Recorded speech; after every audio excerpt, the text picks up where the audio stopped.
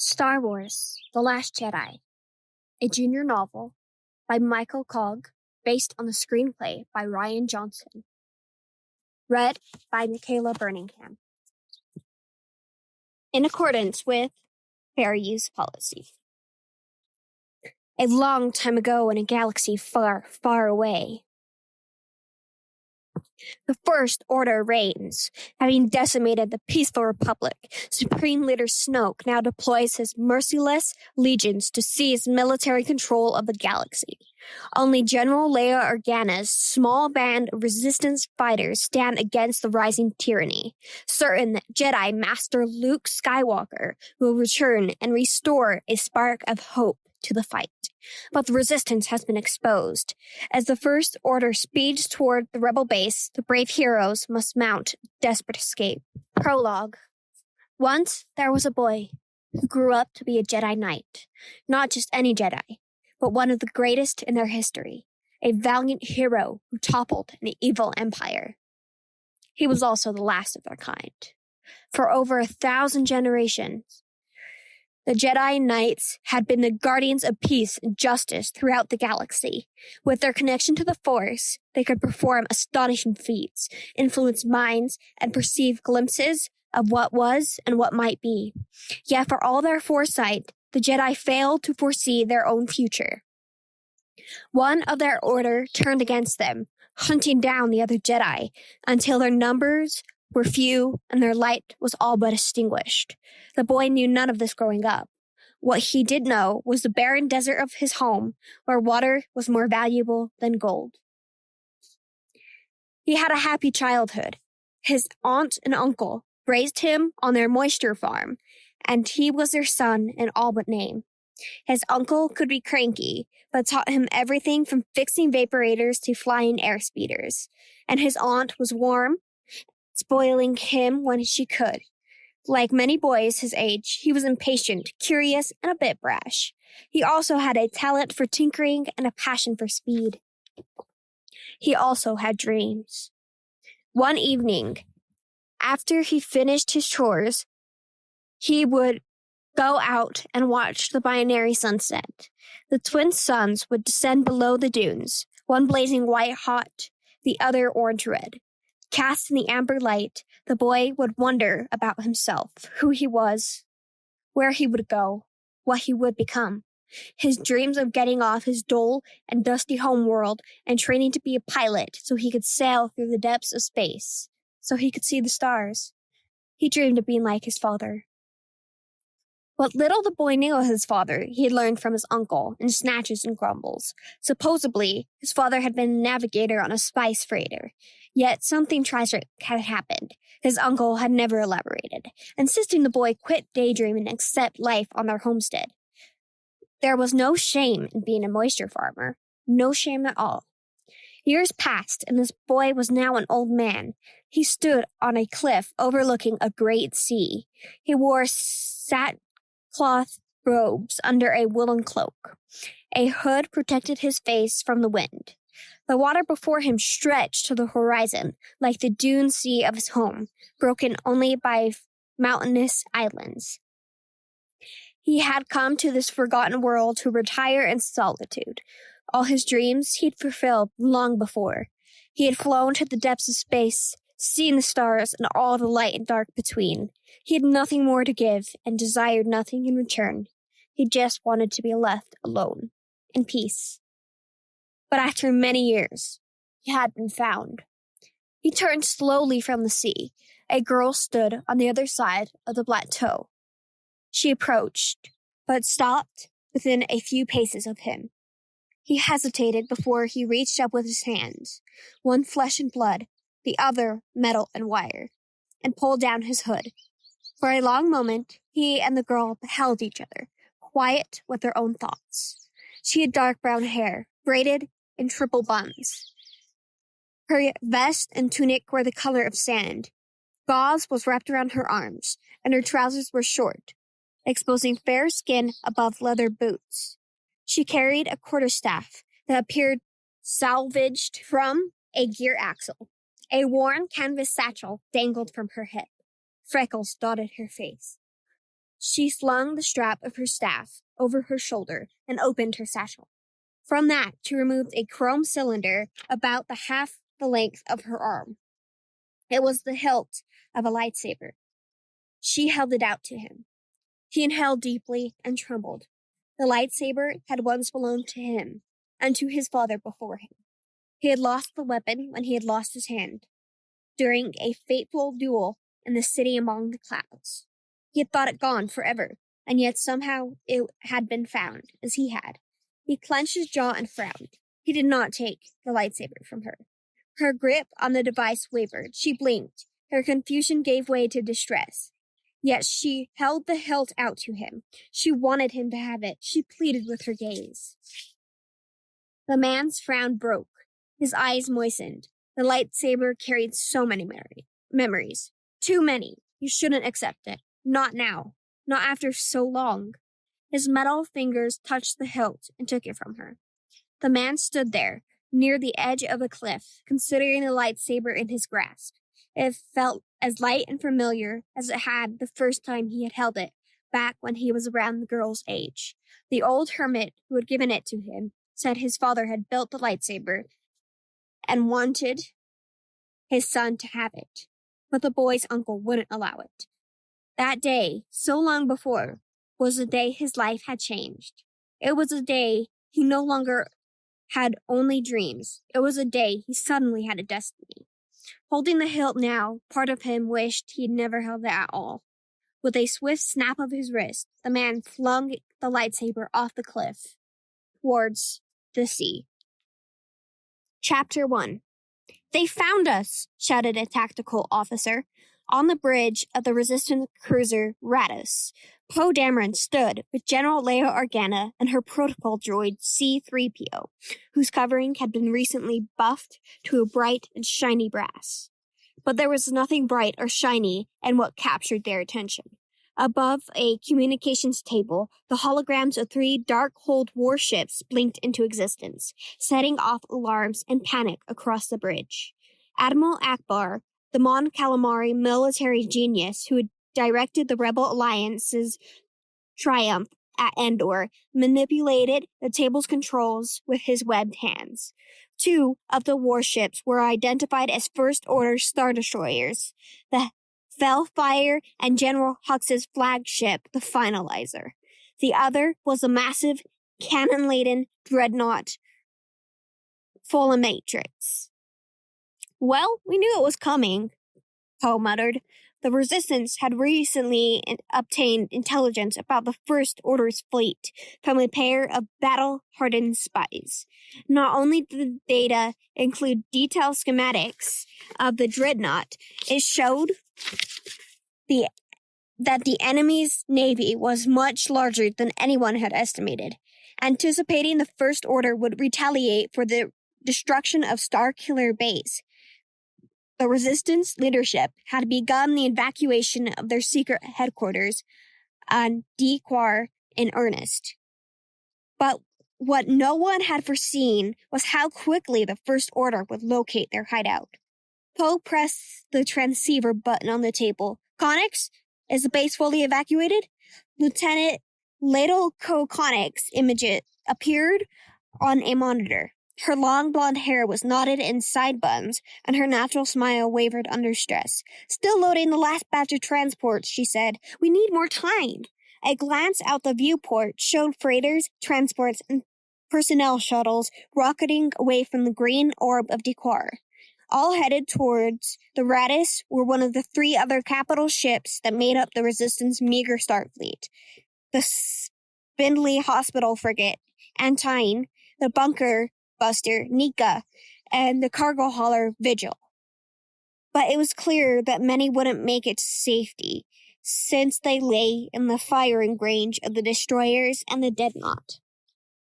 Poe wished he was out there in his X-Wing, defending the evacuees instead of stuck on the bridge as a spectator.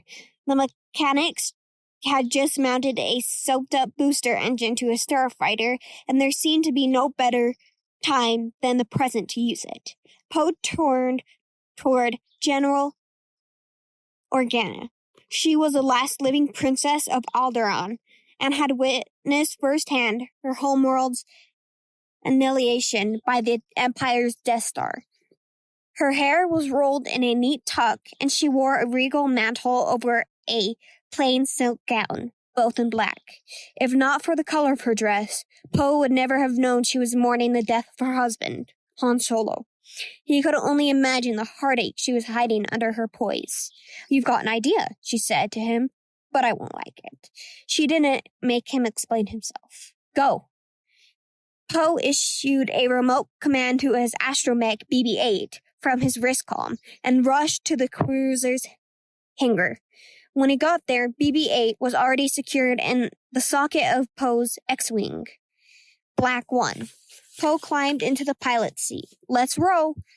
The starfighter shot out of the cruiser's hangar, its S-foils clamped and the wings closed for maximum velocity. Poe called up an overview of the full matrix on his cockpit display. Larger than the other vessels, the dreadnought resembled 3 Star Destroyers welded atop each other in the form of a sinister 3-layered spear point. Laser guns along its upper hull churned toward the resistant fleet in orbit, while the huge autocannons on its belly began to charge with energy. Poe's job was to stall the dreadnought from firing those autocannons at Degar until the evacuation of the base was complete. He flew straight toward the warships. BB-8 squawked his displeasure, which the X-Wing's computer translated as he had a bad feeling about this. "Happy beeps, buddy. We've pulled crazier stunts than this," Poe said. While that might be true, he also knew one hit from a turbo laser and they'd be goners. "Happy beeps," he repeated to calm his own nerves. "For the record, I'm with the droid on this one," General Organis said over the private comm channel. "Thanks for your support, General," Poe replied, amused that she was listening to his in-flight chit-chat. But that was what made her an exceptional general. Her eyes and ears were everywhere, never missing a detail. C-3PO's network of spy droids had reported that the head of the First Order's military, General Hux, had survived the destruction of Starkiller Base. With Poe out and about, it was time to see if that intelligence was indeed correct. Poe signaled the finalizer in a subspace broadcast. "Attention, this is Poe Dameron of the Republic Fleet. I have an urgent communication for General Hux," he said, intentionally mispronouncing the general's name. No response came. The X-Wing continued its approach and would soon be in the warship's firing range. BB-8 gibbered anxiously. Poe was about to agree that maybe this wasn't the best idea after all, when a pompous voice replied to his hail. "This is General Hux of the First Order. The Republic is no more. Your fleet is rebel scum. Tell your precious princess there will be no surrender." Following his plan, Poe pretended he hadn't heard the threat. "Hi, I'm holding for General Hux. This is Hux. You and your friends are doomed. We will wipe your filth from the galaxy." Poe continued his charade. "Okay, I'll hold." He waited. Clicks echoed over the comm. Can you hear me?" Poe heard Hux ask someone on his bridge. Black 1 was getting closer, and the warship still hadn't fired.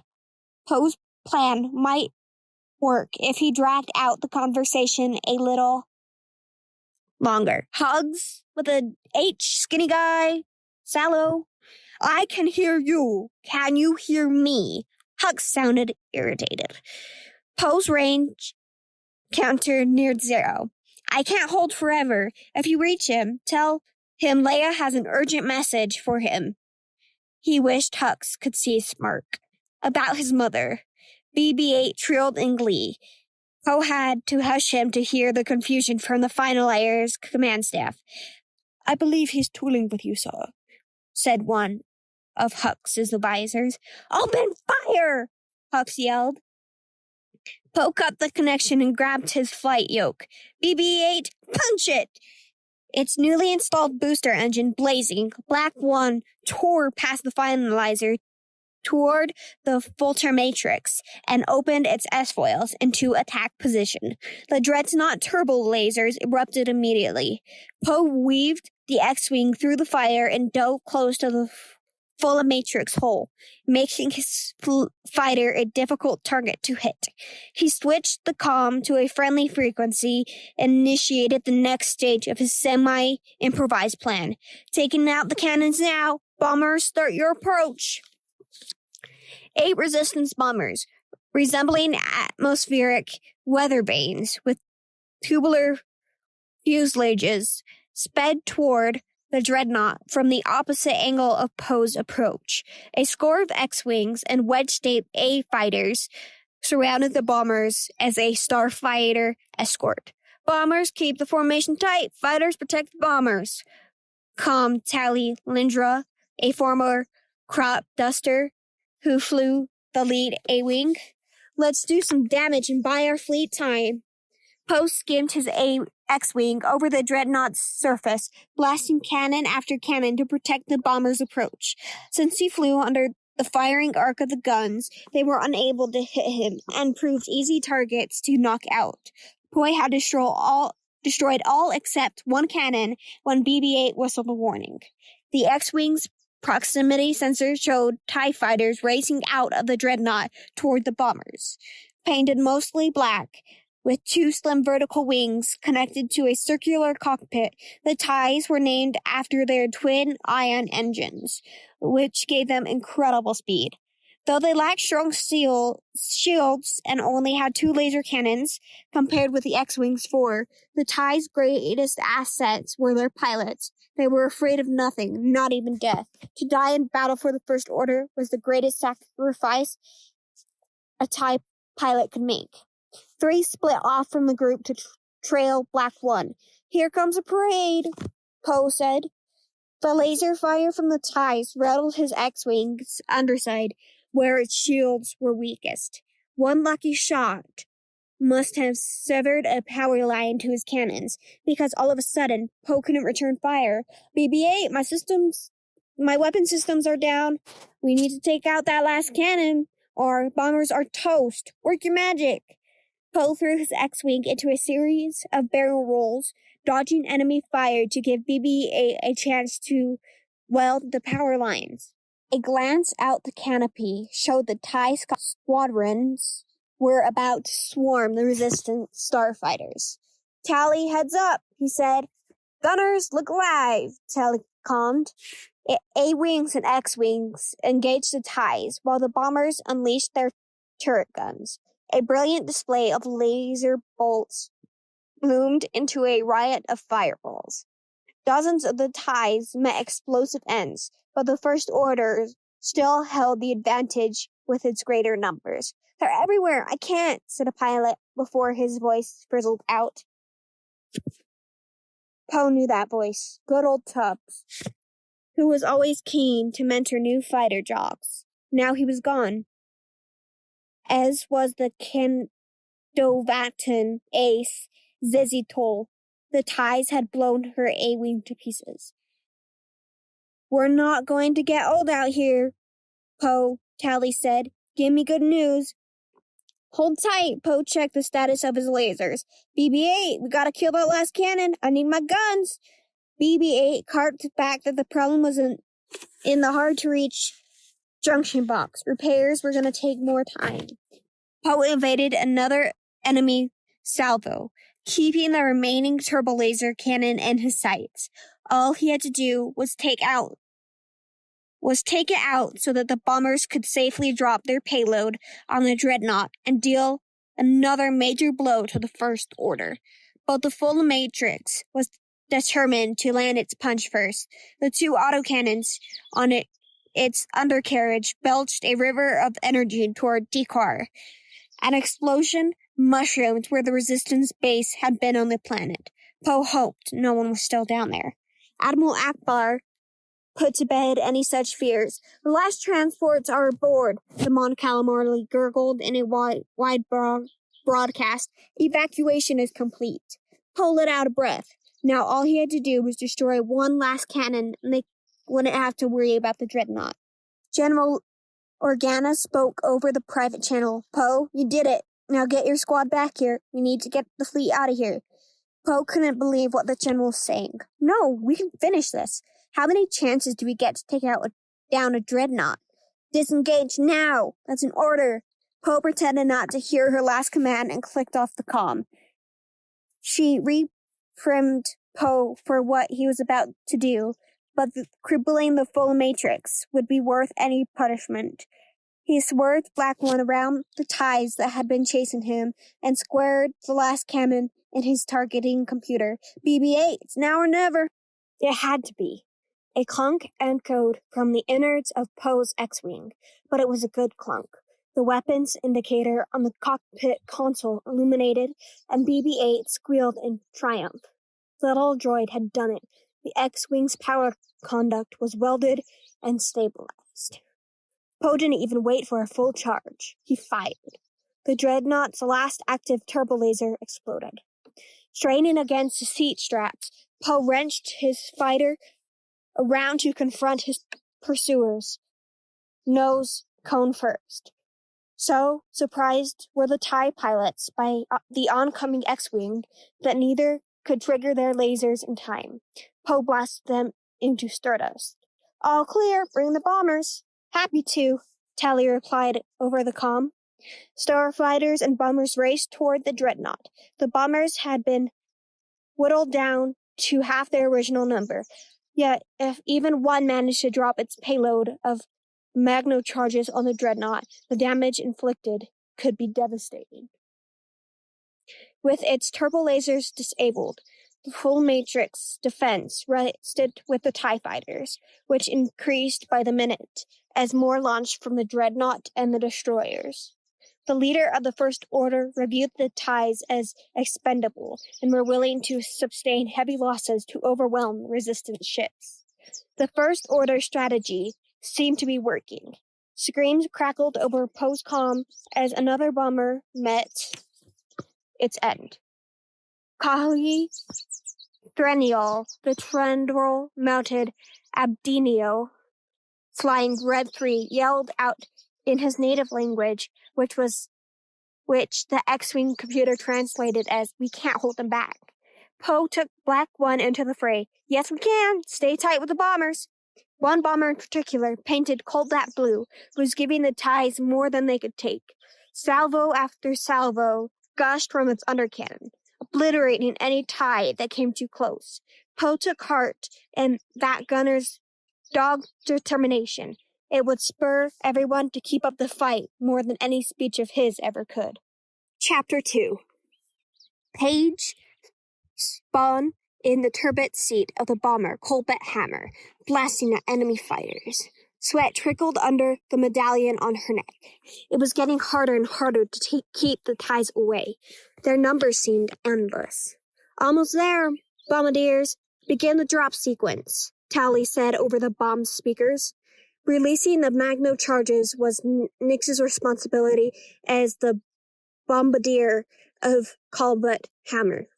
He was stationed at the top of the bomb bay, while Paige's turret was located at the bottom of the fuselage and faced backward to ward off any pursuers.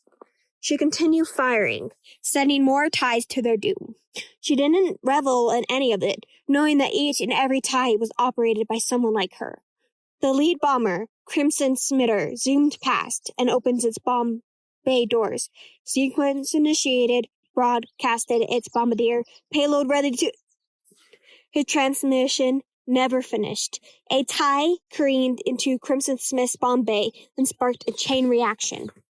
All the bomber's magno charges went off, spawning a destructive wave that swept through space.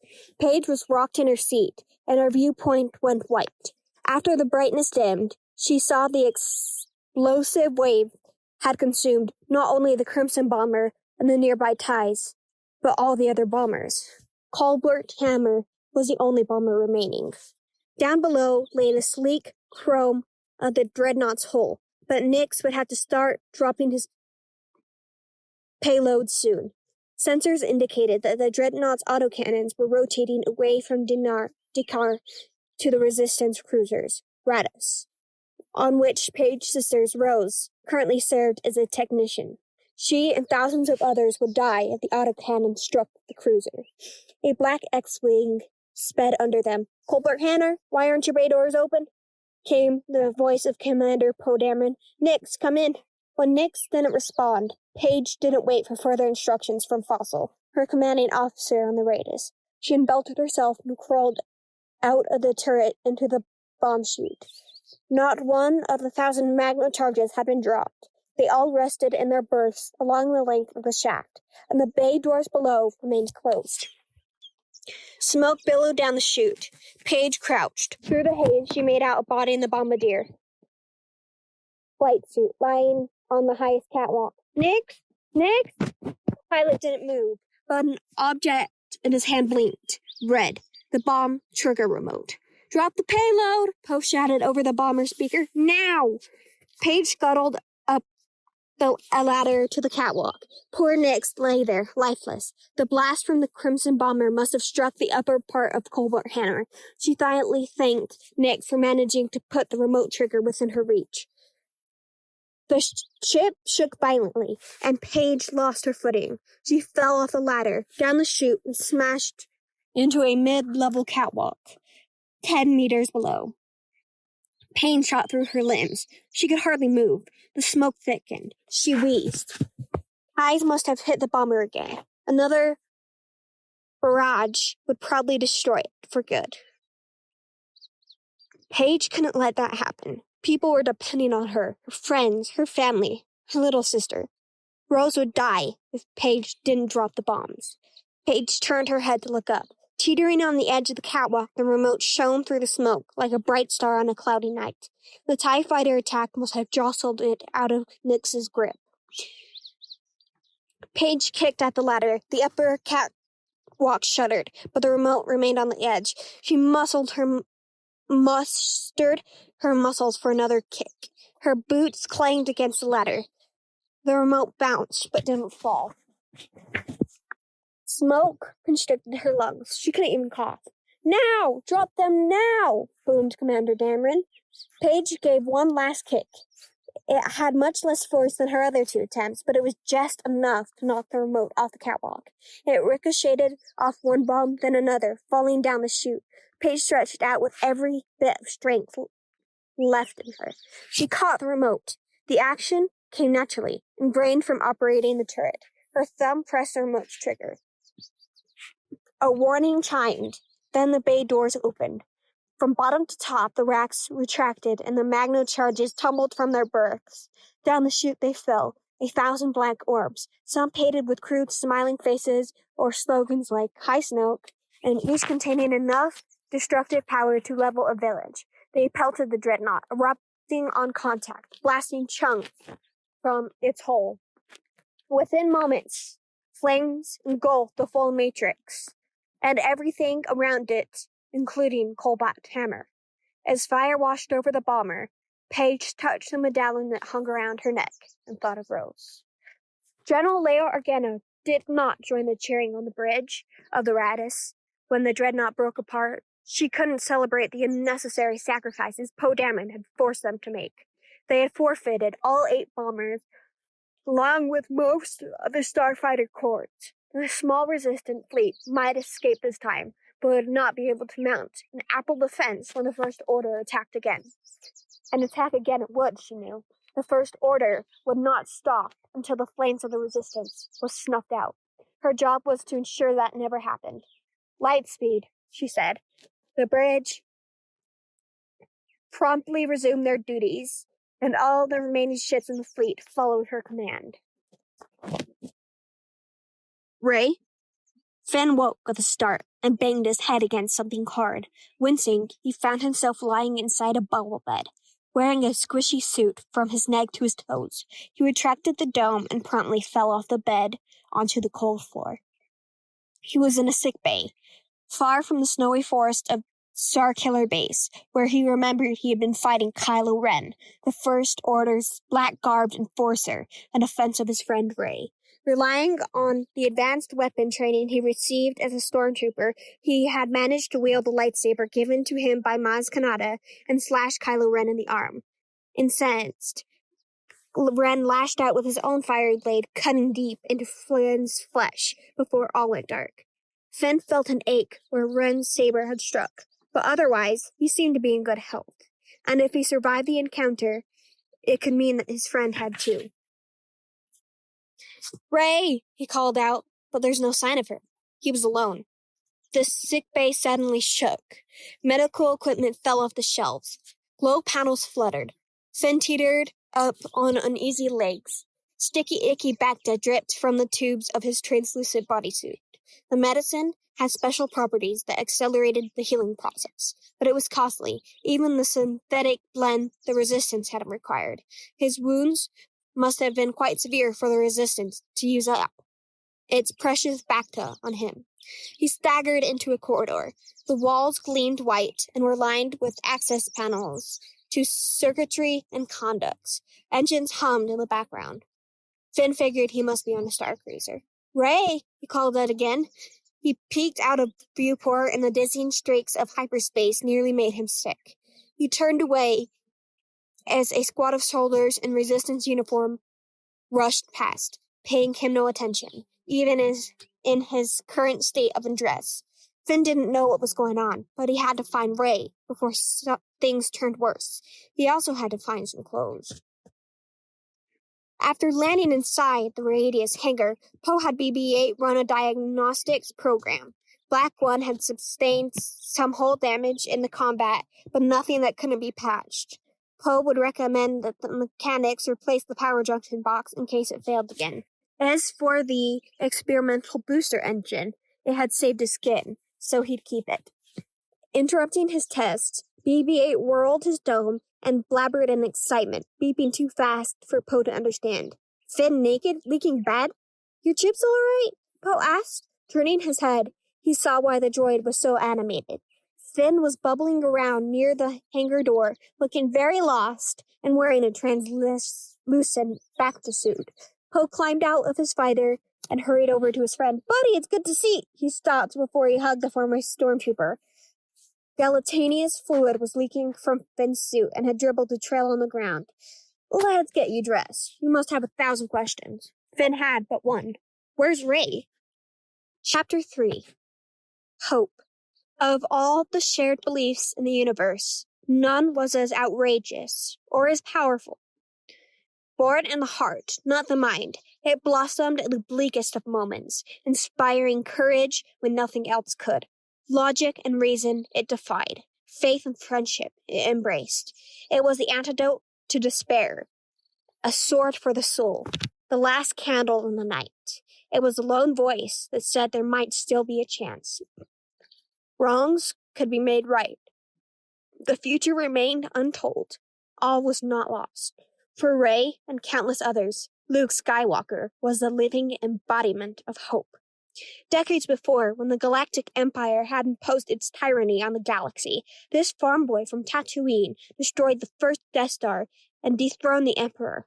His bravery had stirred spirits across the galaxy, demonstrating that one person could make a difference, even in the darkest of times. Yet as Rey looked at him standing on the cliff, holding the lightsaber she had placed in his hands, there was something not quite right about him, something profoundly sad. The blue in his eyes had faded. Wrinkles burdened his brow. His hair was unkempt, peppered white and gray like his beard, and his robes were disheveled and grimy. It had probably been a long time since he had washed them, or himself. His scraggly appearance didn't trouble Rey. He was still a Jedi and could teach her more about her special talents, which she could not control or comprehend by herself. And he could help save the Resistance from the First Order, as he had saved the rebellion from the Empire. The galaxy needed Luke Skywalker to return. But when he tossed his old lightsaber over the cliff without saying a word, Rey felt all her hopes fall with it. He strode past her with barely a look, his robe swishing around him. She stood there, confounded. Had she made a mistake? Had she insulted him somehow? They hadn't even exchanged a word. All she had done was present a lightsaber that had belonged to him years before. Master Skywalker? Rey followed him up the way she had come, then down the hill into what appeared to be a small settlement. Mounds of stacks Stacked stones formed primitive dwellings that bristled with lightning rods on the roof. Luke walked into the biggest of these huts, then slammed the door behind him. Rey paused at the hut. Perhaps a more formal introduction was in order. She rapped her knuckles on the metal door. Master Skywalker? I'm from the Resistance. General Leia sent me. We need your help. We need you to come back. He did not answer. She knocked louder. Hello? Again, he ignored her. Leia had told Rey that her brother had become withdrawn since she'd last seen him, but Rey hadn't imagined he'd be so plain rude. In the stories about him, he had always come off as a sunny and sociable, a person who was friendly with everyone. Rey remained there for some time, not knocking again. When it became obvious he wasn't going to come out or let her inside, she tried the door handle. It was locked. Growing weary, she walked away. She thought about how she had gotten here, to this lonely island on this lost world. Weeks before, she had been scouring the desert for any scrap she could sell to buy her next meal. Since then, she had been on an adventure as credible as anything from the old tales and had made new friends, one of whom she deeply missed. The last time she'd seen Finn, he lay in a coma, recovering from wounds he received defending her against Kylo Ren. Rey's wandering took her back to the cliff. She stopped where Luke had stood and stared out at the sea. It surrounded the island, vast and gray. Never in all her life had she seen so much water. Unlike the wastelands of Jakku, where salt burned her eyes and parched her throat, the briny smell of the sea refreshed her. She looked around the island. Who, or what, had built the ancient staircase, the huts, or the stone wall that prevented the cliffs from eroding into the sea? It was all a mystery, as was most everything about this remote world, including the odd creatures on the cliffs below her. Thousands upon thousands of small bird-like species had turned the cliff wall into a busy breeding ground. The most prominent of these flaunted orange head feathers and strutted around as if they were on display. Rey assumed they were males, trying to attract the attentions of gray-colored females, who by and large wanted nothing to do with them. Those in the colony not yet engaged in peacocking bumbled from rock to rock on wet feet or nuzzled each other with wet snouts. Some nested, others perched, a few burrowed, and a couple flew, diving into the water to scoop up tiny fish. They reminded Rey of the Bloggins on Jakku, though in place of eye stalks, these avians had round black eyes and appeared smarter simply by not running around willy-nilly. She doubted, however, that their feathers made soft pillows. An object glinted on a grassy ledge partway down the cliff. Rey squinted. Could she be what she thought it was? After testing her feet on the stone, she lowered herself down the stone wall. The descent was steep, the going slow. One slip and she would plummet to her death. It took her a while to get down to the patch of grass, and there lay Luke's lightsaber, surrounded by a gaggle of the little animals. By some miracle, it had not fallen into the sea. She gripped the wall with one hand and reached out with the other. The avian screeched and flapped away. She grabbed the lightsaber. Leaning against the wall, she took a breath. Her fingers ached from the climbing. She massaged them, holding the lightsaber close. A familiar shape caught her in the tide pool below.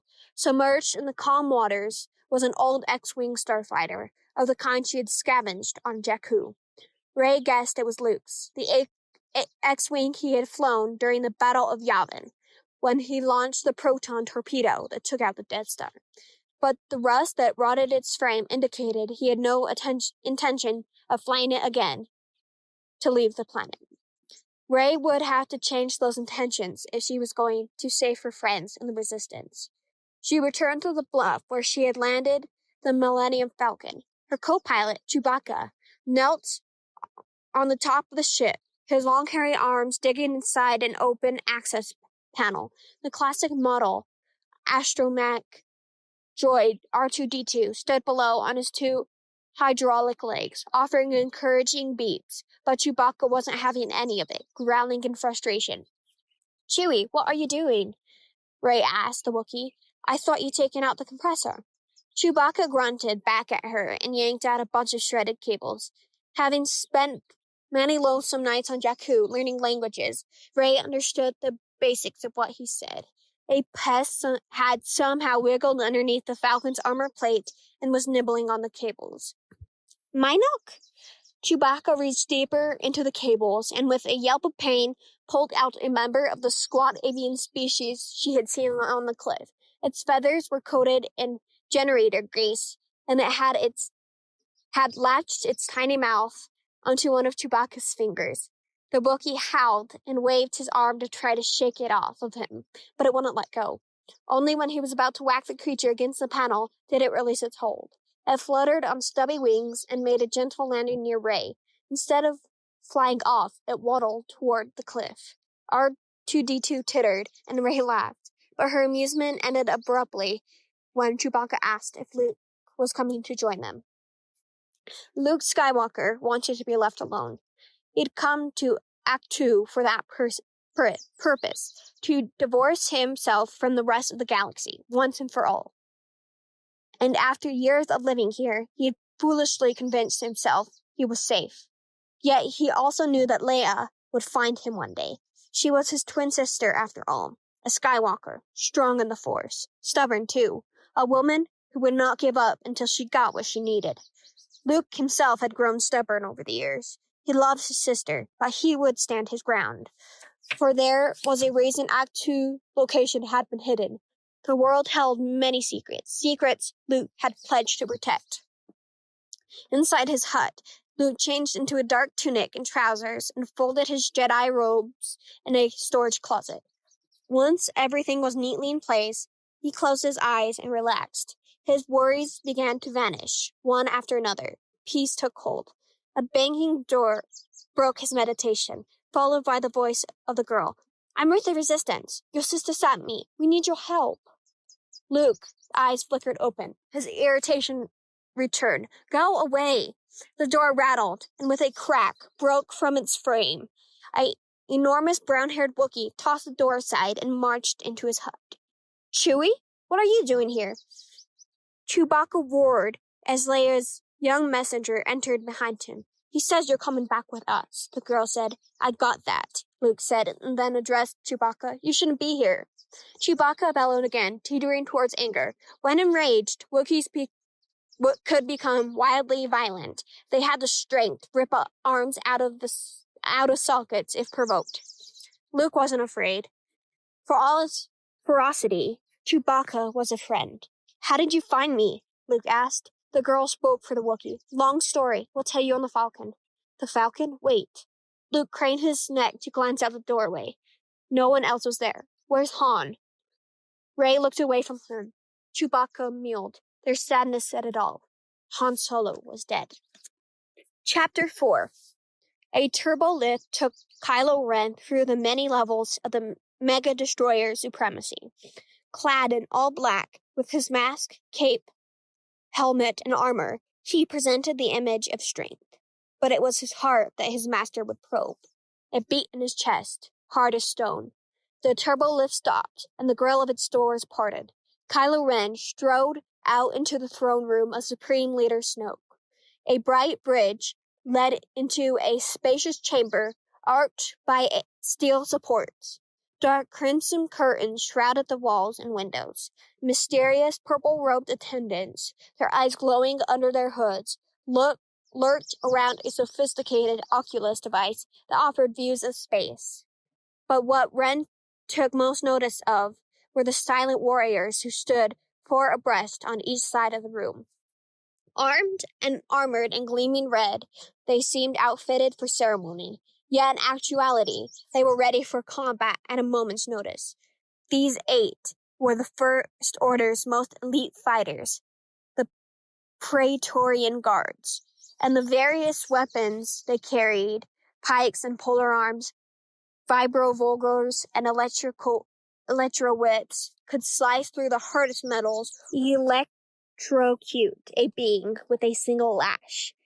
Ren respected them for their prowess, aware that as a group they could overpower him. Little respect, however, did he have for the in-grade of an officer who had arrived first.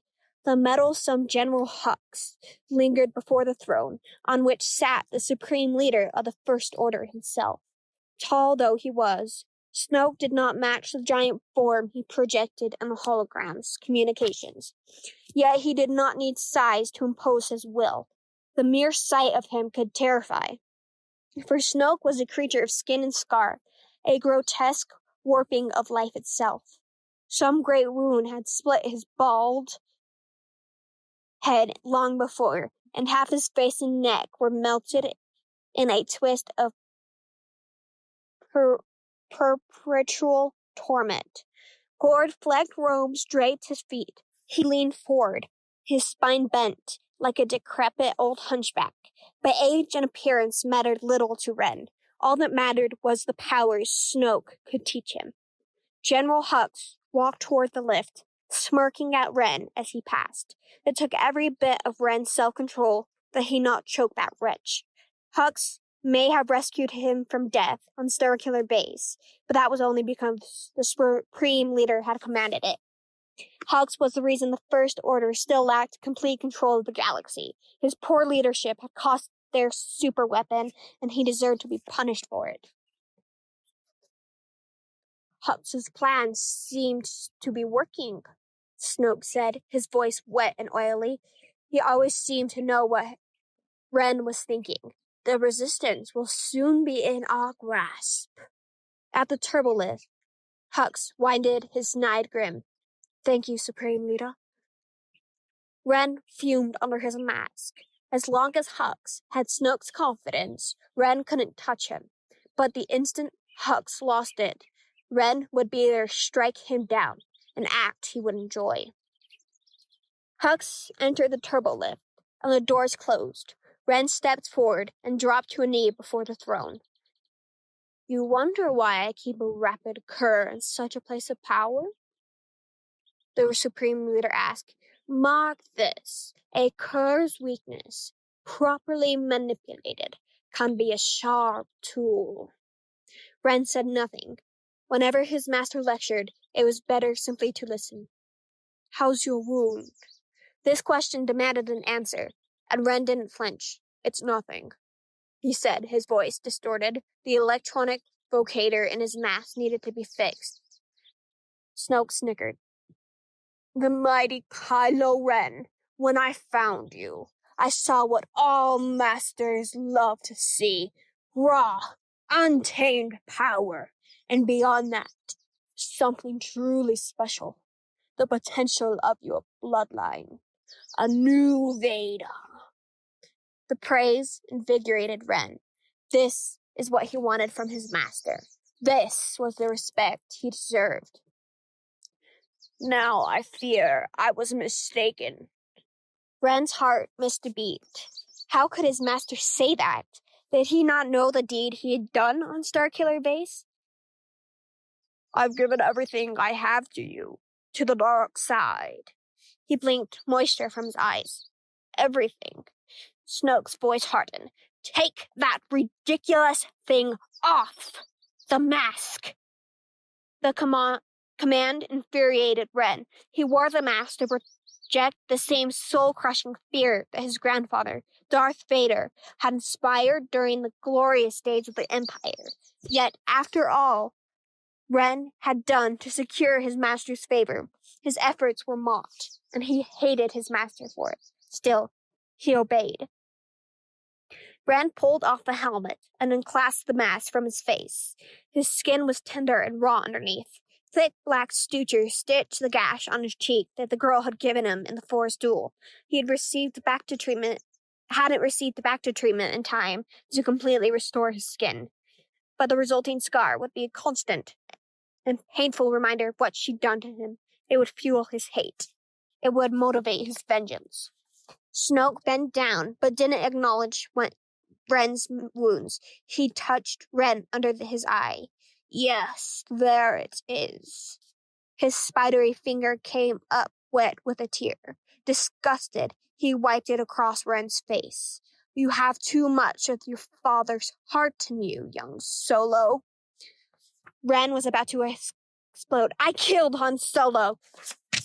When the moment came, I put my blade through him. I didn't hesitate. And look at you. The deed split your spirit to the bone.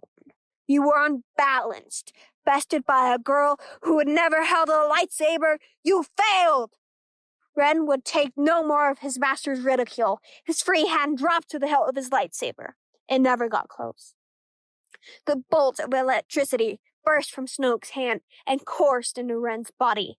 Ren fell back, scorched and smoking. Snoke relented, and his Praetorians surrounded Ren, their various weapons pointed at him. Skywalker lives!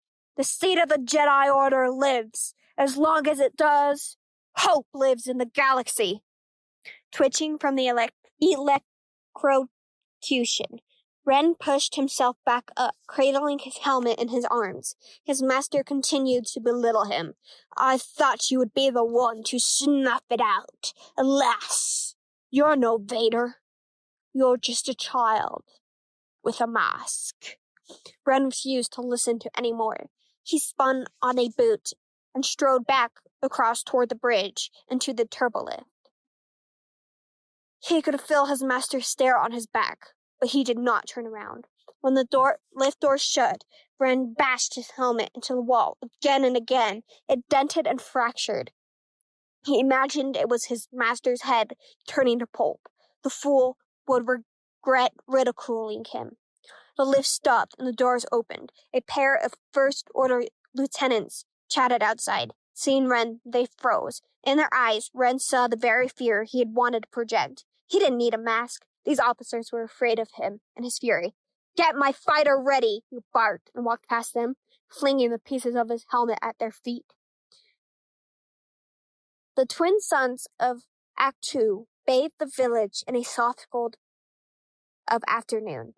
But the warm light gave little comfort to the three people seated outside the huts, especially Rey. The story she had begun, with how she had befriended Finn, turned into a tragedy as she revealed Kylo Ren's murder of his own father and her mentor. Han Solo was my friend, she said. It was obvious Han had been saying to Luke Skywalker, even if they hadn't seen each other in years. The Jedi Master appeared shaken. Sitting next to him, Chewbacca moaned. Rey returned to the purpose of her visit. Leia showed me projections of the First Order's military. It's massive, and now that the Republic is destroyed, there's nothing to stop them.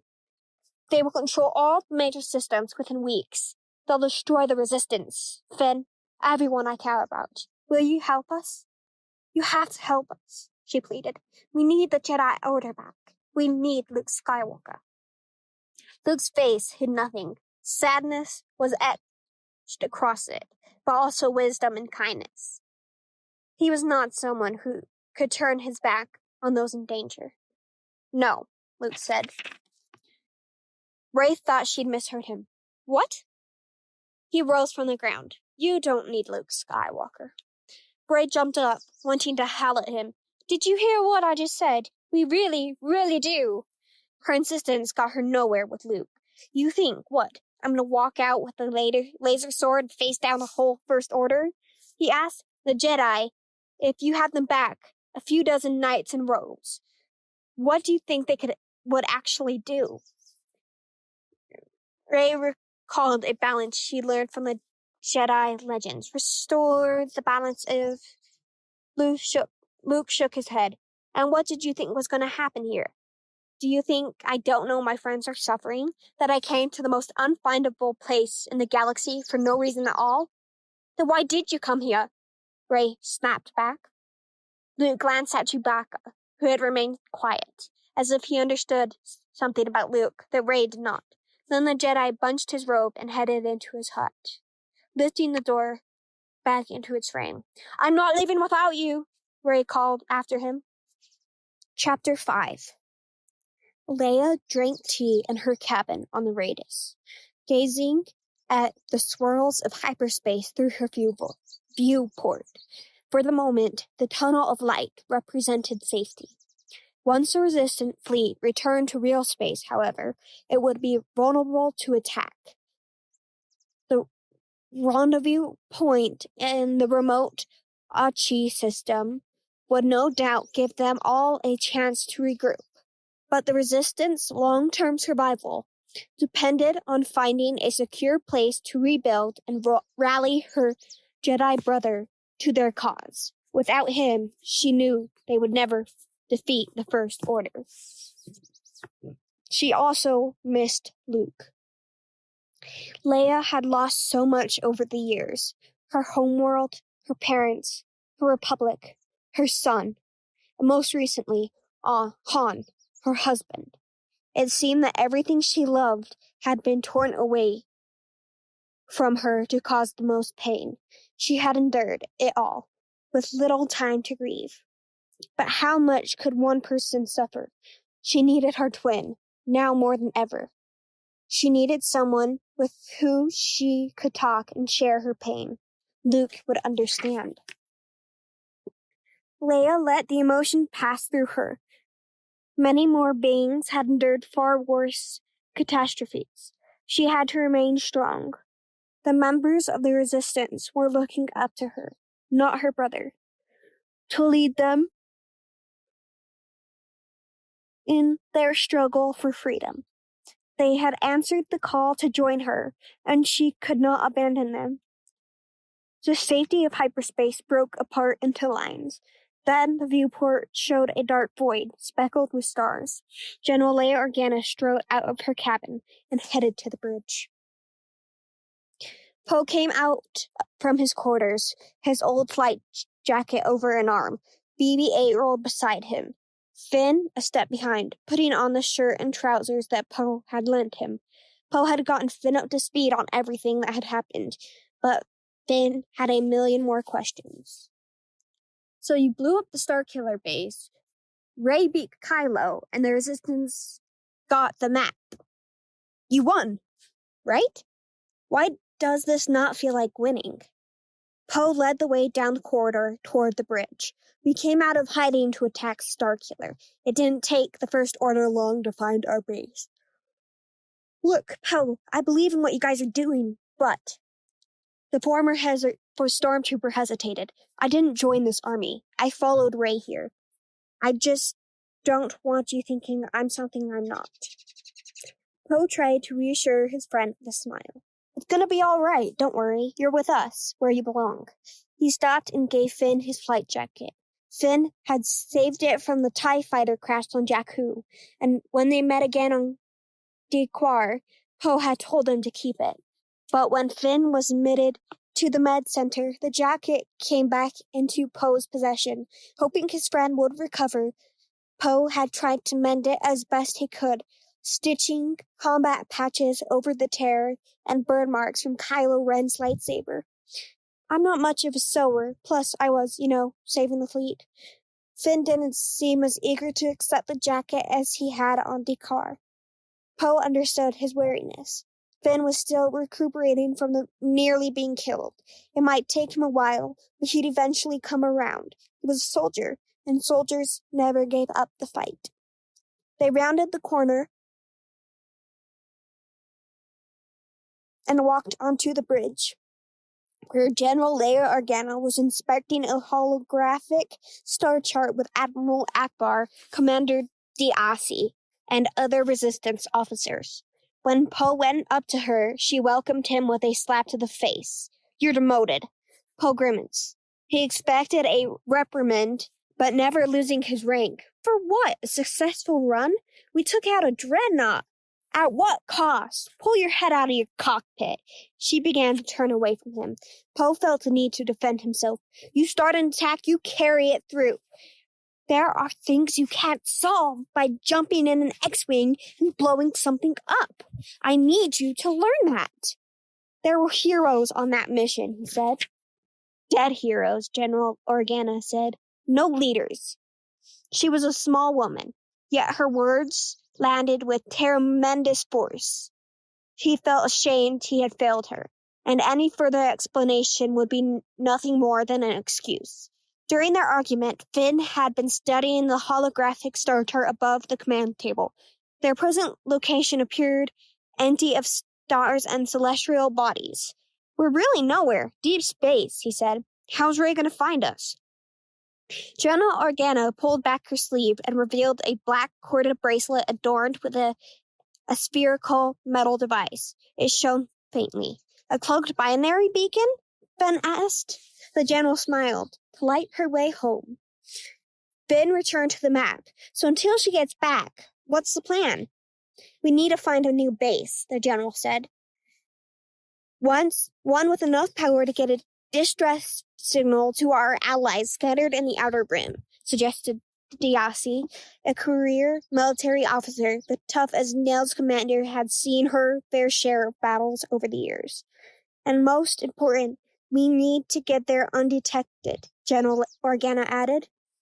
Emergency lights suddenly flashed. Sirens began to sound. "A proximity alert!" Akbar shouted. Poe couldn't stay quiet any longer. "That can't be." And the large viewport around the bridge, 30 First-Order Star Destroyers emerged from hyperspace. One dwarfed them all, a thunderhead of a vessel.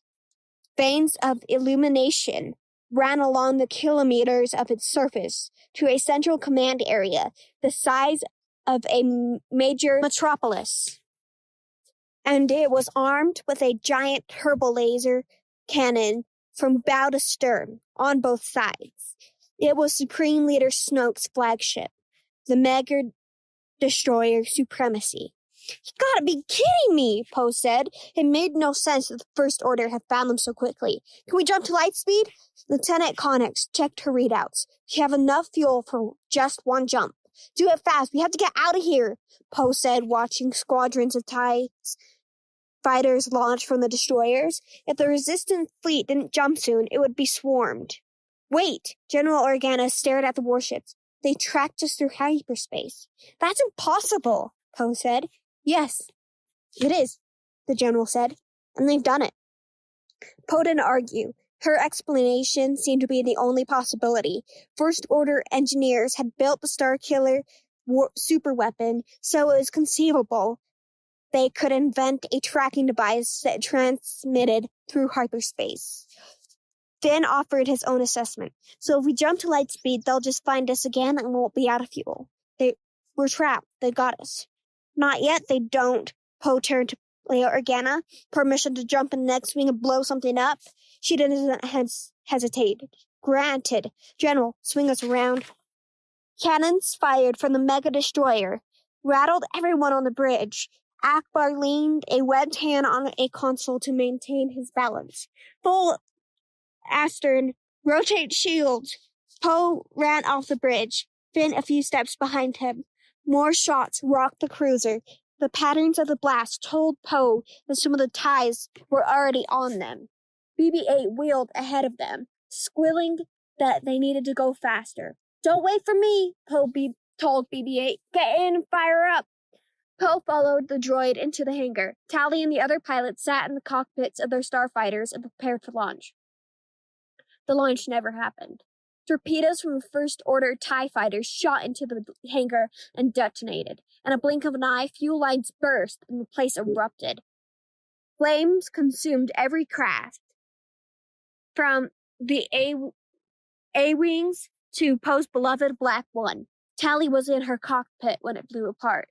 The force of the blast saved Poe and BB-8 from suffering the terrible fate of their comrades. Both were sent reeling backwards into the corridor. BB-8's dome flew off the ball of his body, but he was able to activate his magnetic casters to reconnect it. The blast door shut, sealing off the hangar to prevent the fire from spreading. Finn dashed toward them. "Poe, are you all right?" Poe took his friend's hand and staggered to his feet. "We need to get out of range of those Star Destroyers. The Resistance would not survive otherwise." Chapter 6. Veering away from Aratus in his TIE silencer, Kylo Ren watched his torpedoes tear open the cruiser's hangar and decimate the starfighters within. The brilliance of the explosion dazzled him. But he was not done. He wanted to take out more than a hangar full of starfighters. He wanted to eliminate the Resistance leaders. Ren looped his fighter around for another attack run, and the two black and red TIEs behind him did the same. Fast though they were, they struggled to keep up. For Ren had followed the example of his grandfather, Darth Vader, and flew a custom TIE. The silencer bore a sleek, sinister design with an oblong cockpit, a squashed rectangular viewport, and two solar wings that were notched and slanted like those on an interceptor. It tore through space with unrivaled speed and packed weaponry as devastating as the Special Forces TIEs flying with it. Closing in on the cruiser's bridge, Ren waited for a torpedo lock. Since he had destroyed the cruiser's starfighters in the hangar, he needn't worry about any A-Wings or X-Wings harassing him, and the turbo lasers on the First Order's destroyers were keeping the cruiser busy.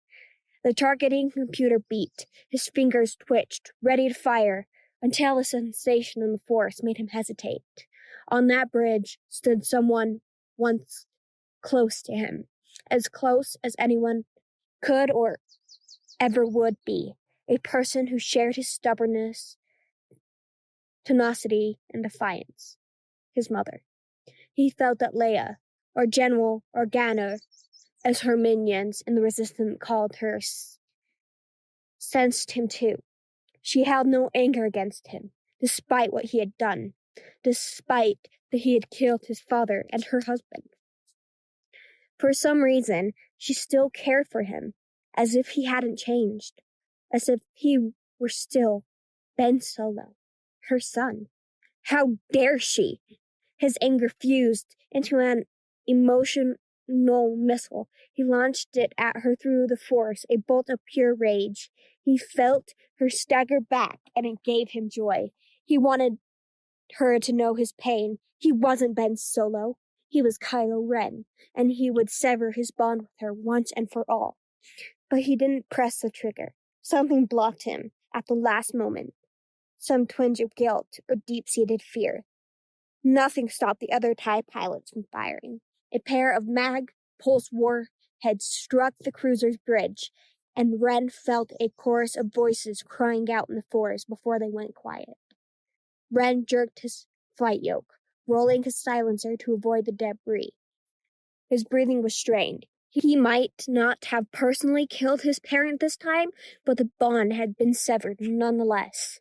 He no longer felt his mother. General Hux addressed him on the comm. The Resistance has pulled out of range of our destroyers. We can't cover you at this distance. Return to the fleet. Ren's anger flared again. No! He snapped back. It would be folly to retreat when a couple more well-placed shots could destroy the cruiser. Other TIE squadrons had downed the cargo hauler Vigil. They could eradicate the fleet right here, right now. Wounded though it might be, the Radish wasn't going down without a fight. Its turbo lasers nailed one of the TIEs flying beside Ren, blowing it to pieces. Snoke's command, Hux said on the comm. They won't last long burn fuel like this. It's just a matter of time. The cruiser's guns erased a second TIE from Ren's scopes. If he continued the assault without the destroyer's protection, he and his squadron could all die. Then victory would be pointless. He turned his silencer away from the cruiser and commanded the TIEs to do the same. In a flash of light, Admiral Akbar, the most esteemed military commander of his generation, was gone. Akbar's number 2, Captain Guat, went with him, as did the rest of the bridge crew on the Radis. Either they were vaporized in the explosion or sucked into the vacuum of space. Only Leia survived. She drifted, arms spread, between burning fragments of the bridge. Her training in the Force allowed her to slow her breathing and retain some of her heart, but she would not last out here forever. She was being suffocated, deprived of oxygen. Soon she would join the rest. Several TIEs and a fighter in the shape of a claw flew past the debris back toward the fleet of the Star Destroyers. Her son had piloted that fighter her wayward, vicious, vengeful son.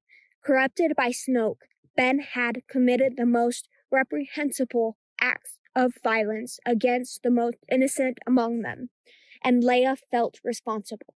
All her life, she had worked to guard the galaxy from evil, but she could not protect it from the evils of her own child. And yet, she still loved him. She would have done anything to see Ben again, as Han had, if only for a moment. The stars blurred, a chill bit into her bones. She readied herself for the end. A light floated in front of her, circular in shape, like a micro-sized moon. It was her beacon. The bracelet had come loose from her wrist. She took hold of it. Its soft light reminded her of Rey. The beacon needed to be returned to the cruiser, else the girl might never find the resistance to bring Luke back. And then every last hope would be extinguished. Leia shut her eyes and dropped her head to her chest. She forgot about the cold in her bones and even her breath. Her sole focus was the Force. She rode its currents back into the hole in the cruiser's bridge. Finn pushed himself up, groggy from the fall. The First Order attack had knocked him off his feet and into a bulkhead. He'd been chasing after Poe, but with the corridor branching ahead, he couldn't tell which direction Poe had gone. Rounding the bend, he skidded to a halt. Crew were crowded around an open airlock where droids were carrying out a stretcher. Her life signs are weak, but she's fighting, a medic reported. Poe standing among the crew, gesturing frantically. Move back! Give room! Finn stepped to the side and let the stretcher pass. On it lay none other than General Leia Organa. An object dropped from her hand and fell near Finn's feet. No one else noticed, so Finn picked it up. It was the wrist beacon that General had showed him on the bridge. He moved away from the crowd and examined the glowing beacon. Somewhere out in the wide galaxy, Rey had one too. Chapter 7. The island was haunted. Rey was sharpened. She stood outside Luke's hut and watched the fog roll across the village. The haze was thick and held an eerie pre-dawn glow. She had the vague impression that something lurked within those myths, specters whispering secrets from a long-lost time. Stay here. I'll come back for you, sweetheart. I promise. The voice startled her. Those words were the same she had heard so many times in her dreams on Jakku.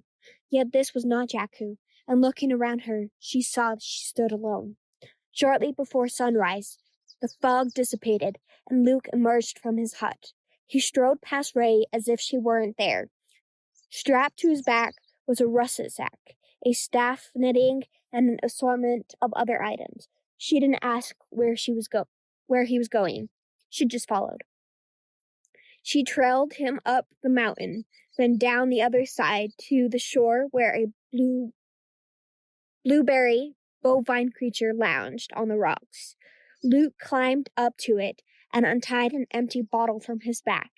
Then he took 2 teats that hung beneath the creature's stomach and milked them. A green fluid oozed into the bottle. The creature turned its leathery neck to Rey. Above a tubular snout, 2 tiny black eyes peered at her. The milking seemed to comfort it. After filling the bottle, Luke put his lips to it and drank. Green liquid dribbled from the bottle into his beard. He didn't wipe the slime away, nor did he offer a sip of the milk to Rey. She wouldn't have accepted anyway. Once refreshed, he capped the bottle and returned to his hut, closing the door behind him. Rey sat on the bench outside. She reached into her satchel, shifting aside the beacon Leia had given her to take out a ration packet.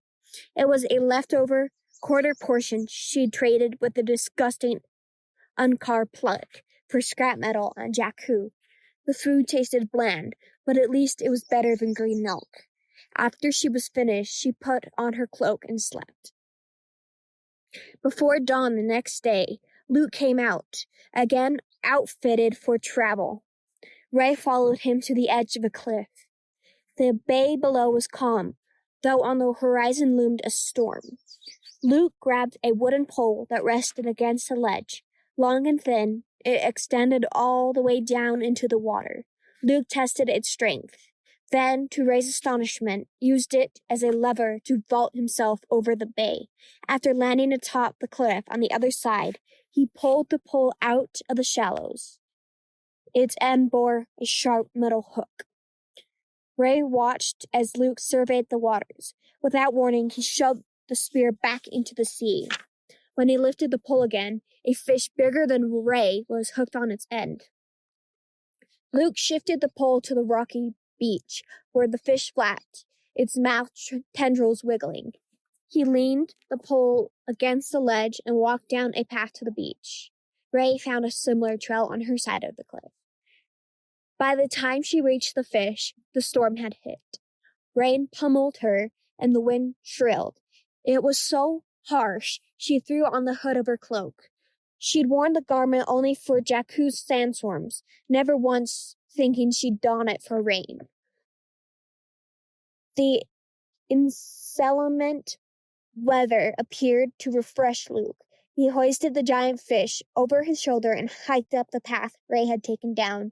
As he had before, he ignored Ray, but she trudged after him through the driving rain, hood up, staff in hand. Ray stayed outside the hut that night. She was drenched, her teeth chattering from the cold. She barely got a wink of sleep. When Luke emerged from his hut that morning, she stayed on the log. Her tired body wanted to keep resting. As he walked past her, he paused. It wasn't for long, but it was enough. She found the strength to get up and stumbled after him. Her strength flagged as they climbed a crumbling staircase. Slick stone made the going treacherous. One slip and she'd fall off the cliff to smash on the rocks below. When they neared the top of the staircase, the whispers began to speak to her again. The morning haze had lifted, revealing the shrubbery and the moss that greened the cliffside. No wind blew, yet the whispers grew louder. They said nothing comprehensible, no promise as before. Perhaps nothing at all. Was she hearing voices in her head? She climbed a few more steps before she saw the tree. It was a fortress of nature. 3 pumply offshoots stood guard around a giant central trunk. All had tops splintered like jagged crowns, and none bore foliage or branches. Only moss grew on the ashen bark. A wide gap in the trunk looked to be a portal into the tree. Ray moved toward the gap. The whispers rose in volume, clearly emanating from the tree. She had seen the tree before, somewhere. Had it been her dreams? Or in the vision that had come to her when she touched Luke's lightsaber in Maz Kanata's castle? She couldn't be sure. Those memories were muddled in her mind. It was hard to remember what was real and what wasn't. She heard Luke stop behind her, but she did not glance back at him. She dug through the gap and entered the tree. The interior of the trunk had been hollowed out into a chamber. Stripes of bark plastered the walls in intricate designs. There were no sign of rot, despite the damp conditions outside. A strange illumination drew her focus. In an alcove surrounded by a sunburst pattern of bark rested a shelf of dusty books. They seemed to shine with a light of their own. The whispers became a hum, not of voices, but of energy. The books called to her. She stepped closer to them. They were everyday data pads or electronic binders, but leather-bound tomes of flimsy end paper, like the journal she had kept on Jakku. She reached for one. "Who are you?" She turned at the sound of Luke's voice. He stood in the doorway, regarding her as if for the first time. Fleeting memories guided her words. "I know this place," she said. "This is a library?" Luke came forward, built 1,000 generations ago to keep the original Jedi text, the foundation of the ancient faith. He removed a book from the shelf and opened it. They were the first, and now, just like me, they are the last of the Jedi religion. The elaborate runes that decorated the book's pages captivated Ray. They were mysterious and yet familiar at the same time. You know this place, Luke said. You've seen these books. You've seen this island. Only in dreams, Ray said. Luke narrowed his eyes at her. Who are you? It was a question she'd often asked herself. All she could say for certain was the purpose of her visit to Act 2. The Resistance sent me. If they sent you, what's special about you? Jedi lineage, royalty? She wished she was special or a Jedi or royalty. Maybe then he would listen to her. But she didn't dare reveal what she actually was.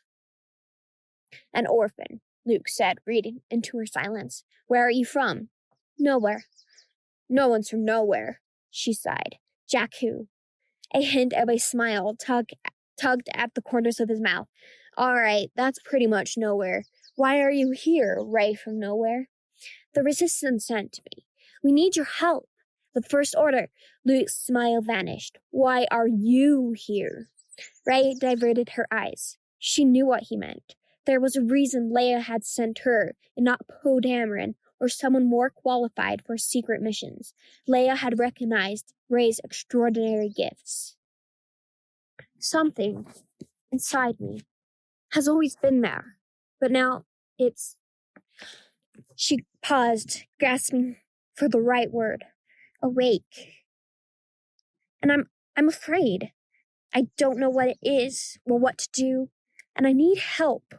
I need someone to show me my place in all of this. You want a teacher. For a moment, her hopes returned, but like a spark, they fizzled out when Luke spoke again. I can't teach you.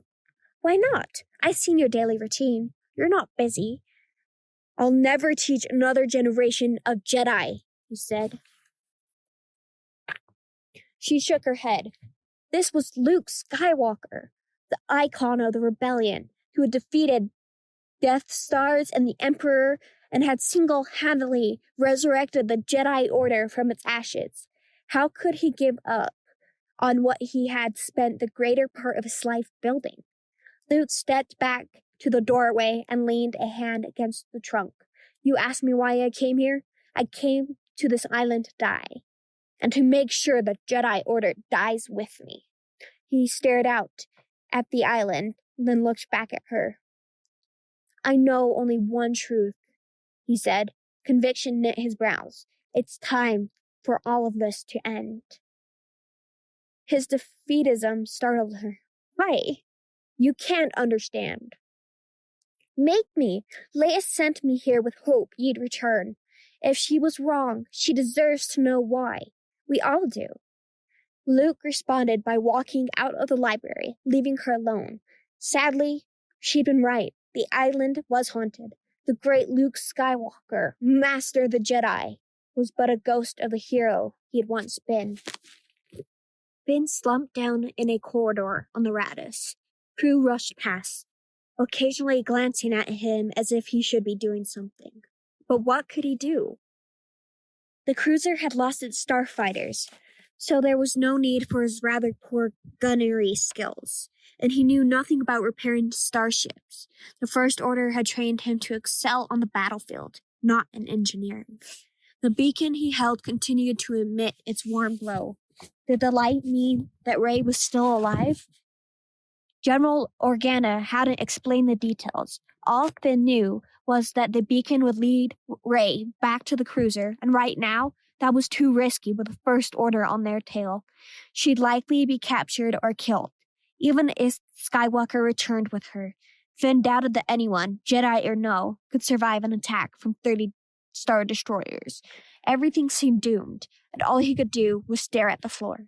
BB-8 roamed the hallways, halting before Finn. The droid bobbed his dome to the right and left, looking at Finn and beeping in concern. But Finn didn't lift his head. He wasn't in the mood for a pep talk, especially from this particular astromech. He was about to tell BB-8 to scram when the droid's projector switched on and a holographic recording flicked before him. In the Resistance Medical Center on Dequar, Ray stood over Finn as he lay in a coma. She looked at him for some time, then leaned over his recovery pod and kissed his forehead. "We'll see each other again." "I believe that," she said. "Thank you, my friend." The hologram vanished. Dust motes floated in Ray's place. A few moments passed before Finn's heart settled down. "Kind of weird you recorded that, but..." His gaze fell to the beacon in his grasp. It seemed to shine brighter than before. "Thank you," he told BB-8. "I know what I've got to do." The droid burbled, then rolled away. Finn didn't putter around either. He got to his feet and rushed down the corridor. It was too dangerous for Rey to come to them. He would find a way to go to her. Luke's meditation that evening took him into his memories, to a time prior to his attempts to restore the Jedi Order. He had been a young man, little more than 20 years old, when on Dagobah, he happened upon another tree that held secrets. It emanated an energy that Luke had not felt before, like a chill in the Force. A domain of evil it was, or so said his master at the time. "What's in there?" Luke asked. "Only what you take in with you," his master said. As Luke stepped toward the tree, his master remarked that his weapons weren't needed. Luke took them anyway. The bole of the tree led him down into a cave, cold and slimy and smelling of death.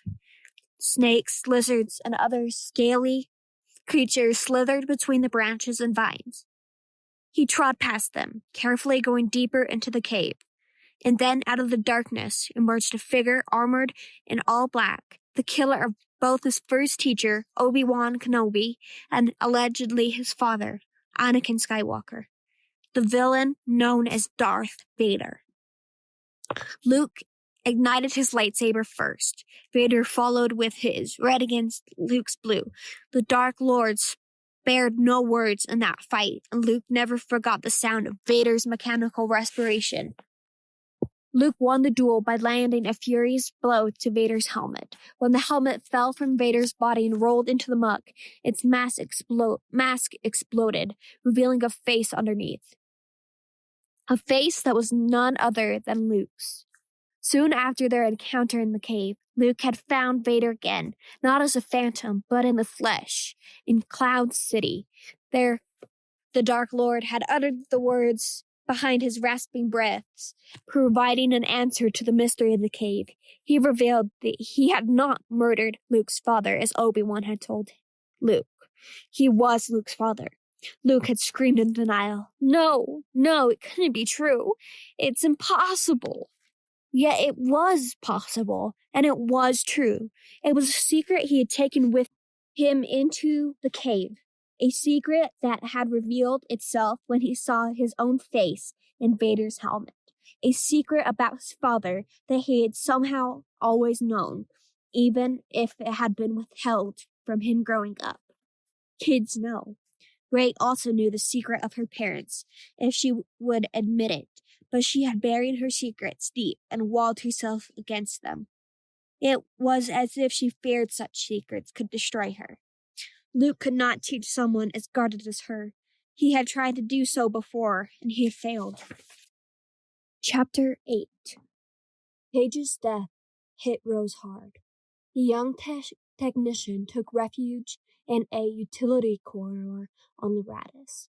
The initial shock she'd felt learning what had befallen Paige's bomber had spiraled into grief. Her older sister meant everything to her. Paige was the person Rose had admired since her first memory. The two had spent their childhood together, suffering through the First Order's brutal takeover of the mining colony where they grew up, looking out for each other in those dark hours, yet also trading joys and laughs and secrets only sisters could share. Rose sniffled and stared at the old phase band ring that the bomber squadron's commander, a stout, silvery matagrade named Fossil, had given her to honor her sister's sacrifice. What looked like an ornate ring could, by the switch of a tiny lever, iris open to reveal the starboard crest of the Rebel Alliance. During the rule of the Empire, Senators had worn rings such as this to hide their loyalty to the rebellion. The historical significance of this gift would have deeply affected Paige, but history and politics were least on Rose's mind. She could only think of Paige, how she would never hug her sister again when she returned from a mission, how the two of them would never adopt a pet together or get to ride a Pamardian prancer or a fleet-footed fathier, how they would never talk, just talk, like they could for hours, sometimes about what was going on, sometimes about nothing at all. Rose touched the only other piece of jewelry she owned, a medallion of hazium smelt that hung from a necklace. It was the shape of a half crescent and engraved with the emblem of her home. Paige had worn a medallion just like it. Their matched pair represented the double planet system of Automach, containing Haze Major and Haze Minor, their home world.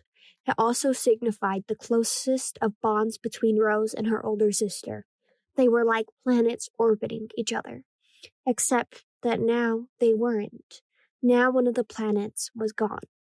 The echo of footsteps told Rose that someone was near, but who else would come down here? All the other engineers were engaged in repairs elsewhere on the cruiser. Rose wiped away her tears with her sleeve and stood. She tiptoed to the corner and peeked around it, spying a young man in a patched-up flight jacket. He opened the hatch of an escape pod and threw the sack he carried inside. "What are you doing here?" she asked. At the sound of her voice, the young man knocked his head against the hatch. He turned, pretending it didn't happen. "Hi, I was just doing No, what are you doing down here, down in maintenance?" Rose moved a little closer. She recognized him from somewhere. "You're Finn," she blushed. She should have identified him at first sight. Anyone who followed galactic events would know who this young man was. "The Finn!" "The Finn?" he repeated. "I'm sorry for being an idiot. I'm not an idiot. I work behind pipes all day, and talking with resistance heroes is not my forte, and I'm Rose, and breathe," he said. It was exactly what Paige would have said. Rose quit talking and breathed. It calmed her down, but she felt even more embarrassed. She had the tendency to jabber on like an excited astromech. "I'm not a resistance hero," Finn said. "But it was nice meeting you, Rose." He stood in the threshold of the escape pod, looking at her. He wanted her to leave. "Okay," she said. She retreated into the utility corridor. If only she could tell her sister. Finn was so charming and courageous, and she turned back into the hallway just as he was about to duck into the pod. "But you are a hero. That's important. You left the First Order. What you did on Star Killer Base." "Listen." Rose talked over him. "When we heard about it, Paige, that's my sister, said, 'Rose, that's a real hero. Knows what's right from wrong, and don't run away when it gets hard.'" She took another breath, glad to get it all out. "Sure," was all Finn said in reply. His nervousness perplexed her, though it was also possible he was just taken aback. She had that effect on people. Just this morning, I've had to stun 3 people trying to jump ship in these escape pods, running away." She pulled out her electroshock prod and waved it around to demonstrate. Finn leaned away and frowned. "That's terrible." "I know. Anyway," her excitement began to wane as she reconsidered the situation. Why was someone of his stature in maintenance? Shouldn't he be advising the other officers? "Well, I should get back to," he said, fidgeting, "what I was doing." "What were you doing?" Checking, doing a check," he stuttered. She glanced past him into the pods, at the sack he'd tossed inside. "Checking the escape pods?" Finn nodded. "Routine check. By boarding one. With a packed bag? She asked. Okay, listen. His hemming and hawing didn't sound like what a hero would say. He sounded like a deserter. Rose jabbed her electroshock prod at him. Its high-voltage discharge could fuse broken circuits and shock a human deaf and dumb. It sent Finn tumbling into the wall. Poe and the surviving members of the resistant leadership sat in a tight space of the Radis emergency bridge. Commander Diassi, who had been on an errand when the attack destroyed the main bridge, addressed the assembled. General Organa.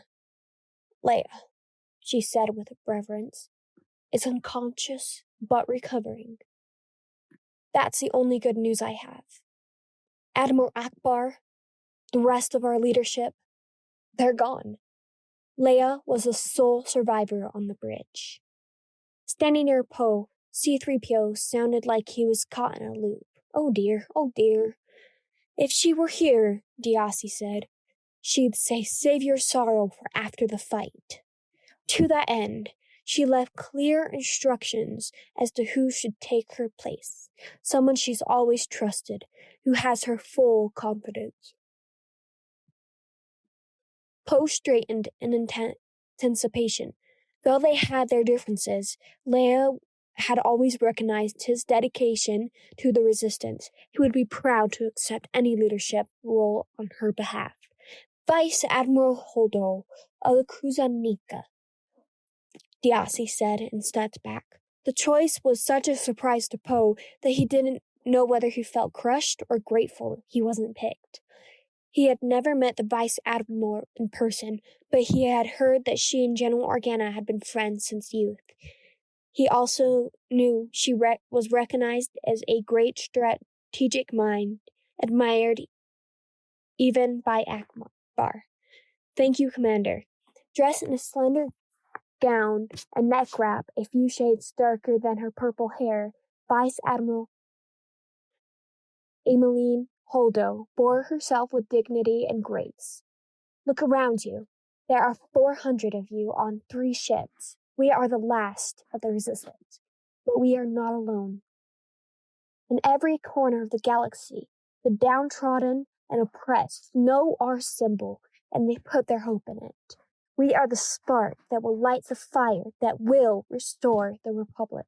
That spark, this Resistance, must survive. That is our mission. Her voice conveyed a quiet strength. Everyone on the bridge hung onto her words, including Poe. To your stations, and may the Force be with us. Poe blinked. That was it? She hadn't given them any instructions, yet no one else seemed puzzled. Poe leaned over to Cal Theorali, who was sitting next to him. That's Admiral Holdo? Battle of Chiron Belt? Admiral Holdo? The Abdido muttered an affirmation. Not what I expected, Poe said. A great military strategist should have formulated something more than a speech. As the others disbanded, Poe approached Holdo and saluted. Vice Admiral, Commander Dameron, with our current fuel consumption, there's a very limited amount of time we can stay out of range of those destroyers. Very kind of you to make me aware. And we need to shake them before we can find another base, he said. What's our plan? She rebuffed him immediately. Our plan, Captain? Not Commander, right? Wasn't it Leia's last official act to demote you for your dreadnought plan, where we lost our entire bombing fleet? Captain, Commander, you can call me whatever you like. I just want to know what we're doing, Poe said. Of course you do. I understand. I've dealt with plenty of trigger-happy flyboys like you. You're impulsive, dangerous, and the last thing we need right now. Holdo wasn't being sarcastic. She was being serious. Poe couldn't contain his shock. Leia put the Resistance in your hands? Do you even have a plan? Captain Dameron, that is need-to-know information, and you do not need to know. Stick to your post and follow my orders. She turned her back to him and went to a console. Poe rose, unsure of what he should do. BB-8 rolled around him, trying to bio his spirits, but he needed something more than reassuring beeps. He needed wisdom and advice. He needed General Organa. Chapter 9. Luke flipped up the hood of his cloak and slipped out of his hut. It was the dead of night. Ray snored on an outdoor bench, too deep in sleep to notice him. He ascended the hill, then crossed the island in the moonlight. Wookiee growls led him to the landing site of the Millennium Falcon. Chewbacca roasted his dinner outside the ship. He grabbed a spit from the campfire and brought the blackened slab to his lips. Before he bit into the meat, an uncooked member of its species, one of Act Two's little avians, waddled up from a group and stared at him innocently. Chewbacca snarled, showing fangs, and the other avians around him shot in all directions, much faster than they appeared capable of moving. The Wookiee returned to eat his meal, but then dropped it with a guilty whine. Luke smiled as he walked up the Falcon's boarding ramp. Chewbacca's heart always won out over his hunger. The interior of the ship hadn't changed much since Luke's first trip off Tatooine in it. Grease stained the bulkheads. Loose plates rattled on the floor. Rust ate at the rung of the turret ladders. Frayed wires spilled out of the wall socket. None of it concerned Luke. The Falcon wouldn't be the Falcon if it wasn't in a perpetual state of disrepair. In the cockpit, the pilot's seat still showed Han's contours, worn in from decades of use. Luke gripped its edge and looked out the canopy at the night sky. Gold six-sided chance cubes dangled from the canopy near Chewbacca's chair. Luke held them with his metal fingers, detecting an almost imperceptible weight on one side of the cube. Cubes that most certainly favored landing on the sixes. He entered the lounge where Obi-Wan Kenobi had trained him how to wield a lightsaber. The blast helmet he'd worn to cover his eyes while fighting the remote rested on a shelf, probably untouched since that test. The holographic chessboard, however, had seen much more recent use. Its console lights blinked for a saved game to be resumed. Luke sat down on the couch, remembering the moments he had been on the ship. A series of gentle electronic beeps, more familiar to him than any other sound in the universe, told him he wasn't alone. R2? The silver-domed astromech unit wheeled out a corner. Though the droid had a little rust around the edges, none of that stopped him from squealing at seeing Luke and venting disappointment that his old master had left him behind. Yes, I know. But Luke's concession didn't stop the droid from blurting out binary Luke knew he had never programmed. Hey, Sacred Island, watch the language. R2-D2 switched his vocabulary, but not the forceful tone of his beeps. The droid wanted Luke to return and help the resistance. Old friend, I'm doing what's best. Nothing can change my mind. Luke touched the astromech's dome, as he had so many times in the past. It was a human gesture, but it usually had the effect of calming down the short-fused droid. R2-D2 quieted, as Luke had hoped he would. Yet in the place of beeps, the droid projected a hologram, the same hologram he projected when Luke had first encountered the droid, more than 40 years before, on Tatooine. Luke's twin sister, Leia, leaned before him in miniature, making a silent plea. She was young in the image, barely 19, and wore the flowing robes of her status as Princess of Alderaan. Her mouth moved towards the Luke could never forget. Obi-Wan Kenobi, you're our only hope. Her words, and her beauty, had motivated his younger self to find the crazy old wizard in the deserts of Tatooine. As a consequence, that quest had saved him from the Imperial stormtroopers who had burned his uncle and aunt to the bone. Luke frowned at R2-D2. The astromech knew him too well. He was trying to make Luke feel guilty for abandoning his friends. That's a cheap move. Cheap though it might be, it was working. For as Leia's image flickered before him, Luke remembered he was more than last of the Jedi. He was also a brother. Finn lay on a repulsor lift cart, being pulled in fits and starts down the corridor. He tried to kick, but nothing happened. His legs wouldn't respond, and his wrists were in binders. I can't move, he said. You stunned me. Help! Rose glared down at him. I'm taking you to the brig and turning you in for desertion. No, he said. She had it all wrong. He had to make her understand. He wasn't a deserter. He was just trying to warn Rey. This fleet is doomed. If my friend comes back to it, she's doomed too. Rose let go of the cart and crouched down to his level. You're a selfish traitor. Look, Finn said, his tongue able to move more freely now. If I could save Rey by saving the Resistance fleet, I would, but I can't. Nobody can. We can't outrun the First Order fleet. We can jump to light speed, she said. They can track us through light speed. Her suspicion turned into alarm. They can track us through light speed? Yes, they'll just show up seconds later and we have blown a ton of fuel, which we're dangerously short on. Then started to wiggle his limbs. His paralysis was wearing off, but his jaw remained numb. I can't feel my teeth. What did you shoot me with? Rose ignored his question, lost in thought. Active tracking, she said. Hyperspace tracking is new tech, but the principle must be the same as any active tracker. I've done maintenance on active trackers. They're single source to avoid interference, so... Finn got the gist of what she was saying. The First Order could operate only a single hyperspace tracker at a time. It would be installed on the most powerful vessel in the Armada, the Mega Destroyer. They're only tracking us from the lead ship, they said at the same time. He held up his bound wrists and gave her a beggar smile.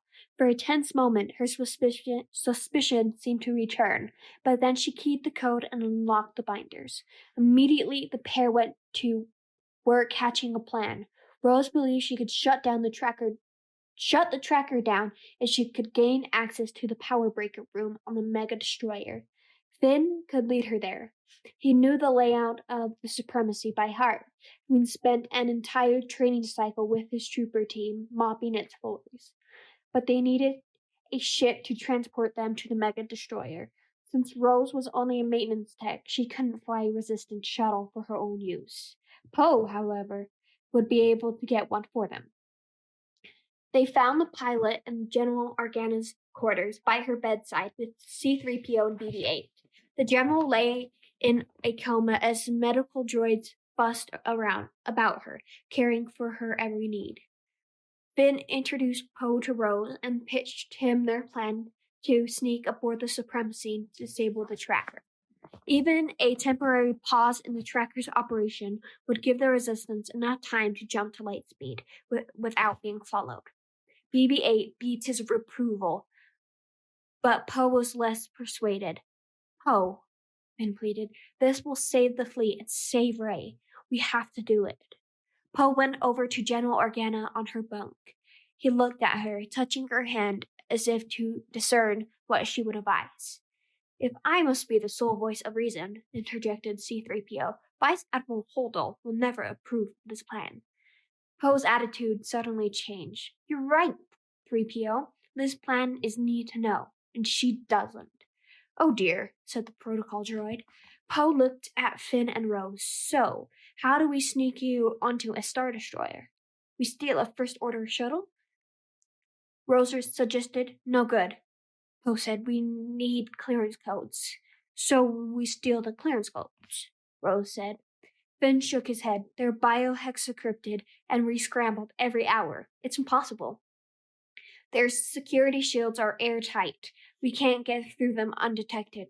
Nobody can. I'm sure somebody can if there's money to be made, Poe said. 3PO, reach out to your droid contacts on Takodana and see if you can get a hold of Maz Kanata. The droid scolded Poe that he shouldn't be unmasking a top-secret spy network among present low-ranking company, but complied with the request. Not long after, the three-dimensional form of the tiny smuggler with big goggles appeared on the room's hollow transceiver. Armed with a blaster, Maz appeared to be engaged in a firefight, shooting at unseen enemies. Poe cut to the chase and asked her if she could get them the clearance codes. "Of course I can do it," Maz said. "But I'm a little tied down right now. Union dispute. You don't want to hear about it. But lucky for you, there's exactly one guy I trust who can get you past that kind of security. A master codebreaker, a soldier, freedom fighter, ace pilot, a poet with a blaster, and the second best smuggler I've ever met." "Oh," C-3PO exclaimed, "it sounds like this fellow can do everything." "Oh yes, he can." The way Maz said it, grinning and blinking her large eyes, reminded Finn of how she had flirted with Chewbacca when Han had taken them all to Takodana.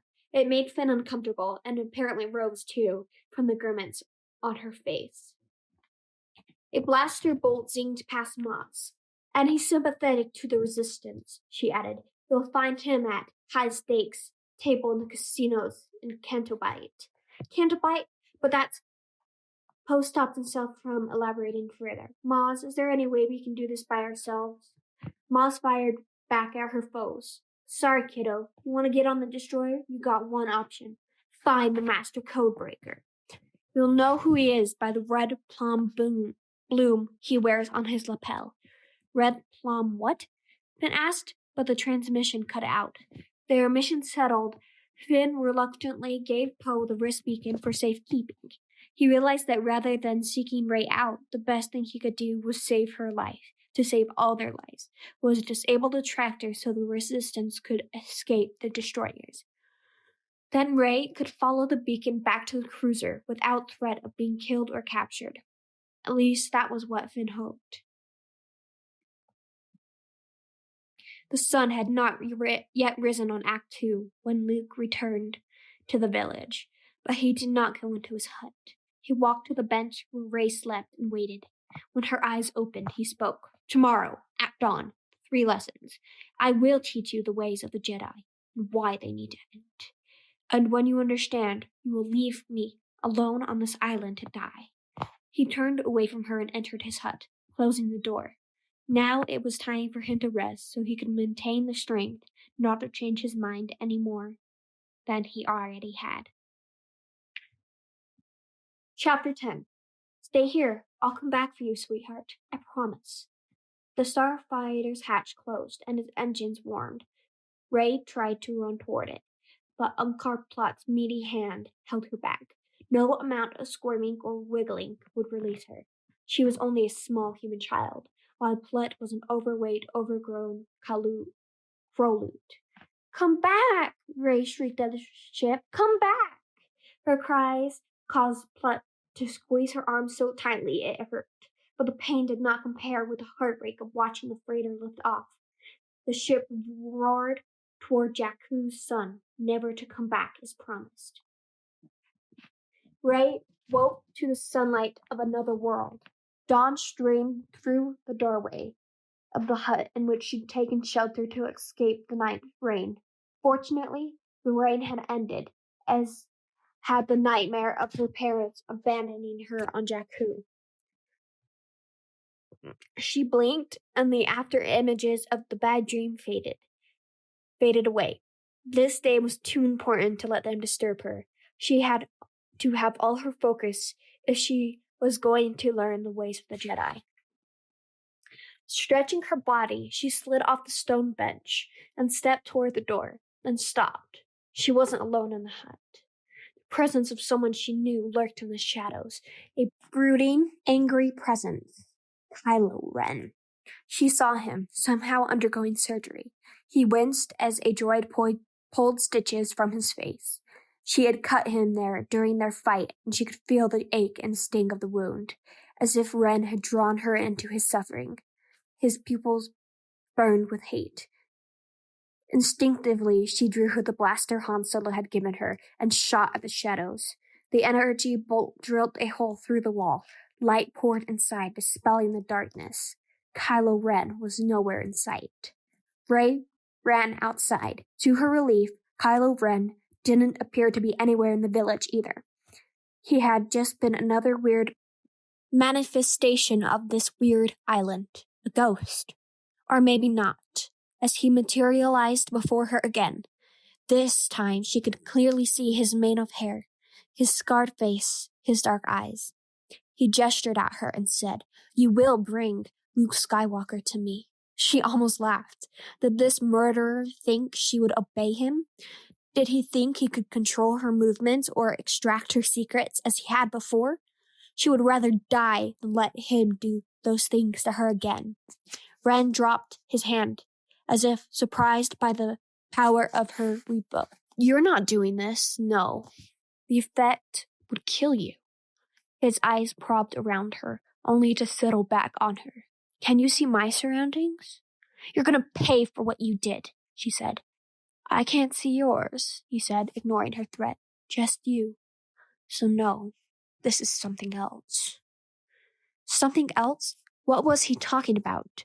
What was happening anyway? Was this even real? Footsteps sounded behind her. She turned. Luke Skywalker stood outside his hut. She kept quiet out of fear. If Kylo Ren discovered she had found the Jedi Master, could ruin the progress she had made. Her silence, however, could not conceal her emotions from Ren. He snarled, "Luke!" Luke stopped, peering past Rey. "What's that about?" Rey spun back around toward Ren. But, as before, her bitter enemy was not there. In Kylo Ren's place was a group of hairless humanoids in white robes and headdresses. Their skin was rubbery, like that of an amphibian, and tinted the gray-blue of the surrounding sea. Two large eyes rested on either side of their melon-shaped heads, with twin blowholes and a pursed mouth between. They trotted about the village on three-toed feet, regarding Rey with distrust and mumbling to each other in a sing-song tongue. One jabbed a fat finger at the hole Rey had blown in the wall of her hut. Rey turned red, realizing Luke had been asking her about the damage and not Kylo Ren. "I was cleaning my blaster, and it went off." Luke accepted her lie without further question. Another of the beings piped something at Luke, eyeing Rey. Luke responded in their language, then headed out of the village. Eager to be away from Kylo Ren and those creatures, Rey followed Luke. He led her up another staircase, this one spiraling up the highest of the two mountains on the island. "Who were those things?" she asked. "Caretakers," Luke said. "Island natives. They kept up the Jedi structures since they were built." Rey glanced down at the village. The strange caretaker beings were watching her. "I don't think they're like me." "Can't imagine what gave you that idea." A section of the staircase held the cliff. Cooing and chirping sounded from a small dark holes in the rock wall. The occasional avian perched on a step, blinking at Rey with big black eyes. "While you're being chatty, can you tell me what those chubby bird-like things are?" she asked. "Porgs." "Porgs?" "Porgs," Luke said without further comment. After strenuous effort, they climbed the last stair and arrived on a short shelf of a rock near the summit. A cave was carved into the mountain behind them. Rey felt a pull toward the mouth of the cave as she had at the tree. Luke took her to the ledge instead. The height provided an unsurpassed view of the ocean. Giant waves crashed on the rocks below, and the sky met the sea along a gray horizon. The sight should have relaxed her, but her conversation with Kylo Ren hung over her like an noxious cloud. Luke broke a stalk off a plant that grew between the cracks in the rock. He rolled it back and forth in his palm. "What do you know about the Force?" The truth was she knew virtually nothing. On Jakku, no one had talked about the Force. Life was too hard to believe in anything that didn't immediately put food in your belly. But she dared not show Luke her ignorance. It's a power that Jedi have that lets them control people and make things float, she said, fumbling through what little she knew. Impressive, Luke quipped. Every word in that sentence was wrong. Rey felt foolish for not asking Leia more. She had left the car in such a rush with barely enough time to say goodbye to Finn. Luke gestured to a large, smooth rock. Lesson 1. Sit here, legs crossed. When she had seated herself atop the stone, Luke spoke with a reverence she had not heard from him before. The Force is not a power you have. It's not about floating rocks. It's the energy between all things, a tension, a balance that binds the universe together. Okay, Rey said. His description could have characterized 1,000 other mystical traditions. But what is it? Close your eyes. Annoyed he wouldn't give her an answer, she still did. She still did as he said. Her world soon became one of sound, waves breaking, gulls cawing, and the measured tones of Luke's voice. Breathe, he said. She exhaled and inhaled, filling her lungs with the salty sea air. With every breath, her heartbeat slowed, and her impatience receded. A calmness she had never experienced on Jakku settled over her. Now, reach out. She lifted an arm and stretched out her hand. Something danced on the tips of her fingers. I feel something. You feel it? Most definitely she did. So much that it tickled. Yes, I feel it. Yes, I feel it. That's the Force, Luke said. Really? It seemed so easy to access its power. Just a few breaths and her palm tingled with new energy. If she had only known this method before, her hard scramble life could have been far different. Luke sounded equally astounded. It must be really strong with you. Her confidence soared. That was the first nice thing he'd said about her. Well, ow! She yelped in pain. She yelped as pain shot through her palm. Opening her eyes, she realized that what she had felt wasn't the Force at all, but a reed Luke held. He had smacked her hand with it. Her cheeks reddened in embarrassment at being easily tricked. Luke hadn't been talking about stretching out her hand at all. You mean reach out like? Not knowing exactly how to define it, she pointed at her center, her heart. He nodded. Okay, got it. She shut her eyes, determined to try again. Luke moved her arms so that her palms touched the stone on which she sat. It helped her resist the temptation to use her limbs.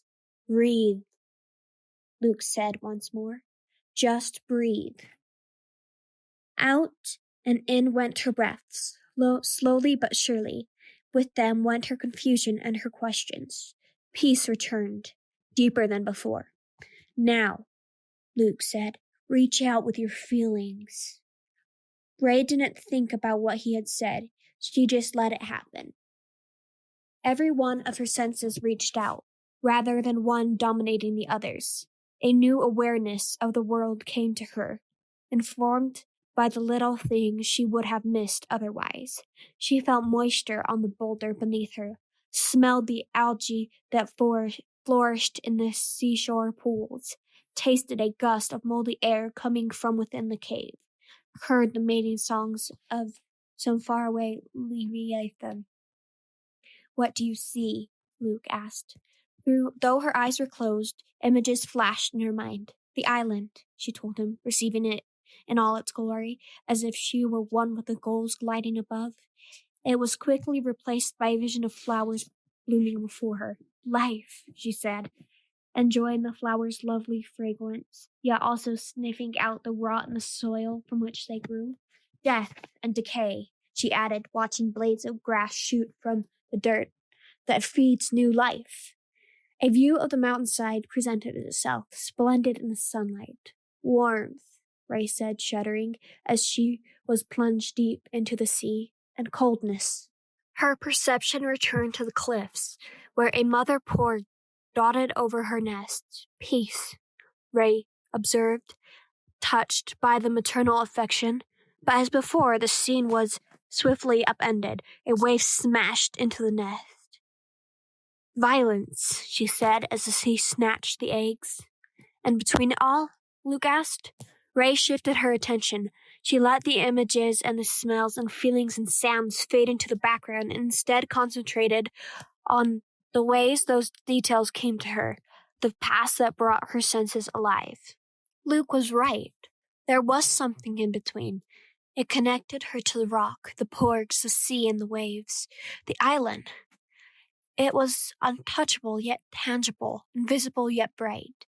Balance, she described, of energy. Yet it was more than a source of power, much more. A set of principles governed it. It held influence, yet it did not judge.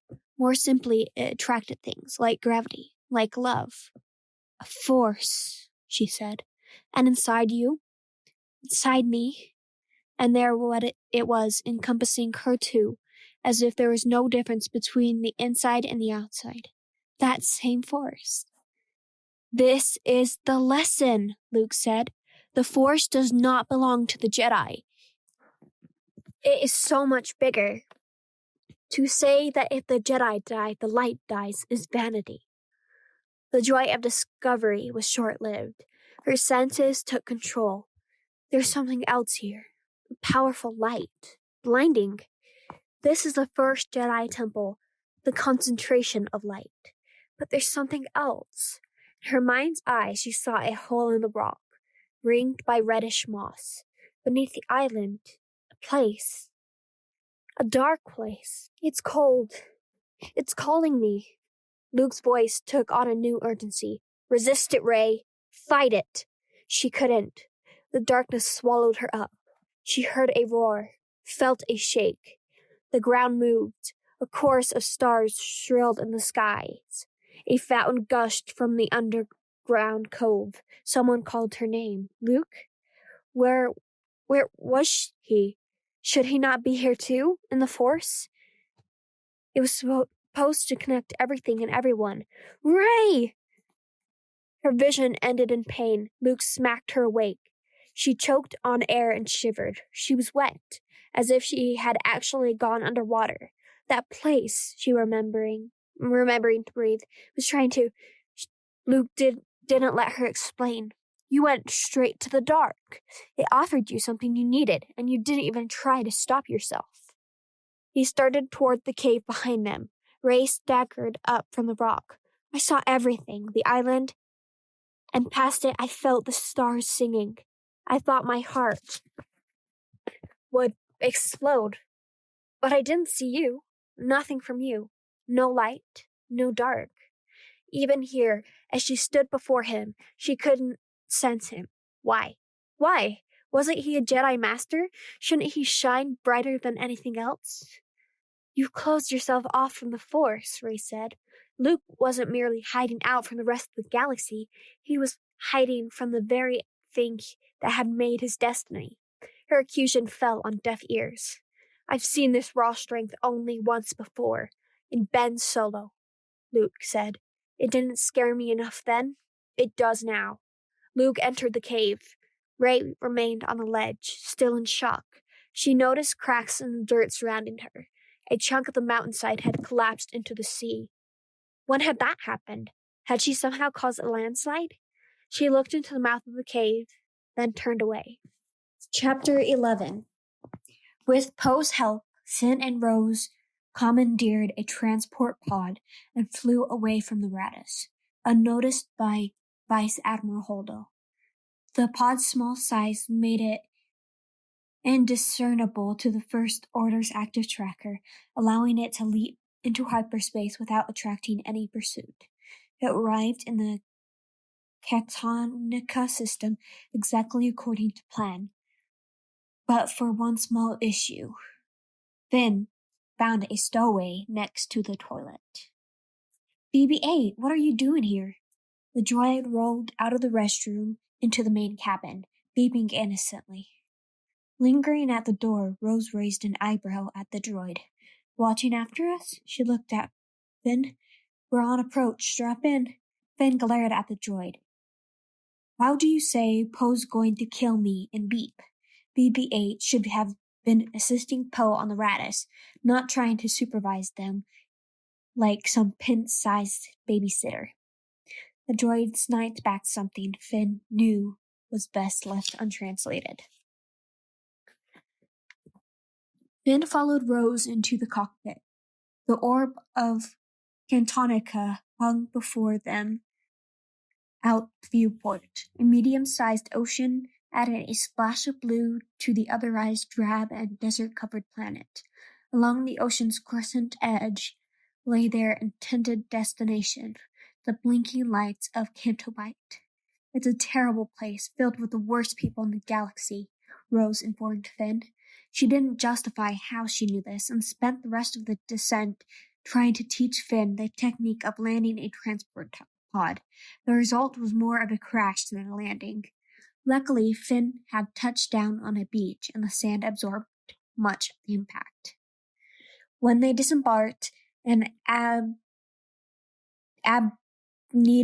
in a white robe started jabbering at them that they'd landed on a public beach. They ignored him and hurried along the boardwalk into the city. Finn saw that Rose was wrong about Cantonica's capital. The city didn't seem terrible to him at all.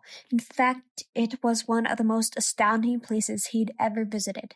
Sailboats and yachts drifted in the bay, glowing in the sunset. Luxury land speeders cruised the coastal highways. Shoreline hotels offered romantic retreats for the wealthy and the connected. For those who couldn't afford an ocean view, such fortune might be won a block away. The main strip of Cantobite's renowned casinos glittered like a case of gems, with each establishment trying to outshine the others in extravagance. Maz had not divulged where exactly the master code breaker could be found, so they entered the largest gambling den they came across, the Canto Casino. It was a palace for high-stakes gambling, where millions of credits were bet on everything from Jubilee wheels and Zimbiddle tournaments to Pongo Bungo cards and even blob races. Musicians tootled current hits from a side stage. Waiters and waitresses walked the floor, serving free drinks, and all the patrons were dressed in the height of fashion. Finn was exhilarated. This place is great. Rose shared none of his enthusiasm.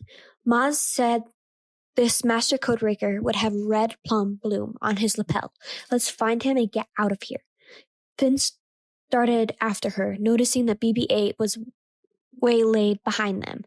A mono-clad amphibian in white tie and tails, burping from the booze he was drinking, mistook the ball droid for a lug-jack machine and jammed credit chips into BB-8's data slot. Finn wasn't worried. BB-8 would catch up with them.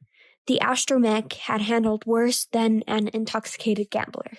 Rose maintained a brisk pace through the busy casino, glancing at people's lapels. Finn spent more time eyeing the people themselves. Though his knowledge of popular culture was minimal, even he recognized that some of these beings were the galaxy's rich and famous. A loud braying sound disrupted Finn's people-watching, and the heart-pounding rumble that succeeded it caused both him and Rose to shrink back. A pack of long-eared, long-limbed creatures galloped past the window wall to the glee of the patrons. Rose's eyes widened. Were those what I think they were?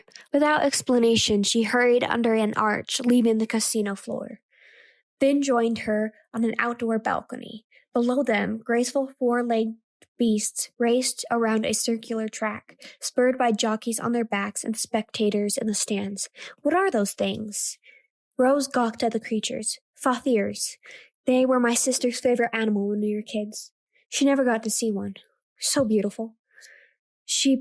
Finn peered through a pair of electro-binoculars mounted to the balcony's railing. The enhanced view showed him just how majestic the Fathirs were. They held their tawny heads high and raced with a noble pride, even as their jockeys spurred them with electro-whips. If she could admire the beauty in these beasts, Finn wondered why she couldn't see it around her in Cantobite. This whole place is beautiful. Why do you hate it so much? He asked. Rose scowled. My sister and I grew up in a poor mining system. The First Order stripped our ore to finance their military, then shelled us to test their weapons. They took everything we had. Rose swept her gaze around the well-dressed spectators. And who do you think these people are? Only one business in the galaxy gets you this rich. War, Finn said grimly. Rose nodded. Selling weapons to the First Order, getting rich off of so much suffering. Back home, she clutched her necklace medallion. I wish I could put my fist through this whole lousy, beautiful town. BB-8 darted up to them, making a racket with the credit chips clattering inside his round body. He parked before Rose and let out a rapid series of beeps. Red Plum Bloom? Rose started looking around. Where? Ow! Finn jabbed her, indicating a stylish human with slicked back hair at one of the high-stakes gaming tables. A crimson-petaled flower was pinned to the lapel of a white dinner jacket. The Master Codebreaker, Rose whispered. Finn immediately understood how Maz could be so smitten by the man. He was the swankiest of all the swanky gamblers in the casino, with an aura of magnetic charge. Admirers, particularly female, cozied up to him, blushing whenever he winked at them. He oozed confidence, like a hut in heat, and even with untold credits on the table, he juggled dice as if the act of rolling them was a mere formality, and his fortune guaranteed. The needle from the beach cut in front of him. Those are the guys, he said. A high-voltage zap in Finn's back stopped him from asking questions. He quickly found himself being arrested by the Cantobite police. As he was cuffed, Finn caught an offhand glance from Master Codebreaker, but then the man turned away and cast his dice to the cheers of his audience. Chapter 12. From the window of his ready room, Kylo Ren observed a flurry of activity down in the Supremacy's hangar. Stormtrooper platoons boarded assault shuttles. Pilots strapped themselves into TIE fighters. Support staff maglocked droid walkers to the side of transports. In the center stood Captain Phasma, her chrome armor spotless, her red-trimmed cape hanging from his shoulder. Rumors abounded that saboteurs had waylaid Phasma on Starkiller Base and thrown her into a trash compactor. Even if there was truth to the rumor, a trash compactor would have never ended the career of a soldier of her stature. Though she usually sided with General Hux, Ren was pleased she hadn't met her demise. Phasma would lead the First Order's forces in eradicating the Resistance, wherever it dared to make its last stand. Victory would soon be at hand. But there was another adversary that needed to be vanquished, the scavenger, the girl, Rey. He felt the tingle of her presence again, like cobwebs that couldn't be swept from his mind. How were they connected to each other? He didn't know. The girl did not seem powerful enough to communicate this way, but linked they were, and it was of no consequence that Rey might be halfway across the galaxy. The Force was not bound by limitations of space, distance, or time. He sensed her standing in the rain, near the lapidated junk heap of his ship Han Solo had once owned. His nostrils glared in disgust. When Ren's mind intruded on her, she was thinking of someone else, the renegade stormtrooper who had betrayed the First Order and attacked Ren on Circular Base, FN 2187, the one she called Finn. She was so concerned about him, so much that she'd just had her barbaric Wookiee friend send a message to the Resistance and was contemplating sending another. Ren laughed. It was he who had delivered the blow that had gravely wounded Finn. He hoped the traitor died. Discerning Ren's presence, the girl hissed, "Murder, snake!" Recognition solidified their bond. She could see him, and Ren could see her, as if they existed in the same place. He went toward her. Rain ran down her face. "You're late," she said. "You lost. I found Skywalker." "And how's that going?" Ren asked with a chuckle. "Has he told you what happened?" The night I destroyed his temple? Has he told you why? I know everything I need to know about you. You do? Ren mused. Yes, you do. You have that look in your eyes from our little forest duel when you called me a monster.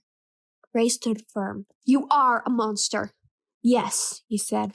I am. Ren broke the connection, opening his eyes. He was alone again in the ready room, but his affirmation about himself lingered in his mind. A monster. Indeed, that was what he had become. Beads of moisture tingled his scar. He wiped his face and noticed his gloves was also dripping wet, as if he had been outside with Ray. He clenched his fist, wringing out the rain. To shake off the contact with Kylo Ren, Ray worked up a sweat and practiced with her staff, as she often had on Jakku. She targeted a large, jagged standing stone with each end, ducking, parrying, and jumping as if she faced a real opponent, as if she faced Kylo Ren. After a bout of exercise, she paused for a brief rest. Her eyes fell on her satchel, which lay on the ground where she had dropped it. The hilt of Luke's lightsaber protruded from its pocket. She glanced at the boulder, then back at her hilt. It occurred to her that if she wanted to master the Jedi path, she would also have to master the lightsaber. She could not rely on pure adrenaline alone to defeat more skilled opponents like Ren. Ray put down her staff and picked up the hilt. Flicking the activation button, she extended the blade and marveled at its bright blue beam, nearly weightless in her hand. This lightsaber had played a large role in recent galactic history, and here she was holding it, as if it were her own.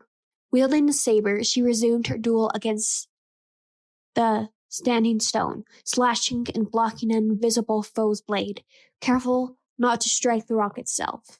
As Luke had taught her, she focused on her breath and opened all her senses. In nudges and tugs, she began to feel the force guiding her movements, as if she were a dancer swaying to the music. Impressive. Luke's voice jarred her back into the here and now. Her blade sizzled through the air to bite into the stone, cleaving the boulder in two. Its upper chunk fell away and tumbled down the mountainside to smash into a wheeled cart at the bottom. The pair of caretakers who had been pushing the cart glared up at her. Ray cringed, switching off the lightsaber. She hadn't meant to do that. Luke stood behind her. She had the feeling he'd been watching her for a while. He beckoned her to follow him. They climbed up the mountain stairs, returning to the meditation ledge. But this time he did not give breathing lessons or riddles. He led her through the mouth of the cave that had pulled at her before and into the Jedi temple. The entrance widened into a spacious chamber. Ray followed Luke to a pool in the middle, circled by a retaining wall. I've shown you that you do not need the Jedi to use the Force, Luke said. So why do you need the Jedi Order? Ray didn't overthink her reply. To fight the rising darkness. They kept the peace for 1,000 generations. Her reflection stared back at her in the glassy pool, while Luke's held a frown. And I can tell from your look that every word I just said was wrong. Luke's tone turned grim. Lesson 2. Now that they're extinct, the Jedi are romanticized, deified like gods. But if you strip away the myth and look at their deeds, the legacy of the Jedi is failure. Hypocrisy. Hubris. That's not true, Ray protested. On Jakku, she had studied the old tales, even paid hefty portions of food to traders to hear any story of the Jedi they knew. Some of the Jedi might have been liars and hypocrites, but they could not be deemed failures if they had protected the galaxy for as long as they had. Luke grew more somber as he spoke. At the height of their power, the Jedi allowed Darth Sidious to rise, create the Empire, and wipe them out. It was a Jedi Master who was responsible for the training and creation of Darth Vader. And a Jedi who saved him, Rey countered. In her opinion, Luke seemed to be a little hard on the Jedi and himself. According to the tales, his training in the Jedi way had enabled him to defeat the Emperor and pull Darth Vader away from the dark side before his death. Vader may have been the most hated man in the galaxy, but you saw there was conflict inside him. You believed that he wasn't gone. He could be turned. And I became a legend, Luke said with a sigh. For many years there was balance. I took no Padawans and no darkness rose, but then I saw Kylo. He hesitated before correcting himself. Ben, my nephew, with a mighty Skywalker blood. In my hubris, I thought I could train him. I could pass on my strength. I might not be the last Jedi. His gaze shifted away from the pool. Han, he said. Han was Han about it. He would have preferred his son learn to use a blaster rather than a lightsaber, but Leia trusted me with her son. I took him and a dozen students and began a training temple. By the time I realized I was no match for the darkness rising in him, it was too late. What happened? Rey asked. This was part of the tale she didn't know. No one did. Luke looked into the cavern's shadows. Some moments passed before he spoke. One night, I came to him in his sleeping quarters to see if I could resolve the matter. His voice strained.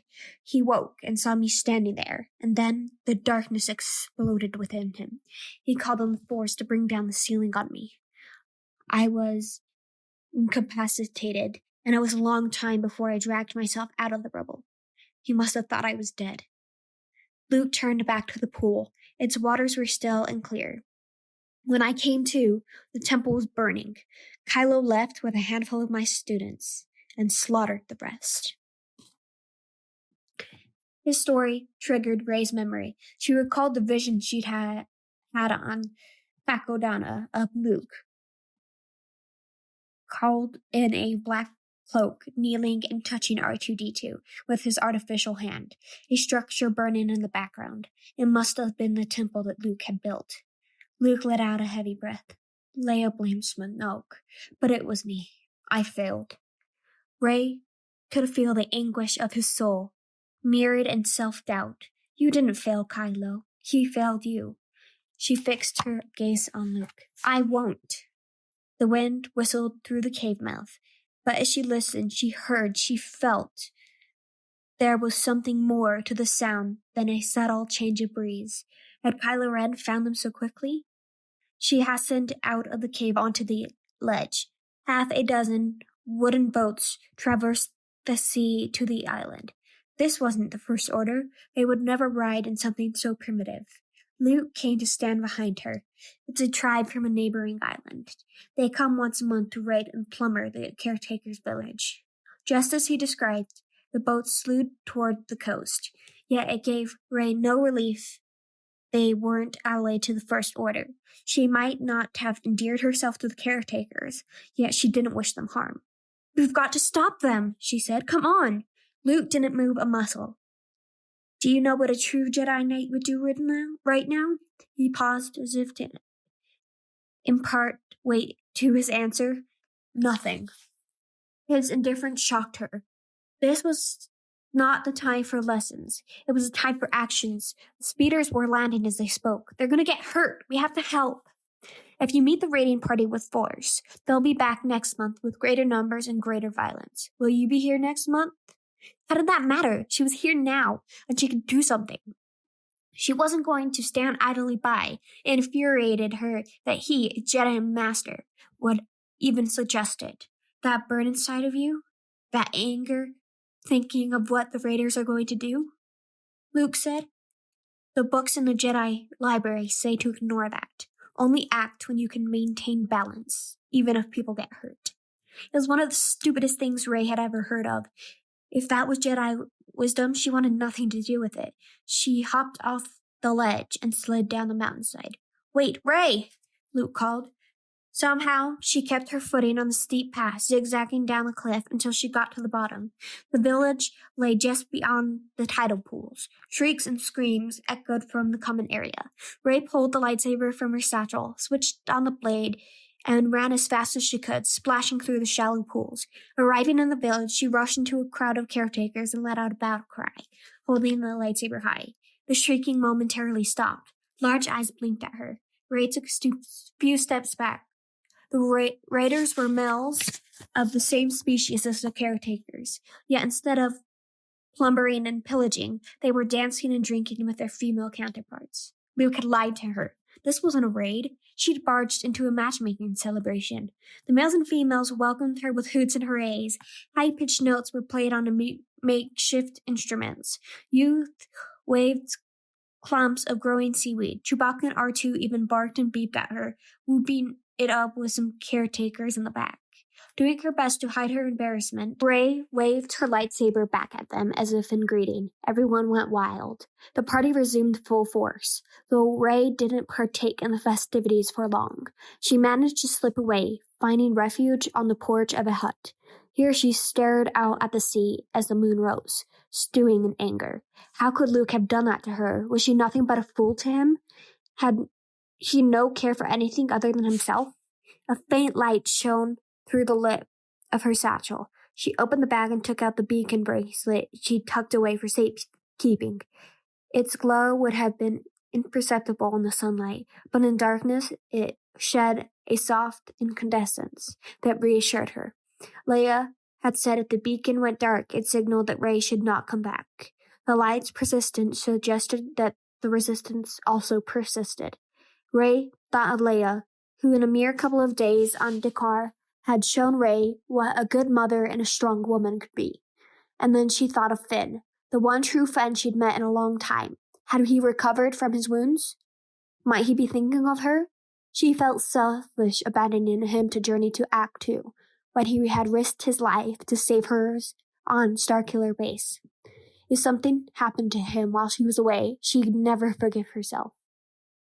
She placed the beacon back in her satchel, hearing someone approach. She knew who it was, and her anger at him for taking her returned. Raiden Plummer? She asked. In a way, Luke said. I thought they were in danger. I was trying to do something. Then ask what the Resistance truly needs, because it's not an old failed husk of a religion. She turned towards him, this sad man in filthy robes. The legend of Luke Skywalker that you hate so much. I believed in it, she said. I was wrong. It hurt to say those words because they denied her past and her dreams. But as of now, they were true. She walked off, not looking back until Luke was but a shadow in the moonlight. Chapter 13. Rose grabbed the bars of the jail cell where Canto Bight police had unceremoniously dumped her and Finn. This is a big mistake. We didn't do anything. The man standing guard rolled his eyes. You crashed a shuttle on a public beach. It peeved her that he had called it a crash. Sure, she could have done better in teaching Finn how to land the craft, and they might have dug up a hole, but the transport pod had remained intact. What, did we break the sand? You can't break sand. Hey, don't. The guard went down the corridor, leaving them alone. She withdrew from the bars and paced. Finn, meanwhile, tried to keep his luck on the cell door's lock. He pressed random keys on its code pad, shook the mechanism a couple of times, and prodded the hole with his fingernail. So after that totally works, what's your plan? Rose asked. The lock buzzed, and for a moment she thought maybe he'd actually done it, but then a metal plate dropped over the keypad. Finn gave up. The thing that failed was our plan, he said. Without a thief to break us into that destroyer, it's shot. And even if they let us out of here in the morning and find him, our fleet will be out of time. We're done. A hoarse voice spoke up from behind him. Hey, I'm a thief. The cell was big, and from one of its dark corners, a stranger rose from a squeaky bunk. He was middle-aged and human, though he might have also passed for one of the gigantic rats Rose had seen on the march to the jailhouse. He wore a shabby leather duster over raggedy clothes and scratched himself all over rather rudely. His boots were tied together by laces, allowing him to hang them over his neck. Sorry, couldn't help but overhearing all the boring stuff you were saying really loudly while I was trying to sleep. Thief? Codebreaker? He lifted 2 dirt-caked thumbs, indicating himself. Yo. Yeah, we're not talking about picking pockets, Finn said. Their cellmate chuckled to himself. Don't let the wrapping fool you, friend. Me and the First Order codage go way back. The price is right. I can break you into Old Man Snoke's Bodor. But we're good, Rose said. The man shrugged, as if it was their loss. Besides, Finn said, if you're such a good thief, what are you doing in here? Brother, this is the one place in town I get some sleep without worrying about the cops. He took a cap from the bed and placed it on his head, giving it a rakish tilt. A rust-rimmed silver band was stitched into the cap's fabric, inscribed with words, "Don't join," in large letters. Let me take a look at the lock. Finn moved aside as a self-proclaimed thief shuffled over to the lock and tinkered with it. After a tap, the door opened. He walked out, as if there was nothing to it. Rose looked at Finn, astonished. Then Simons ran out. Hurrying through the door, they couldn't see where the thief had gone, so they turned and ran down the corridor. Prisoners called out from the cells as they dashed past. More alarms sounded. A voice cracked over the comm. Lock down the exits. Everyone fan out. Prisoner glow rods shone ahead and behind, getting nearer every second. The guards were closing in on them. Rose's boot clanged on something metallic. An iron grill was set in the floor. She and Finn managed to wrench it loose. A great stink wafted out of the hole, so awful she had to cover her nose and mouth. But they were out of options. Either they went down there or they got caught. And if they got caught, they'd be thrown somewhere far worse than the city sewer. She seized the top rung of a ladder and hastened down into the gloom. Before descending behind her, Finn tried to drag the heavy grill back in place. It wouldn't move no matter how hard he heaved, so he left the hole uncovered and scrambled down the ladder. At first, they argued about what direction to take, until echoes above them forced them to choose.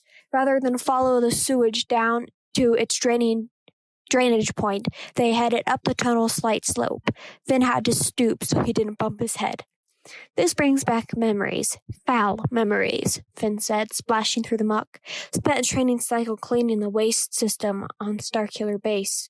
Rose did her best to breathe only through her mouth. You mopped floors, cleaned sewers. I thought you were a stormtrooper. That's how the First Order made us into troopers. Either you learn how to fight or you're scrubbing filth the rest of your short life. The farther they went, the nastier the stench grew, and soon Rose felt she might pass out. She was on the verge of doing so when they finally came across another ladder.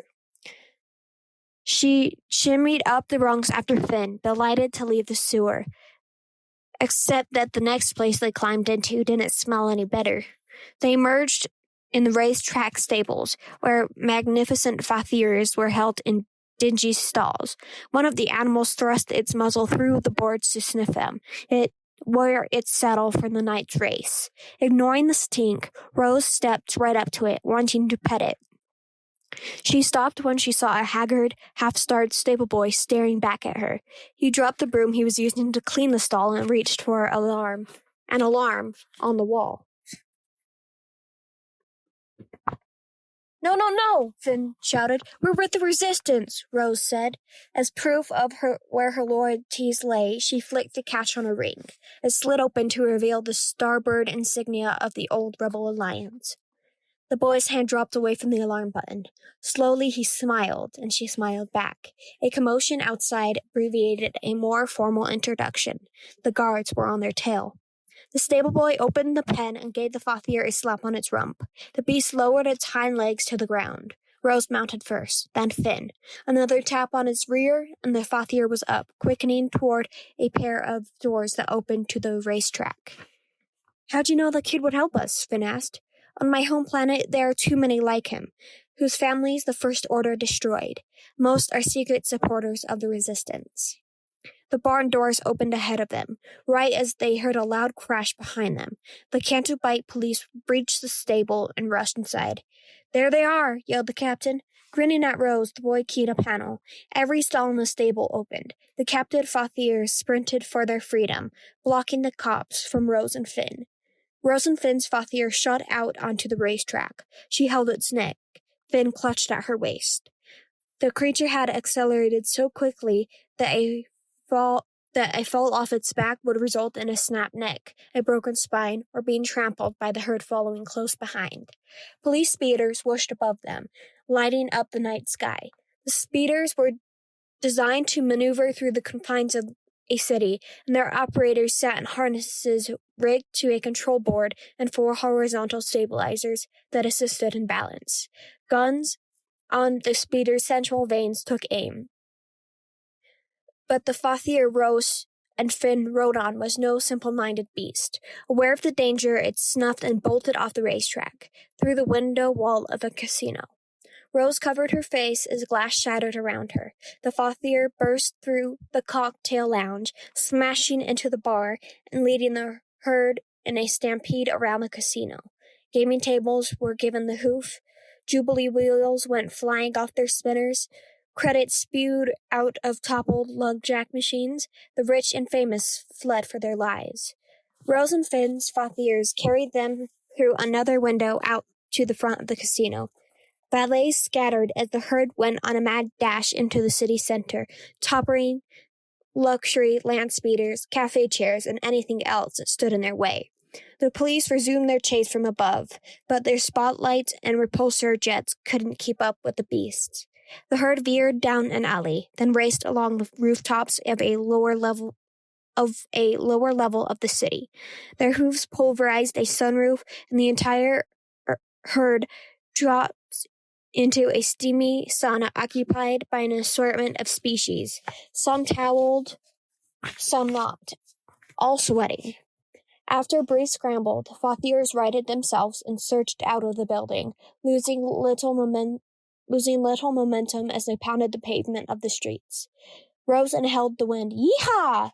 This was even better than she'd ever imagined. Her sister would have loved it. Finn, however, moaned in terror as their fathier made a beeline for the sea wall. A breath before immediate collision, the lead fathier leapt over the wall and the herd followed suit. They landed on the beach, galloping along the moonlit ocean, kicking up sand.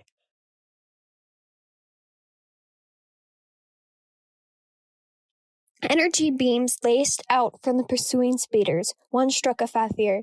It skidded and fell. The stampede didn't stop, going even faster. The beach terminated in a bluff. As with the wall, the herd ran toward it, but it was much too high to hurdle. Instead, their hooves bit into the ground, and they clambered up the side of the bluff. Rose clutched the fathier's neck as tightly as she could, while Finn nearly squeezed out all the breath in her lungs. Coming to the ledge, the fathiers continued their run in single file, rounding the bluff. But the climb had slowed them, allowing the police speeders to catch up. One by one, fathiers tumbled off the cliff, hit by the speeders' weapons. This is a shooting gallery, Finn said. Get us out, as she had seen heroines do in hollow films.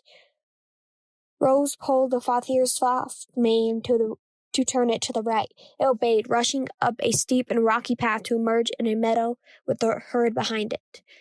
Grasslands were the fathier's natural terrain, and on it, the creatures quickly outdistanced the police. But Rose couldn't bear any more fathiers being mowed down for her benefit. She clicked her tongue and yanked the mane again, trusting that the jockey on Cantonica used the same gestures as they did on Antomok. They did. While the rest of the herd veered left, Rose and Finn mounts slewed to the right. As Rose had hoped, the spotlights of the police speeders stayed on them and not the other fathiers. They're letting the herd go, Rose shouted. Now if we can just... Finn screamed at the top of his lungs, Cliff! The fathier halted in a spray of dirt, casting them off. Rose thumped into the ground and saved from broken bones by the cushy grass. When she and Finn got back on their feet, they found themselves standing on the edge of a vast ravine, the ocean swirling hundreds of meters below.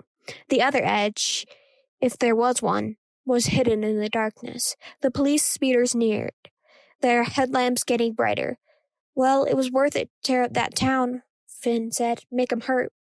Rose knew Finn was just trying to put a good face on a terrible situation. But right then, her only concern was for the fathier that had taken them here. She unharnessed the saddle from its back. Thank you, She gave the loyal beast a gentle smack, and it galloped off to rejoin its herd. Now it's worth it. Something loud whirled behind them. Rose turned, about to raise her hands in surrender, and saw the ship that rose from the ravine. It was a trim star yacht, sporting twin-speed vanes on the prow, the kind of craft one only saw in the racing mags, a rich person's dream. It could only be owned by Master Codebreaker? A hatch popped open on its hull, and an astromech dome peered out. BB-8! Finn said. Are you flying that thing? The droid assailed them in binary for leaving him behind in the casino. No, we were coming back for you, Finn said, eyeing the approaching speeders. Just come on, pick us up. Their former cellmate with a cap came up behind BB-8. Oh, you need a lift? Say the magic words. Pretty please? Finn stammered. The thief scowled. Rose knew that manners weren't what moved men like this. You're hired, she said. Those were the magic words. The man lowered the ramp, and they boarded. Before the hatch fully closed, the yacht had rocketed past the cops to an altitude airspeeds couldn't reach. The stars. Chapter 14. Chewie, get her ready for launch. We're leaving. Rose spoke into her comlink as she backtracked along the same path that had taken her to Luke the day of her arrival. Now would return her to the Millennium Falcon and the Resistance. She was done trying to persuade the stubborn Skywalker. He was a lost cause. A dark presence pinched the back of her mind as it had twice before. She gritted her teeth. I'd rather not do this right now. Me too, Kylo Ren said. She spun around at the sound of his voice. Why did you hate your father? Because he was a weak-minded fool, Ren snarled. She saw him standing in his lair on the Star Destroyer, shirtless, his torso as pale as bleached bone. Rey momentarily looked away in embarrassment, even though the vision came to her through the Force. Give me an honest answer. You had a father who loved you. I didn't hate him. His lies incensed her. Then why did you kill him? I don't understand. No? Ren said with a laugh. Your own parents threw you away like garbage. No, they didn't, Rey objected. Oh, they did, and you still can't stop needing them. It's your greatest weakness. You look for them everywhere, in Han Solo, and now in Skywalker. Rey wanted to protest, but she had nothing to say. For once, Kylo Ren told the truth. After meeting Finn, Han Solo, and Chewbacca, and she hadn't returned to Jakku to wait for her parents as she kept asserting she would. She stayed with Han because he'd taken her under his wing. Even after Kylo Ren had murdered him, she didn't go back. She went to Ahch-To, leaving friends like Finn behind to find someone else to mentor her. She was selfish, she realized, for what she sought was more than a mentor. She wanted a parent. Ren's lip curled into a smile. He turned the conversation back to Luke. Did he tell you what happened that night? Yes, she said, but she doubted Luke had told her every detail, and she knew Ren could see her doubt. No, he didn't. A new vision came to Rey, showing Kylo Ren's personal quarters in the Jedi Temple. Ren slept on a pallet, visible in a crackling green glow. Luke Skywalker, robed in black, hovered over him, holding his lightsaber. The Jedi Master's face was not the aged and tired one Rey knew, but a twisted and tormented face, the face of a monster. Luke lowered his saber to kill the youth, but Ren was already awake and called his own lightsaber to him. His blue blade parried Luke's green one. The sword sizzled. Energy sparked. Ren stretched out with his other hand to the ceiling. It quaked, fractured, and then caved in on Luke Skywalker. Liar, Rey said, cutting off the vision. Luke may not have told her all the truth, but he can never be a murderer. Could he? Let the past die, Kylo Ren said. Kill it if you have to. That's the only way to become what you were meant to be. His image and presence disappeared from her mind, yet his words remained, like salt in a wound. She felt another nudge in the force. Down the cliff, but in the opposite direction of the falcon. She didn't resist the pull. She proceeded toward it. While she was still on this world, she was determined to learn all the secrets Luke wouldn't teach her. She reached a large hole in the ground. Dark moss grew around the edge. It was the same hole she'd seen in her vision when training with Luke, a place of darkness. She bent down and touched the moss. It was spongy and moist, yet offered no clues to what lay below. She looked around her. Little else thrived on this plain of rock. Her foot slipped. She couldn't right her balance. The moss under her split and she fell into the darkness, into the hole. She landed with a splash in a pool of water. Gasping, she paddled to an outcropping of stone. She was lucky she didn't drown. Swimming lessons had not been a priority on Jakku. She heaved herself onto the ledge, discovering she was in a cavern, probably beneath the ocean. And standing before her, dripping wet, her hair undone from the plunge, was none other than herself. It took her a moment to realize her double was but a reflection. The obsidian and the cave wall, scored smooth by centuries of erosion, acted like a curved mirror. On its glassy surface, she could see not only a single image of herself, but infinite reflections funneling to a point in the center. When she turned her head, a moment later, the reflections also turned their heads, as if following her lead. She snapped her fingers, and the reflections did the same, one after another. Every movement she made was exactly reproduced, though slightly delayed. Inside the mirror, in all her images, Ray appeared to be the same as her physical self. It was as if she made an uncountable number of pieces, yet it was also a singular whole. Perhaps that was what Luke had meant when he had spoken about the Force. It was like a mirror, reflection outward and inward, connecting everything with itself in the paradox of life. But there was something else here. Somewhere in that chain of reflections lay the secret of her past, the secret of her parents. She had seen it in her nightmares. Now she had to look inside herself to pull it out.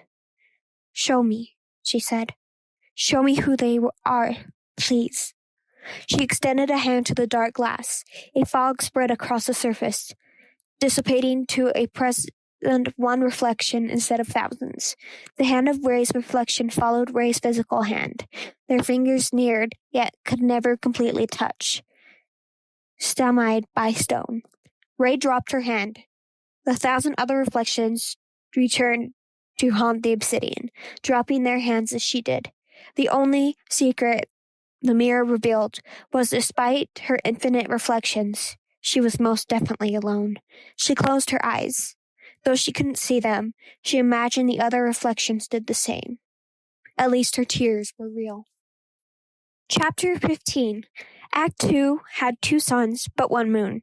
That night, it hung giant and full in the sky, its eerie light shimmering in the rain on the temple's mountain ledge, where Luke stood. He placed his hands on the meditation stone on which Ray had sat a few hours before. He could still feel her there, specks and motes of her presence drifting in the currents of the past. He was not concerned with her. He had another in his mind. Luke shut his eyes and breathed. The patter of raindrops and sloshing of the tide soothed him as he let the force take him where he needed to go. His mind's eye opened to see Leia, laying on a bed on a star cruiser, hooked up to medical devices. She was near death, her life clinging to the Force. His touch stirred her awake. "Luke?" Her presence in the Force brightened. The medical readouts showed increased signs of activity. Luke strained to hold a connection. He had not communicated with his sister for a long time, and they had grown apart, not only as siblings, but in the Force. "Leia," he said, and bestowed to her what strength of his he could before the connection faded for good. When he opened his eyes, he saw with a new clarity. It wasn't the galaxy that needed him. It was his sister. She was hurt. He hurried down into the village, his robes drenched by the storm. "Ray, you were right. I'm coming with you," he said loudly. "Ray?"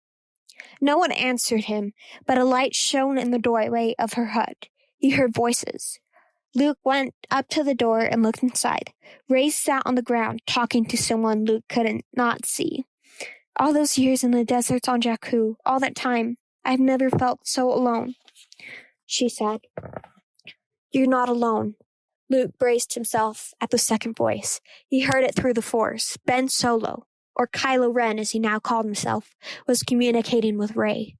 "Neither are you," Ray replied. "It isn't too late." She extended a hand, then bent her fingers, as if clasping the hand of another. Luke strode into the hut, intruding on their shared vision. The force revealed that his disgraced pupil had locked his hand with Ray's. The two were in league. "Stop!" Luke gestured at the walls and the ceiling of the hut. All the stone blocks shot outward, as if detonated.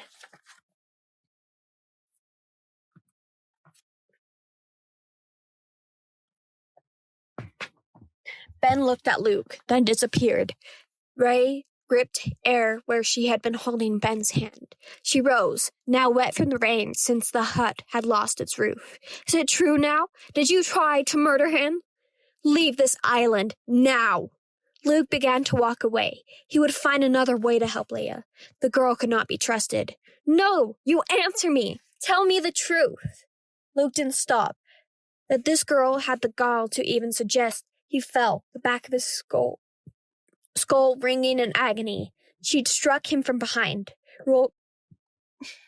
Rolling in the mud, he looked up, his head throbbing. Rey hovered over him, wielding her staff.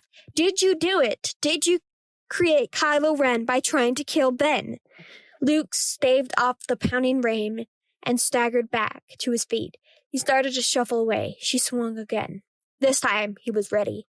Calling on the Force, he snapped a lightning rod off the roof of a hut and brought it flying into his hand. He used it to parry Rey's assault, then pushed her off her feet. She bounded up, undeterred, whirling her staff for another blow. Their weapons clanged against each other, battering out a rhythm with every strike. Her aggressiveness surprised him, as did her talent, as she drove him backwards. But retreat did not signal defeat. Blocking her attacks, Luke levered the other end of his rod to swing it back at her like a pendulum. Her staff flew from her grip. She was weaponless, but not for long. She summoned his old lightsaber from her satchel, activated it, and slashed. The blue blade sliced through the lightning rod, and Luke tumbled to the ground. She held the lightsaber over him. Rain sizzled against its energy beam, but she did not strike. She switched the saber off. "Tell me the truth." Luke wheezed from the fight. He knew he couldn't hold on to the past any longer, and he wasn't Obi-Wan. He couldn't tell things from a certain point of view, as his first Jedi teacher had excused the half-truths he had told about Luke's father. Luke couldn't lie. "I saw darkness," Luke said. He fixed his thoughts on the memory that never went away, the fateful moment when he had entered Ben's quarters. He remembered holding his hands over his sleeping nephew, then closing his eyes as he searched Ben's mind. I had sensed the darkness building in him. I had seen it in moments during his training, but then I looked inside, and it was beyond what I ever imagined. Horrible thoughts that weren't his own bubbled up like splattering lava. Ben screamed. Ben shrieked. Ben killed. Ben changed. A blue lightsaber replaced by a crackling red one. Still, Luke kept himself rooted in the memory, as much as it caused him pain. Snoke had already turned his heart. He would bring destruction and pain and death and the end of everything I loved because of what he would become. And for the briefest moment of pure instinct, I thought I could stop it. In that memory, he unbuckled his lightsaber from his belt. He activated it and looked at the green beam, but did not raise it to deliver a killing stroke. Nevertheless, for an instant, he considered the possibility. Ben was completely vulnerable on his pallet. It passed like a fleeting shadow, and I was left with shame. Ben woke to find Luke clutching his lightsaber hilt. Recognition of the deed Luke had contemplated poisoned his stare. The last thing I saw were the eyes of a frightened boy whose master had failed him. Ben called his own saber to him, igniting it in an attack. Luke raised his in defense, and the two swords crackled and clashed. "No, Ben!" But nothing Luke could say or do would ever restore his nephew's trust in him. The young man lifted a hand, and the ceiling collapsed on his uncle in a pile of rubble. A warm hand on his arm pulled Luke away from the memory. He found himself back on Act 2, with Rey kneeling beside him in the mud. "You failed him by thinking his choice was made," she said. "It wasn't. There's still conflict in him. If he would turn from the dark side, that could shift the tide. This could be how we win." Luke shook his head. "This is not going to go the way you think." "It is. Just now, when we touched hands, I saw his future. I saw it, as solid as I'm seeing you. If I go to him, Ben Solo will turn.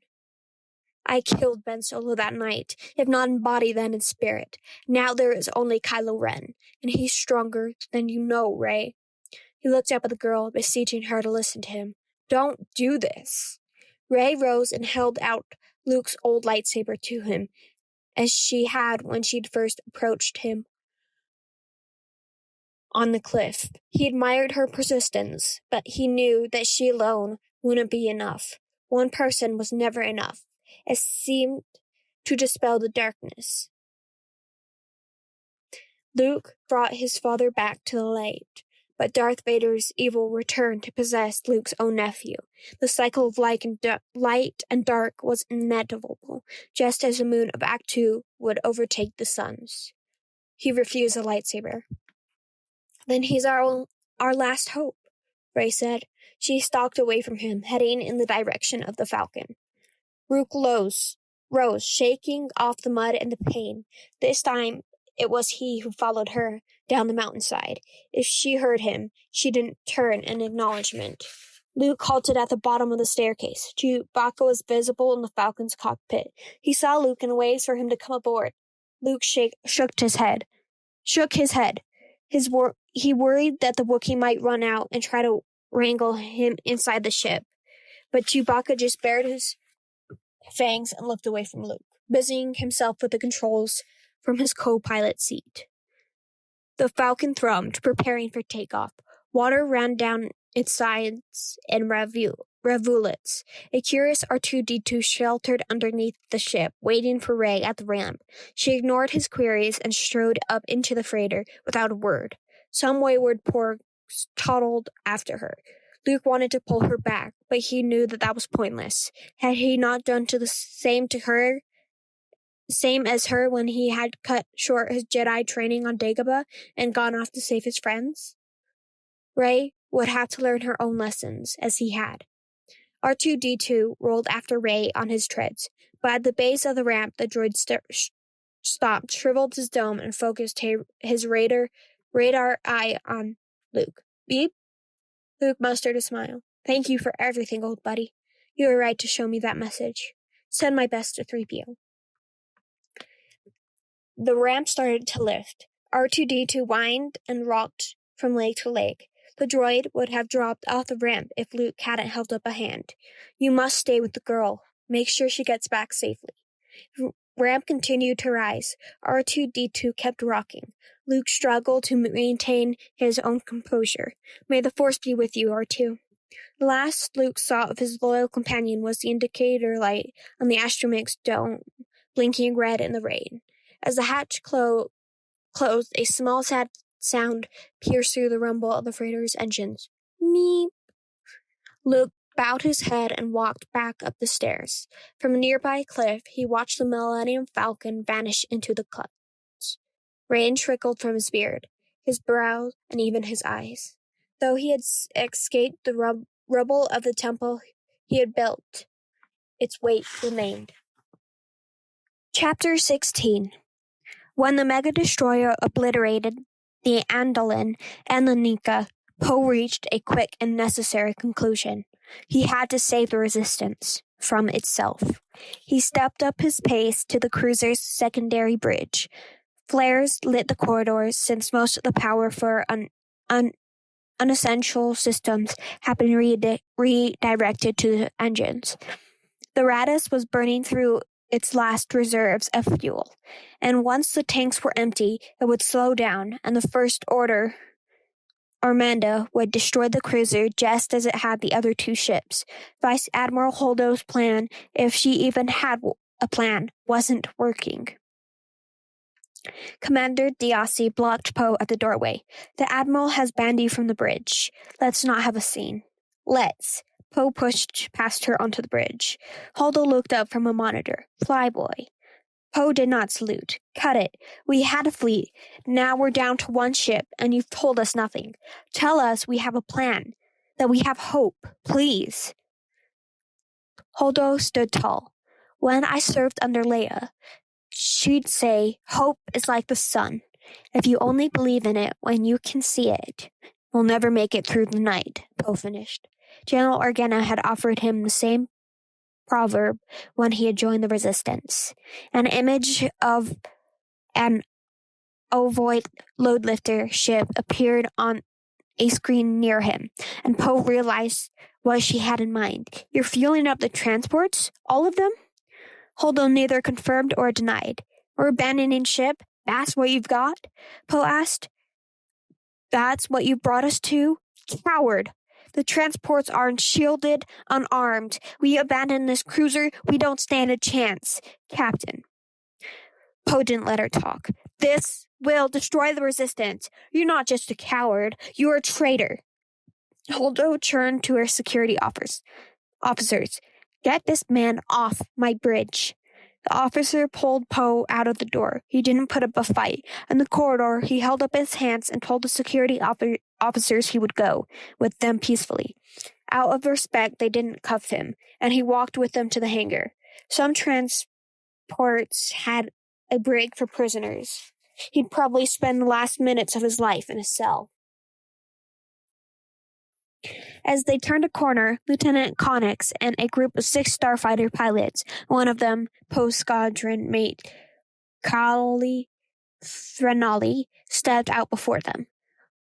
"We'll take Dameron from here," Connix said. The security officer backed away. No blasters were pulled. Connix and her cognizant directed Poe into a maintenance room, where he was handed a comlink. "What's going on?" Poe asked. A female voice crackled over the comlink. "Captain Dameron, is that you?" It took Poe a second to identify the speaker. "Rose?" "Hold on." The volume of her voice lowered as if she was turning her head. "Finn, get up here. I got through to the fleet." "Poe's on the line." Moments later, Finn spoke over the comm. "Poe, we're on our way back. Holdo's loading the crew into shuttles. She's going to abandon ship."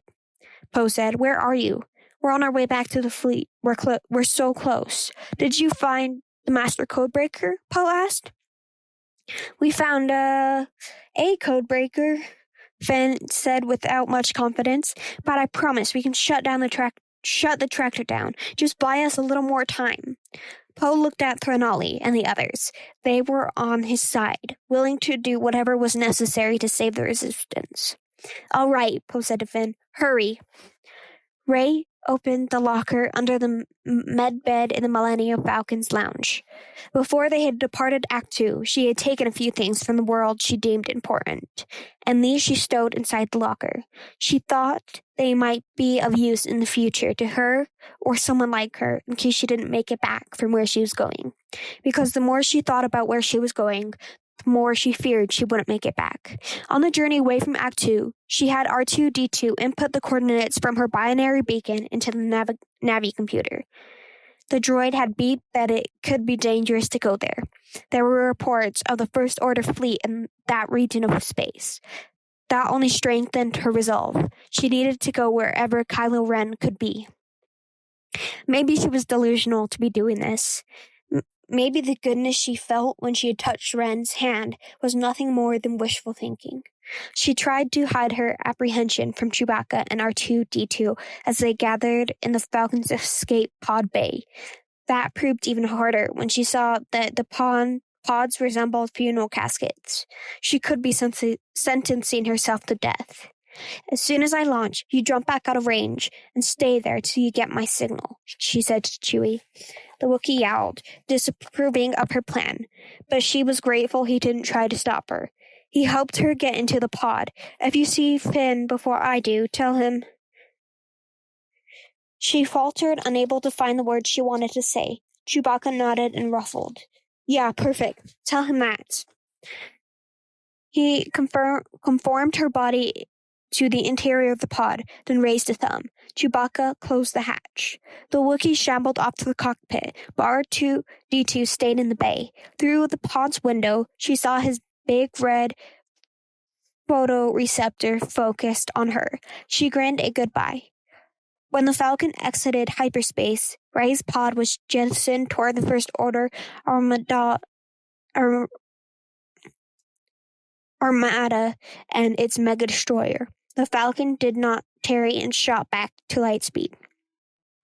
It was now Rey, all alone, against the mighty First Order. Seated in the pilot's chair of the space yacht Libertine, Rose pulled the lightspeeder lever to exit hyperspace. Huddled around her were Finn, BB-8, and the fast-talking jack-of-all-traders who called himself DJ, after the initials of his cap slogan, "Don't join." Rose doubted this nickname was anywhere close to his real name, if he still remembered it, but he had rescued them, so she didn't ask any probing questions. She did ask about the yacht, however, and BB-8 revealed that DJ had stolen it. The Balljoy beat that he had met the thief while looking for Rose and Finn in the jail. DJ had been so impressed by how BB-8 had stopped the prison guards by shooting credit chips at them that he told them, the droid, he'd been in the same cell as BB-8's friends. The two of them went off to the Cantobite spaceport to obtain a ship and find Finn and Rey. Normally, Rose would have ordered that they return the craft, but the Libertine's database indicated the previous owner had trafficked in weapons to profit off the war, so she didn't feel guilty about putting the ship to better use. As the blue streaks of hyperspace resolved into a fleet of First Order Star Destroyers, Rose realized this probably wasn't better use. 4 parsecs to go. This thing really cooks, Finn said. Rose centered the ship's approach trajectory on the mega-destroyer. I just hope we're in time. You can actually do this, right? She asked DJ. Yeah, about that. Guys, I can do it. But there exists a pre-do-it conversation about price. Once we're done, the resistance will give you whatever you want. Rose wasn't sure if that would be the case, or if the resistance had any credits to dole out. But just as Captain Dameron had transmitted them the current coordinates of the destroyers, she knew he'd make a strong argument to the resistance leadership to pay the thief, if they all survived. DJ wasn't having any of it. What you got deposit-wise? His gaze strayed to the medallion on her necklace. Is that Hazmine smelt? That's something.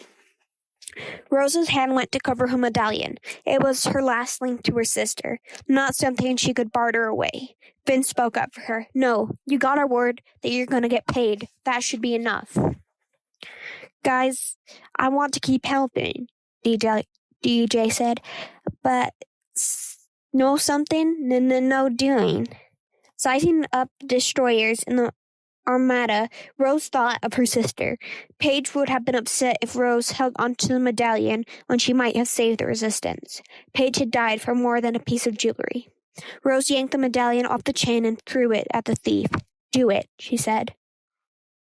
Chapter 17. Luke would have melted into the night but for the flaming torch he held. It lit his way up the cliff to the giant tree, where he would do what he should have done long before.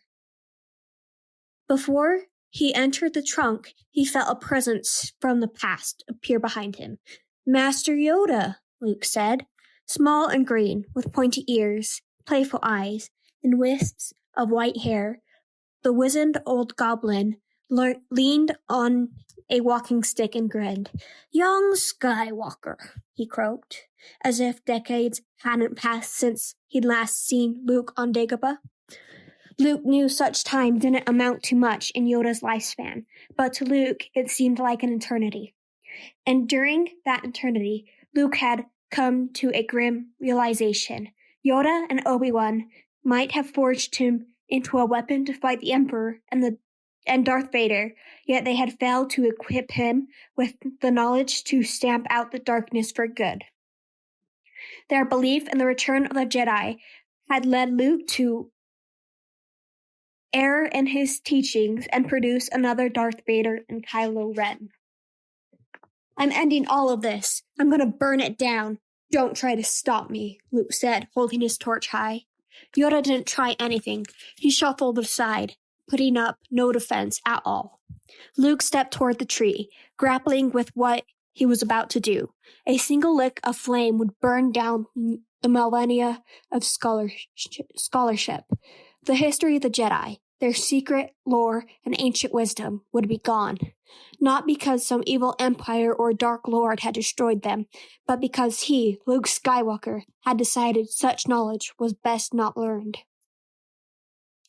He had been preparing himself to do this for years, yet now he couldn't.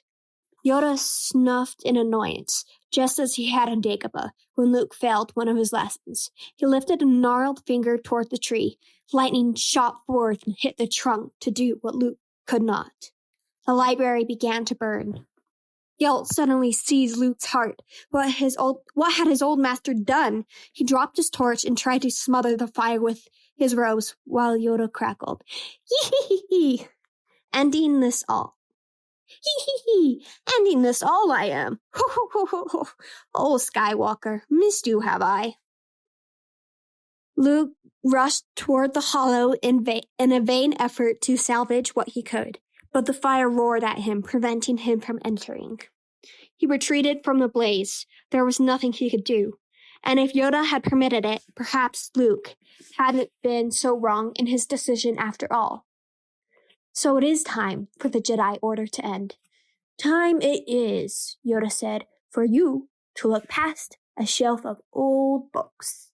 "But the sacred texts!" Branches fell from the tree, and the fire blazed like a funeral pyre, consuming everything within. Luke hadn't expected to regret the library's loss, but regret it he did. "Read them, have you?" "Page-turners, they were not," Yoda said. Luke peered down at the diminutive creature. Was he truly the ghost of the Jedi Master who had once led the Council and gone into hiding to save the Order? Or was he just a figment of Luke's imagination? "Skywalker, Skywalker," Yoda said with a heavy sigh, still looking to the horizon. "Never here, never now. The need in front of your nose." He dinged his walking stick on the bridge of Luke's nose. "Wisdoms the books held, and goodness the Jedi Order has. But these are not what girl Rey needs. Needed a master, she did." Luke was loath to admit it, but the tiny Jedi Master had a point. Luke had been so stubborn, so set in his ways about ending the Jedi for good, that he hadn't allowed himself to become a mentor to her like Yoda had been to him. "The Jedi failed. I failed, Master Yoda," he said, closing his eyes for a moment. "I was weak, unwise. I can't be what she needs me to be." "Heeded my words not, did you? Pass on what you have learned," Yoda said, repeating the words he had uttered on his deathbed. "Wisdom, yes, but folly also. Strength and mastery, humph. But weakness and failure, yes. Failure most of all. The greatest teacher failure is. Learn this. You have not." Yoda might as well have been talking about himself. Was the Jedi Order's failure to stop the rise of the Empire why Yoda had fled to a swamp planet rather than returned to confront the Emperor? If Yoda, with his talent in the Force, had led the fight from the outset, he could have reestablished the Jedi and saved the galaxy so much pain. Yet Yoda had not incited more war. He had retreated in defeat. Wars not make one great, he told Luke when they'd first met. His exile had allowed the galaxy and the guise of young Skywalker to come to him. Luke had followed Yoda's example by secluding himself on Act 2. He accepted failure and defeat, but what he hadn't accepted was the idea of forgiving himself. He'd made mistakes in teaching Ben Solo, yet that didn't mean what he had taught was wrong, or even that Rey would follow on Ben's path. Good teachers were not tyrants. They could not control how the students used the knowledge they were taught. Teachers could only pass on what they themselves had learned, for hadn't Yoda taught him despite knowing the sins of his father, Anakin Skywalker? The Jedi Master had never given up hope that every student, no matter their background, could apply what they learned to bring light into the universe.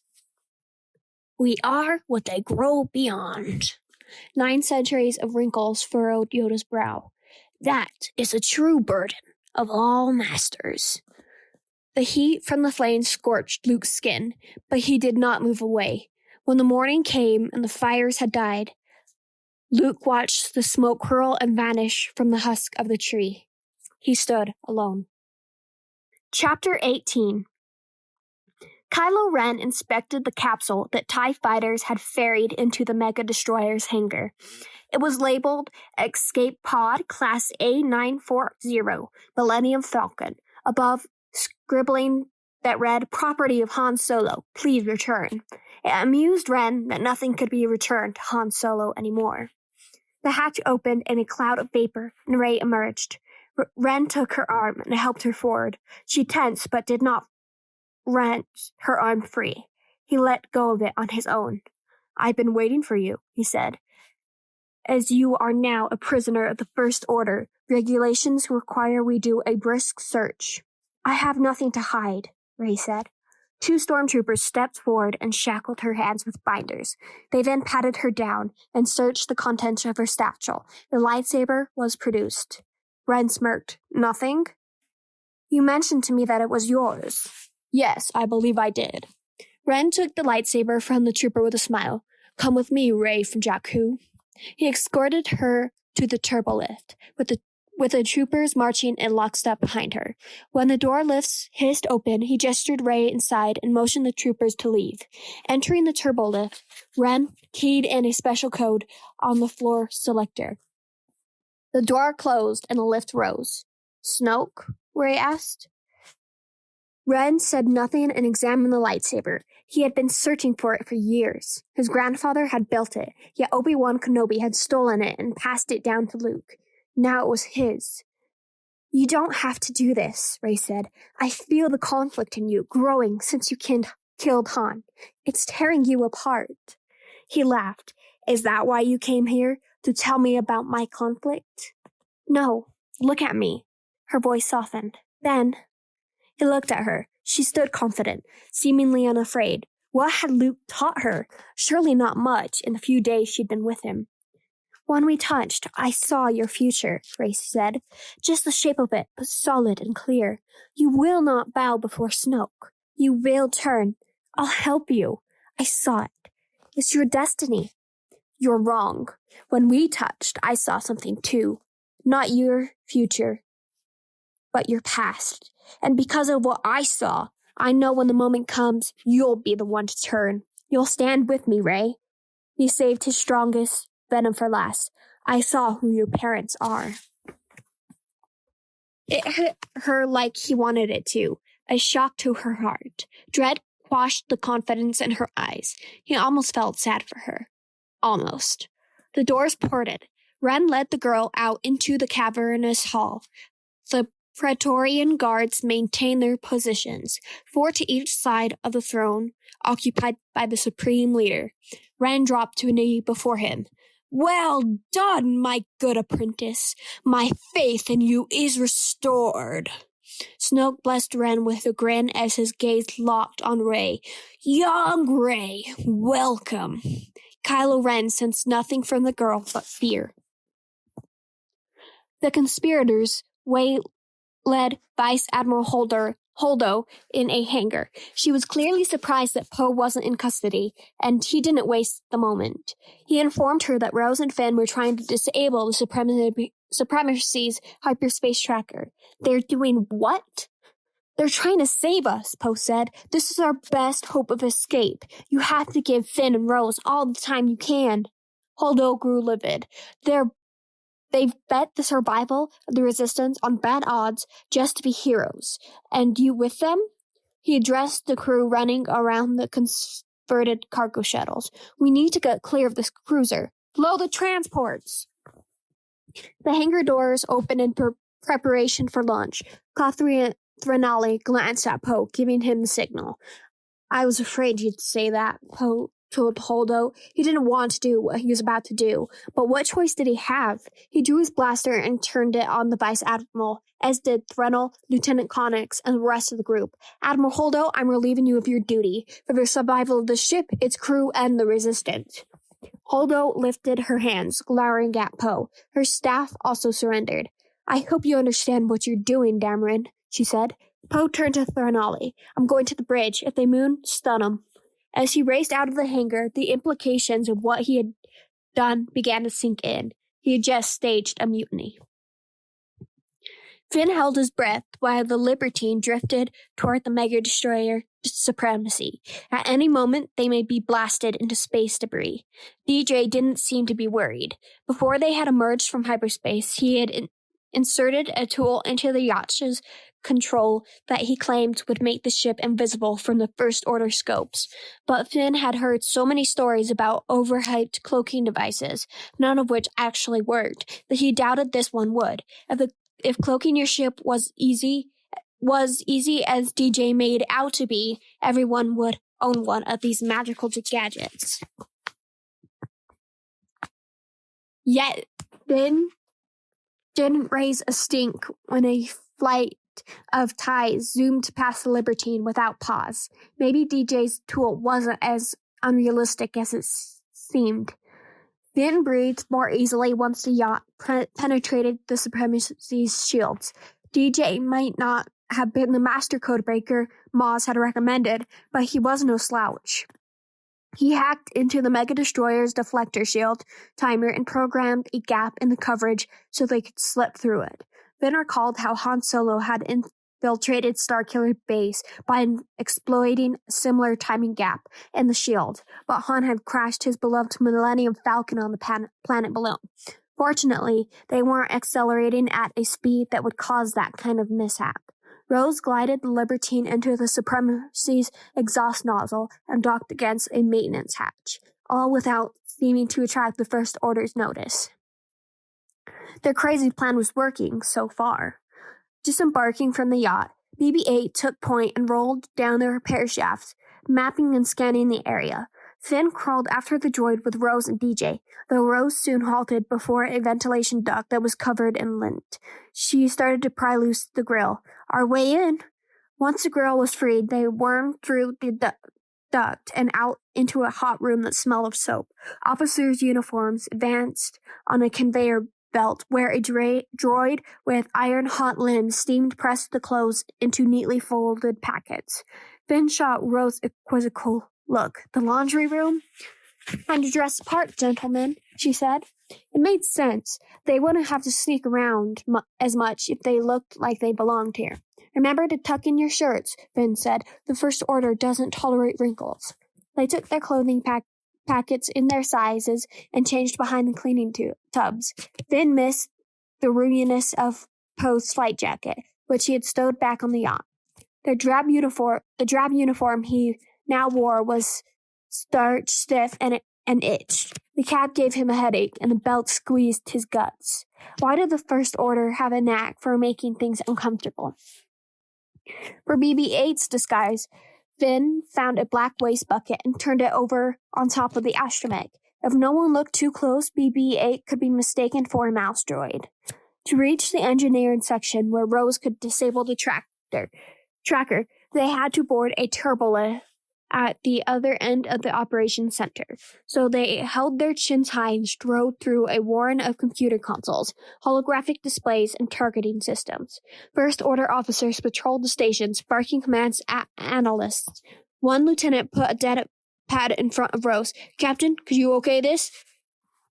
She gave the lieutenant's data pad a once-over, then snapped "okay" and walked onward with Finn and DJ, as if she were on more important business. BB-8 received more attention from the mouse droid zipping about, yet other than some inquisitive beeps, none sounded an alarm. As they neared the turbolift, one of the senior-ranking officers cast a curious glance down at them. "This isn't working," whispered DJ. Finn kept his gaze forward. Almost there. Arriving at the lift, Rose summoned a car with a button. The doors opened, and they all went inside to join a half-dozen stormtroopers. The senior officer began to hurry toward them. Rose had trouble with the controls. Two stormtroopers looked at each other. Sweat pooled under Finn's tight collar. Was this how everything was going to end? The officers had gotten within a few steps when the lift doors finally shut and the car moved. Levels whooshed past the window. No one spoke, but a trooper turned his helmet toward Finn and stared at him. DJ dangled his hand near his holster. Finn had to do something or the thief might get trigger happy. Finn shot the trooper a dirty look. "Is there a problem, soldier?" "FN 2187. The trooper's calm filter couldn't suppress his surprise, nor could the vacant expression of his helmet.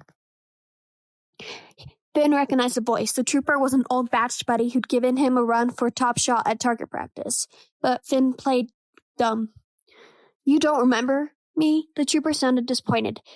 926 from Induct Camp, Batch 8. "But I remember you." The other troopers started to glance at Finn and their comrade.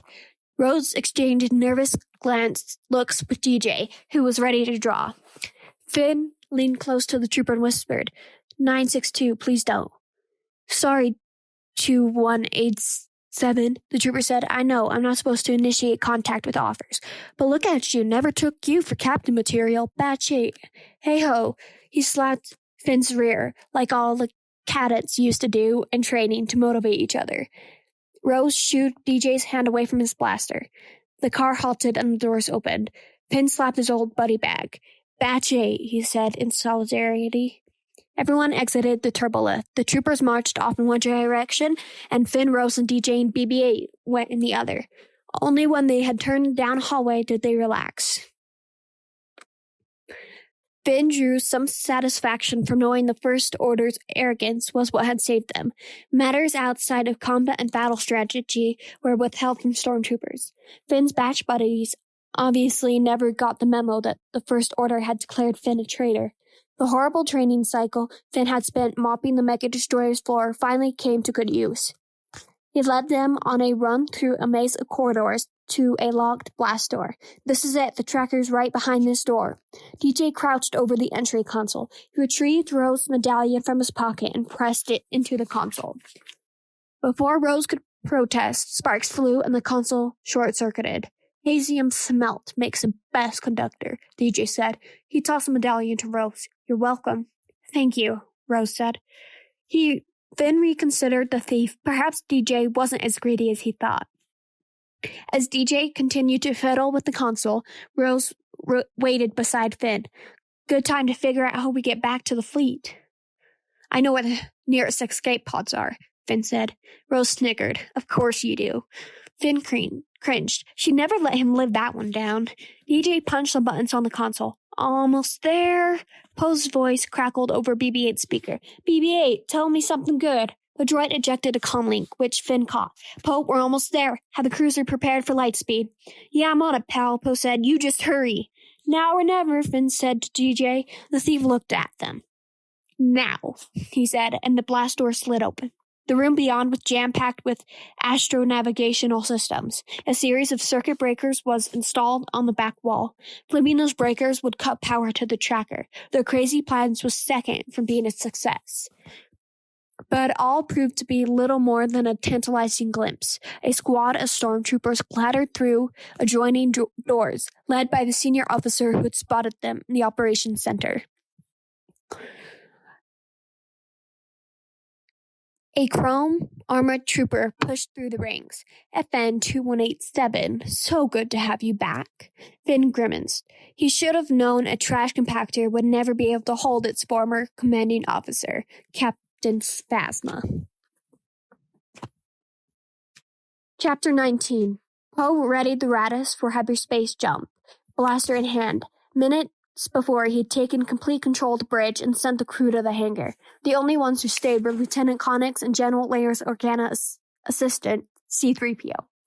Though more anxious than usual, the protocol droid obeyed Poe's orders, having opened up a comm channel with the team on the Mega Destroyer through BB-8. But Finn's report that they were within reach of the tracker flustered C-3PO. Sir, I am almost afraid to ask, but Poe had no time to argue with the droid. Good instinct, 3PO, go with that. As he entered hyperspace coordinates, a screen monitoring the hangar lit up with blaster fire. Holder and her crew were fighting back, and Poe knew his small group of mutineers holding the hangar wouldn't last long. Steal that door, he yelled to Connix. The lieutenant did as commanded, rushing back to a console to assist with the astro navigation. But C-3PO hustled toward the door access controls. 3PO, stay away from that. It would be quite against my programming to be party to a mutiny, Captain Dameron, said the droid, evidently having computed what was going on. It is not correct protocol. The edges of the door began to glow and spark. Someone was trying to cut through. The firefight still blazed on the screen, so Holdo's troops couldn't be behind it. Had those loyal to Poe turned against him? C-3PO backpedaled from the door, but kept talking. I will have some very strong words in my official report when this is all over.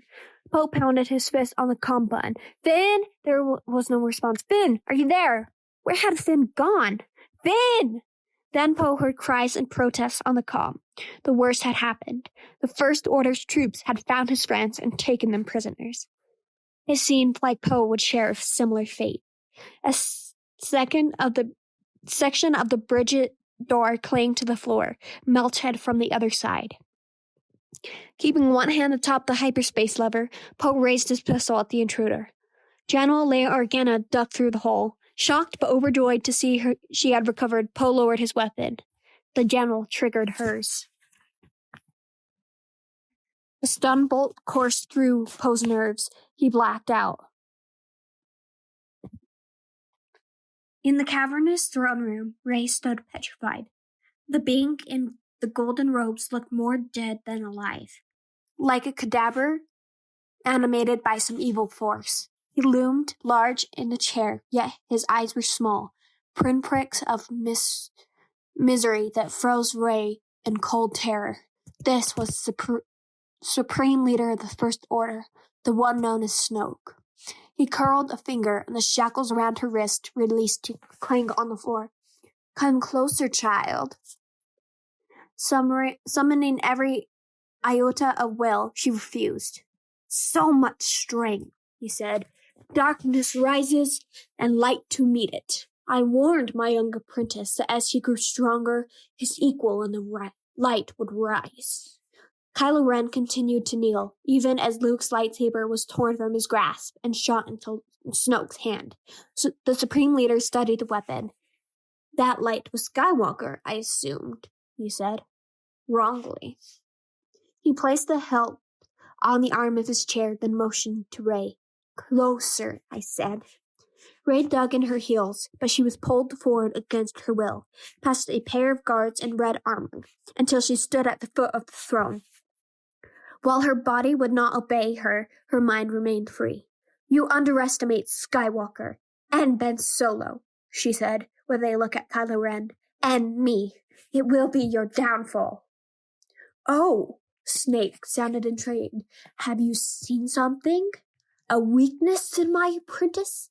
Is that why you came? Young fool, it was I who bridged your minds. I stoked Ren's conflicted soul. I knew he was not strong enough to hide it from you, and you were not strong enough to resist the bait. As if pulled by cords, Rey was wrenched up the stairs in front of Snoke's mangled face. Now you will give me Skywalker, he said. Then I will kill you with the cruelest stroke. She wanted to mount a proper defense, but all she could manage was one word. No. Smoke smacked his thin lips. Yes. He flicked his hand and Ray flew off her feet, slamming into an invisible wall a few meters away. He kept her levitating high off the floor as the hideous tentacles of his mind invaded hers, contorting the flesh of her face. Give me everything! Snoke's tendrils slithered like snakes around her brain. With one vicious pull seemed to yank her lobes apart. She flailed and screamed, but there was no end to the pain. With her mind went her defiance. She gave Snoke everything. Rose endured shoves and kicks from the stormtroopers as Captain Phasma took them into the Mega Destroyer's hangar. Finn was roughed up even more. DJ, on the other hand, was nowhere to be seen. The hangar offered no opportunities for revenge or escape. The First Order's firepower was on full display with a dizzying array of TIE fighters, droid walkers, assault shuttles, and combat-ready stormtroopers. A tall and trim military officer with hay-colored hair watched over it all. General Hux, I've caught the intruders, Phasma said. The man turned toward them, and Rose recognized him immediately. Though Armitage Hux looked far too young to be a general, Rose knew the First Order thrived on the passion and arrogance of youth, which were Hux's chief qualities. Hux slapped Finn across the cheek. Finn didn't flinch. Well done, Phasma. I can't say I approve of the methods, but I can't argue with the results, Hux said. DJ stepped out from behind a row of troopers as the sleek libertine settled on the hangar floor. Flight officers guided a repulsor sled of credit crates into its hold. Your ship on payment, as we agreed, Phasma said to DJ. Rose scowled at the thief. You lying snake! We got caught, he said. I cut a deal. She regretted not trusting her instincts. DJ was just as he looked, deceitful, flim-flaming. A rubbish-mouthed rat. Even his slogan, don't join, was a lie. He had joined a side, the wrong side, and he'd pay for it if she ever had a chance to do anything about it. You lousy double-crossing! She pounced on the traitor. None of her swings connected before troopers restrained her. She thrashed in their grips as another officer delivered a report to Hux. Sir, we checked on the information from the thief. 30 resistance transports have just been launched from the cruiser. Hux favored DJ with a half grin. You told us the truth. Will wonders ever cease? He turned back to the officers. Are weapons ready? Ready and aim, sir. Finn gave Rose a look of despair. DJ had not only sold them out, but he'd sold out Poe and the whole resistance. Sorry, guys, the thief said with a shrug. He went over to the crates. Fire at will, Hux told the officer. Chapter 20. After the stun bolt wore off, Poe received a shock of another kind. He found himself lying in the cargo hold of a transport. Through a viewport, he saw the Radius receding. This could only mean his attempt to jump the cruiser to lightspeed had failed. Holdo had won. The resistance was doomed. Poe, look. General Organa stood with Commander Diasi at the viewport across the hold. She motioned for Poe to join them. Poe rose and walked over to them, taking the general's hand. Her gesture told him that any discord between them no longer existed. Out the viewport, a white orb shone brighter and bigger than any star. What is that? Poe asked. There are no systems near us.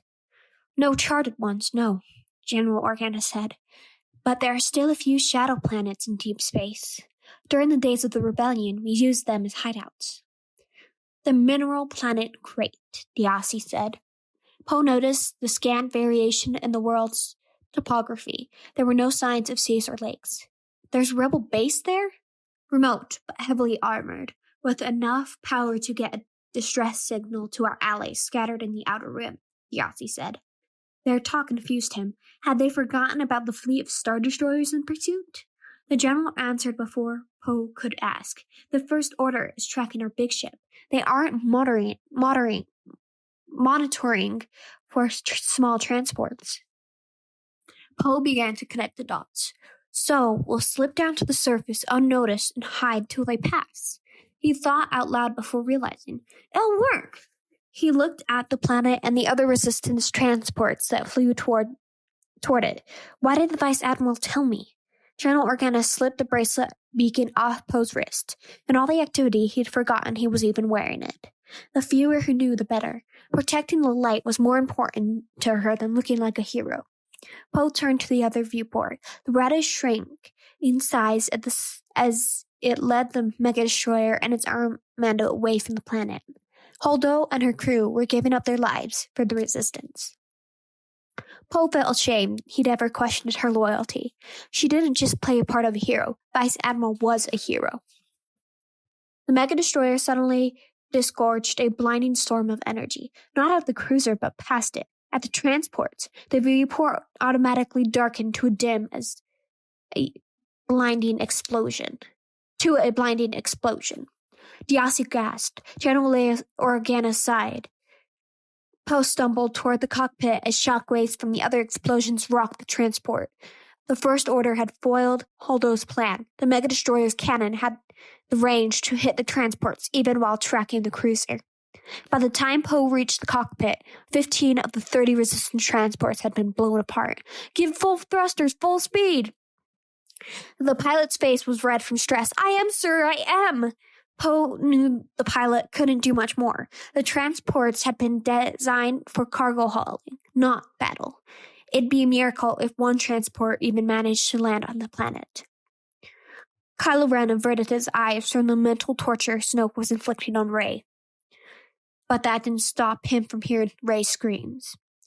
He knew the anguish of a mind being torn open and having its secrets ripped out. He performed the act many times himself, even on Rey after he'd captured her on Takodana. When his master had taken what he wanted, Rey fell to the ground near Ren with a bone-crunching thud. She turned over, groaning. Well, Snoke said. I did not expect Skywalker to be so wise. We will give him and the Jedi Order the death he longs for. After the rebels are gone, we will go to his planet and obliterate the entire island. The revelation startled Ren. Luke Skywalker was a coward, not someone who sought death. If he wanted out, why didn't he do it himself? Whimpering in pain, Rey rolled on the floor, lifting her hand toward Snoke. The lightsaber flew from the throne armrest toward her. Snoke flicked his wrist, and the lightsaber looped around Rey to club her in the skull, as if reprimanding a naughty child. The hilt then returned to the throne and settled back on the armrest. Such spunk. Look here now.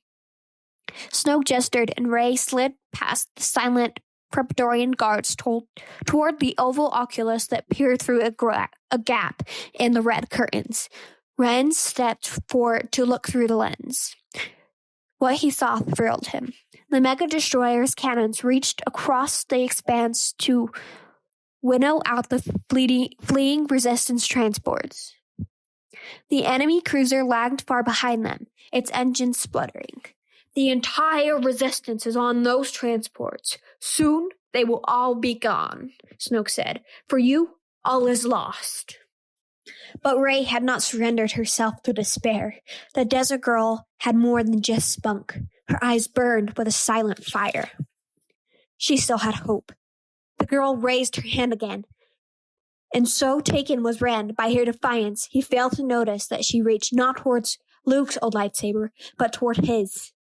It unfastened from his belt and sprang into her hand, its fiery blade igniting. He was an imbecile to let down his guard, and now she had embarrassed him in front of his master. He advanced on her with the Paradorians. Snoke snickered, holding out a hand to halt them. You have the spirit of a true Jedi, he said to Rey. With a sweep of the same hand, he flung her across the room. And because of that, you must die. The lightsaber flew out of her grip, retracting its blade as it landed near Ren. He did not pick it up. Rather, he awaited the inevitable punishment for his lack of awareness. But there was no punishment, not even a scolding from his master. My worthy apprentice, the Supreme Leader said, almost warmly. Son of darkness, heir apparent to Lord Vader. Where there was conflict, I now sense resolve. Where there was weakness, strength. Complete your training. Fulfill your destiny. Ren looked down at the lightsaber. So this was it. This was the moment for which he had long awaited. He'd been mistaken to think he'd completed his training by killing his father. Only by killing the girl could he achieve the destiny his master foresaw. He retrieved his lightsaber and strode toward Rey. A single stroke was all it would take. One might even say he was being merciful, sparing her from his master's torture. Snoke contorted his fingers. The girl's arms were wrenched behind her back and she was pulled to her knees. Ben, she said. I know what I have to do, he said. But as he looked in her eyes, he hesitated, just as he had hesitated to launch the torpedoes that would kill his mother. Emotions churned inside of him, pangs of fear and guilt he could never fully purge. They reminded him of a part of himself he had thought he destroyed, another destiny in which he had once believed, told to him by another master. You think he will turn, you pathetic child? Snoke said to Rey. I cannot be betrayed. I cannot be beaten. I see his mind. I see his every intent. Ren held out the hilt toward Rey's chest. He needn't see her die. All he had to do was ignite the blade, and it would be over. Snoke shut his eyes and kinked his mouth in a sickle-like grin. Yes, I see him turning the lightsaber to strike true. At that instant, Kylo Ren perceived his true destiny. It was a destiny not perceived by any master, but a destiny he chose for himself. He slipped his free hand behind his back and gestured. The lightsaber on the throne's armrest pivoted a quarter turn. Snoke's eyes remained closed, his grin sharpening. And now, foolish child, he rasped. He will ignite it and kill his true enemy. Revenge came easier than Kylo Ren had ever imagined. But a twitch of his finger, and he paid back all the punishment he had suffered over the years. On the armrest, the blue blade of Luke's lightsaber activated with a snap hiss and stabbed Snoke straight through his waist. The Supreme Leader gasped, staring at his apprentice. Ren called on the Force again, slicing sideways with the blade and cleaving his master in two. His master should have learned never to let down his guard. As the halves of Snoke tumbled from the throne, Ren enjoyed a rush of dark gratification. What he should have done to Skywalker, he had done to Snoke. He was his own master now.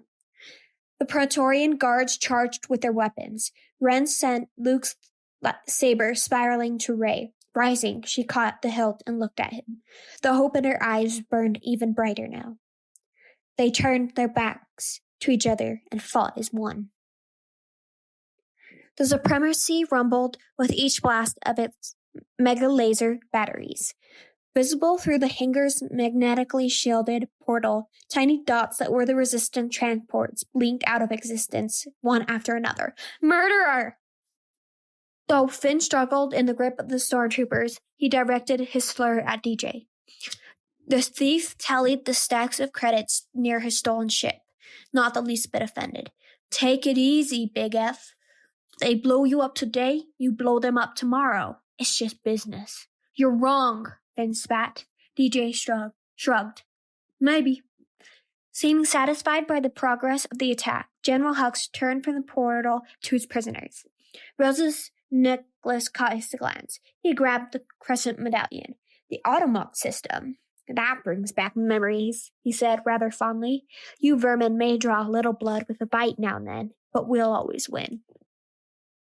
And if inspired by his speech, Rose leaned forward and bit Hux's hand, breaking skin. He shrieked like a whelp while stormtroopers wrested her away from him. Blood stained her teeth. Execute them both! Hux shouted at Phasma. Clasping his injured hand, he hurried off. At Phasma's nod, the troopers shoved Finn and Rose to their knees. Blasters are too good for them. Let's make it hurt. The troopers drew laser axes from a supply locker.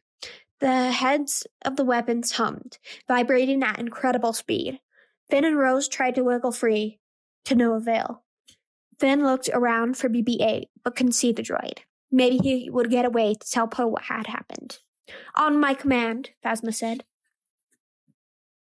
Finn felt a sudden bond with the villagers he had encountered during a raid on Jakku. Those poor people had posed no threat to the First Order, yet Phasma had carried out Kylo Ren's orders to shoot them all. Finn's decision not to fire with the rest of his squad was the decision that had changed his life. It was when he had finally overcome the First Order's browbeating and brainwashing, and had broken with their heartless violence. It was when he had started down the path of protecting innocence rather than preserving tyranny, a path that led him to Poe, Rey, and now Rose, the first true friends he'd ever had. If Finn was going to die now, at least he could rest well, knowing he had tried to help his friends make a difference in the galaxy. He had only one regret. He wished he could have convinced other troopers to do the same. Chapter 21. Physically, Rey was not in fighting condition after Snoke hurled her across his throne room. Mentally, her mind throbbed like an open wound as it pieced itself back together from his invasive probe. But in the Force, Rey had never felt stronger. She knew she had been right about what she'd seen. Luke had been wrong. Kylo Ren wasn't lost to them. Under his dark shell flickered a spark of light. He could be redeemed. She joined him in combat against the guards. They made one of the most formidable pair. In a blur of laser blades, one red guard fell, then another, then two more, then a second pair. The Paradanians' weapons clattered to the ground next to their bodies, while slashed curtains floated down like funeral shrouds. When Rey's fourth opponent tried to decapitate her, she pirouetted and swung, cutting through his armor and knocking him down. Kylo Ren had more difficulty with the final guard. The Praetorian thrust his pole arm at Ren from behind and pinned down Ren's lightsaber, forcing him to drop it. Ben! Rey locked the activation matrix on her hilt and tossed him the blue blade. Plucking it out of the air, Ren quickly parried what could have been a mortal blow, rolling his wrist, turning the blade into the guard's helmet. Last of the First Order's most elite warriors crumpled to lie with his comrades and supreme leader on the scuffed and smoking floor. Ren caught his breath. Rey did the same. Their eyes met, and Rey saw in Kylo Ren the good person he wanted to be. But beyond him, she also saw the massacre that was being waged in space. She rushed to the wall where the curtains had hung. An enormous window showed the destroyers converging on the Resistance cruiser, while the Supremacy continued its assault on the transports. From what she could make out, only 10 remained. She turned toward Ren. Order them to stop firing. There's still time to save the fleet. Ren loomed over Snoke's body with Luke's lightsaber still drawn, as if he wanted to stab his master again. Ben! Rey said again. Ren looked up from the corpse. That's my old name. What? It's time to let old things die, Rey. I want you to join me. He seemed to grow in stature. Snoke, Skywalker, the Sith, the Jedi, the Rebels. Let it all die. We can rule together and bring a new order to the galaxy. Her chest tightened. The throbbing returned to her head. The hope that had sustained her started to wither and die. This couldn't be happening. She had felt the good in him. She had seen the real Ben. Ben Solo. No, Ben, don't do this. Don't go this way, please. Ren chuckled at her plea. Do you want to know the truth? He asked. About your parents? His eyes twinkled, cruel and sinister. Or have you always known and have just hidden it from yourself? She didn't want to listen to him. She wanted him to stop the charade and return to Leia. But she also wanted to know. Let it go, he said. You know the truth. Say it. She knew only what she feared. What she feared was the truth of the voice from her dreams. The dreams that had haunted her since the day her parents abandoned her in Jakku. "Stay here. I'll come back to you, sweetheart. I promise." That was not the voice of her mother or her father, as she had long convinced herself. The voice was her own.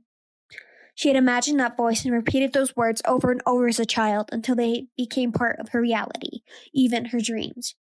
They had helped her fall asleep on a hungry stomach and pushed her to persevere when the future seemed bleak. When the years went by and her parents never returned to take her back, she never gave up the hope that someday, soon, they would, and the nightmare of her youth would be over. It was a false hope. Was that what Luke had tried to prompt her to confess in the library? The truth she had locked in her heart and had never let herself admit? The truth that her parents were not hardworking space merchants trying to scrape enough together to make a better life for their family? They were nobody, Ray said at last. They were filthy drunk traders who sold you off for drinking money, Kylo Ren said, spitting out the words. They're dead in a pauper's grave on Jakku, like all the other junk buried there. Ray hadn't known those details, but she had no doubt what Kylo Ren said was true. Her whole life had been one giant lie of her own making, a castle of dreams and echoes that had no foundation. She shook all over. She might have survived Snoke's mental thrashing, but this self-admission could break her for good. Ren stepped toward her. You have no place in this story. You come from nothing. You're nothing. His tone became tender, but not to me. He deactivated the blade. Join me, please. He held out his hand to her. She looked at him, pale and ghostly in the starlight of the window. His request was sincere. He wanted to teach her. She could learn great power from him. He could help her attain her true potential in the Force. Her past didn't matter. All that mattered was her place in the future. Ray reached out to Ren. He smiled. Their hands never met. Ray could never join with him, not as he stood before her now, for he too had tried to erase his past, reinventing himself in the mold of his grandfather. The difference was he had lost hope in his parents, while she had kept hope in hers, however false, alive. Perhaps that was the very meaning of hope. It seemed false until it happened. And if she wanted to save Ben, she would have to stop Kylo Ren. With a tug of the Force, she summoned Luke's lightsaber from Ren's grasp. It shot toward her and stopped. Ren raised a hand and the lightsaber froze in midair. Rey pulled the lightsaber with the Force, wiggling it closer to her until Kylo Ren yanked it back toward him. Brows sweat and veins bulged as both tried to pry the lightsaber away. What Rey possessed in will, Ren matched in anger. Neither could overpower the other and lay claim to the sword. Anakin Skywalker, Luke's father, had built this lightsaber to last, and last it had, withstanding the battles of the Clone Wars, the sands of Tatooine, the ice storms of Hoth, and the gas clouds of Bespin. Yet under the duress of the twin forces of Rey and Ren, who wrenched at it like gravitational giants, the saber could not hold. It was, after all, an elegant weapon for a more civilized age. Under this most uncivilized pressure, the lightsaber split in two, exploding in a blaze of blinding white. Poe hurried back into the hold. The viewport showed a handful of transports left, yet it was unlikely any would make it to the planet before the Mega Destroyer had obliterated them all. He thought they'd been hit when the transport rattled violently. He grabbed a handle to steady himself. Pieces of fuselage whipped past the viewport. The mega laser cannon hadn't struck them, but their neighbor, and they flew through the wreckage. For Poe's calculations, the resistance was down to 6 transports. Even if they locked themselves in the rebel base on Crate, it was not a force adequate to repel the First Order. Lieutenant Connix stood across from him, peering out a porthole facing starboard. Our cruiser's priming hyperspace engines. She's running away. Poe stumbled over to the window. The cruiser's engines flared a hot blue-white as they did before a leap, but he also noticed the radish forward bow was pointing in a direction that did not suggest repeat. "No, she isn't," Poe said. The radish jumped to hyperspace, but it was a short jump, a very short jump. The cruiser emerged to slice through the Mega Destroyer. Like a star turning in on itself, the colossal warship buckled and burned, igniting a wave of devastation that enveloped anything near it. The Radish was devoured, as were half the destroyers in the First Order Amanda. Vice Admiral Holdo had just sacrificed herself to save the Resistance. The crew in the transport's hold cheered, but General Organa remained solemn, as did Poe. Finn and Rose were on that Mega Destroyer. Chapter 22. Kill them both. Finn felt a whoosh of the axe stroke after Phasma uttered her command, but the vibrating blade never cut into his neck. A shockwave pinched him off his knees. He must have lost consciousness, because the next thing he knew, Rose was pulling him by his leg as she had on the Radish. He shook himself free. "I'm okay," he said, getting up.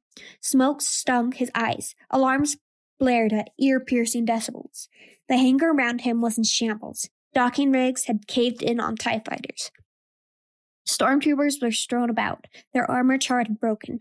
Slag marks where a gunship had sat. Walkers lay toppled, their legs smashed.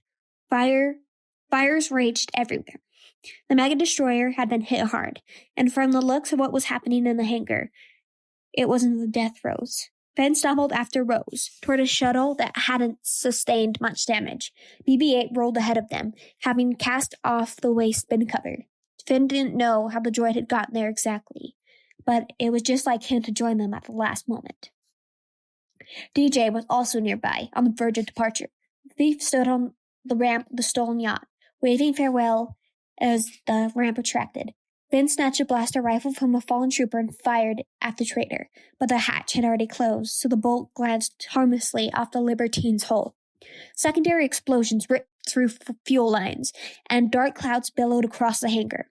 Rose grabbed Finn's arm, and he dumped the heavy rifle as they ran toward the shuttle. Captain Phasma and a squad of stormtroopers stepped out of the smoke in front of them. Finn paled as the troopers raised their blasters. A salvo of laser fire beat the troopers to their triggers, causing them to scatter for cover. Cannon ablaze, the head shell of a two-legged walker came off of its body, showing BB-8 in the cockpit. The droid must have circumvented the walker's programming and taken control. Finn would have to thank the pesky unit if they all made it out alive. Rose retrieved the blaster and ducked behind the melted beam, returning fire. Phasma, however, charged at Finn. From the floor, Finn picked up a discarded riot baton and swung at Phasma, chopping off the barrel of her rifle. Dropping the gun, she slid a quicksilver rod from her belt and pushed a button. It extended to a slim baton with two needle-sharp points. "You are never anything more than a bug in the system," she said. Finn gripped his baton with both hands. "Let's go, Chrome Dome." It wasn't a fair fight. Not only was Phasma suited in armor, but she was a master with the baton. Her strikes thundered against Finn's baton, rattling his arms and bones. All Finn could manage was to block and parry her attacks as she drove him under the walker's legs and through the smoke to a cleft in the floor. "You were always disobedient, disrespectful," she said, whirling her baton. "Your emotions make you weak." She hammered at his baton, and Finn could keep his balance no more. He tumbled backward into the hole. Fires crackled beneath him, but he didn't fall far. He landed on the platform of the cargo lift. The platform's repulsors still functioned, and he dialed them to take himself back up to the hangar. Phasma hadn't expected him to reemerge, and that mistake cost her. Finn clocked his baton at her helmet, sending her sprawling to the hangar floor. When she lifted her head, he saw her helmet had been cracked. A blue eye looked back at him. He had never thought of Captain Phasma without her helmet, and seeing that she was actually human made him shudder. "You were always scum," Phasma said. Finn nodded. "Rebel scum." The floor beneath Phasma gave way and she plunged into the shaft. The flames in the pit roared as they took her. More explosions ruptured the deck. Finn was still standing, but his seconds were numbered. There was no route for escape. Fire and falling beams blocked his path to the shuttle. Finn! Rose yelled. She sat with BB-8 in the cockpit head of the bipedal walker, working with its controls.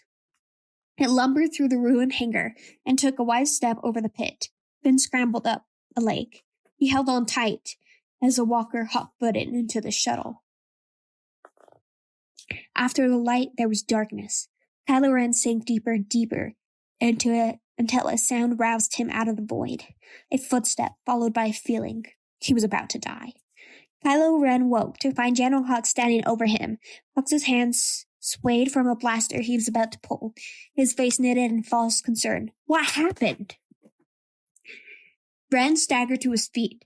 He was still in the throne room, with his slain master and the Praetorians rotting on the floor. Smoke drifted from where Luke's lightsaber had exploded. Rey, however, was nowhere to be seen. The girl murdered Snoke, he said. Bodies slid as the floor suddenly tipped. Hux grabbed the shreds of a hanging curtain while Ren rooted his feet to the floor. The fiery light poured through the viewport behind the throne. Ren beheld a catalysm out in space. The supremacy had been shorn in two, the innards of it bisected, other half visible as explosions tore it further apart. Smaller destroyers burned around it, their spearheaded bows colliding into each other to feed an expanding chaos. It was Ren's turn to ask the question. What happened? Hux didn't answer.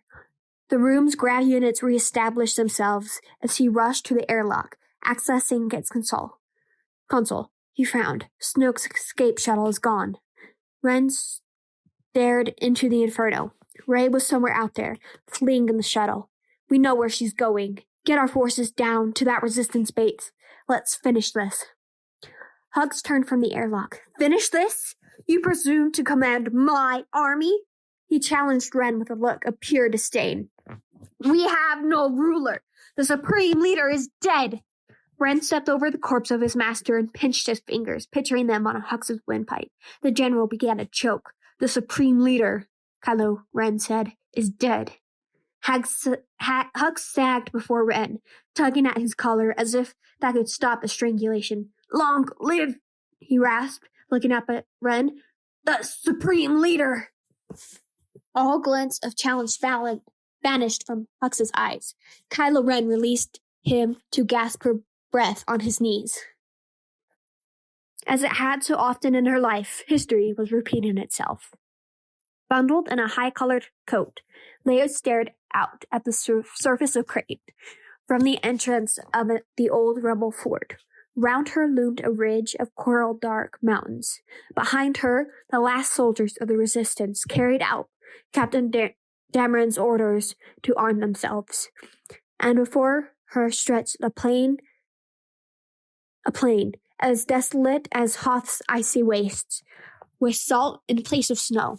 Soon the walkers and war machines of the First Order would trample that ground, wage an assault on the base, just as the Empire had 40 years before on the planet Hoth. The Rebel Alliance had survived that siege, managing to evacuate in time. The Resistance had no such option. All of the 6 transports that had landed on Crate were damaged and in need of repair. Even if they launched, they would never get far without an ion cannon to neutralize the destroyers in orbit. Unlike Hoth, the base on Crate wasn't much more than a warren of abandoned mineral mines with a deflector shield and an armored shell outer door. Leia would transmit a distress call for reinforcements, but if none came by the time the First Order broke through the door, it would be all over. Perhaps history wasn't repeating itself. Perhaps this was the end. She reproached herself for having such thoughts. She'd been in similar dead-end situations in the past, and she wasn't dead yet. She had to hold on to hope. As she told her troops, if you only believed in the sun when you saw it, you'd never make it through the night. She touched the beacon on her wrist. Rey was still out there, somewhere, as was Luke. The stim shots and medical droids had bolstered her recovery, but it was her brother who had boosted her strength and saved her from the brink of death. She looked up at the sky and thought of him. 6 TIE fighters and a First Order assault shuttle broke through the clouds and descended toward the base. It seemed rather small for an advanced attack group. The First Order's Armada had only been crippled, not destroyed. Nonetheless, she was well aware of the size of the force that would follow. They're coming. Shut the door. She retreated into the base. The shield door, a reinforced block 100 meters tall, began to drop, its rusty gears whining from years of non-use. When they had arrived, Leia was grateful that her old rebel codes had opened the door. Now she prayed she wasn't sealing them all in a tomb. As the resistance soldiers went farther back into the mine, so did the mountain's native inhabitants, a 4-legged species the rebels had called crystal foxes, because of the crystalline spines bristling from their vulpine bodies. Whenever the foxes moved, the spines clicked like a symphony of chimes. How and why the foxes had evolved in that way, no one knew. War always put the natural sciences on the back burner. The First Order shuttle sped ahead of the TIEs and arrowed toward the base's entrance.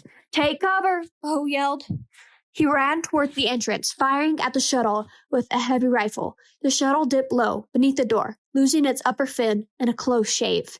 It bounced on the ground, slid, and came to a halt. The shield door boomed shut behind it. Leia grabbed the rifle and joined Poe, who blasted open the shuttle's canopy.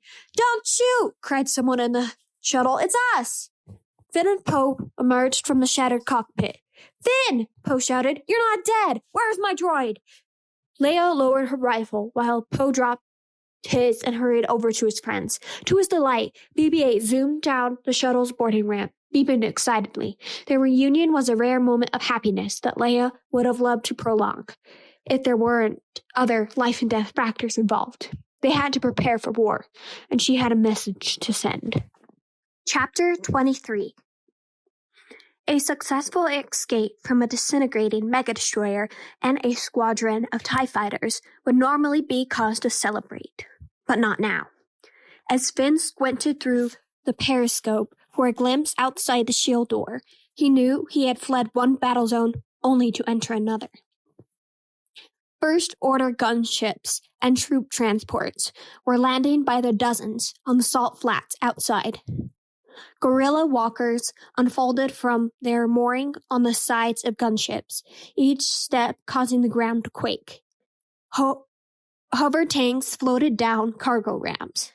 What worried Finn the most was the appearance of a gargantuan super laser barrel on rotating treads. "A battering ram cannon," he told Rose and Poe, who stood around him. "It'll crack this door open like an egg." Rose looked around the mine's entry chamber. Some of the crystal foxes had returned to watch them, with tiny red eyes.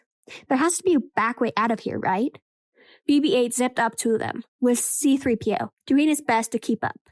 "BB-8 has analyzed the mine's schematics. This is the only way in or out, I'm afraid," the droid said. Finn tried to game out the situation. They were safe from orbital bombardment at the present, since the force deflector shield still worked. General Organa had also transmitted her distress message to potential allies, but it would take time for them to respond and send reinforcements. The walls shook. The army outside was advancing. Finn knew the band of resistance soldiers who manned the fort's outer trenches would put up a good fight, but they didn't have the numbers or the firepower to repel the attackers. Once those defenses were sufficiently weakened, the cannon would be charged and fired. The seismic force of its blast would blow a hole through the shield door, and then stormtroopers would enter and slaughter them all. Finn only saw one way they could buy time for potential reinforcements. "We have to take out that cannon." Rey saw stars and lights and more stars. But the stars in the viewport began to fade away, as did the lights on the console. Everything was fading, even the sound of her breathing, into a quiet, dark nothingness. Stay here. I'll come back for you, sweetheart. I promise. Jarred by the voice, she sat bolt upright in the cockpit of Snoke's private shuttle. Of course, there was no one else in the ship. Those words were just an echo in her mind.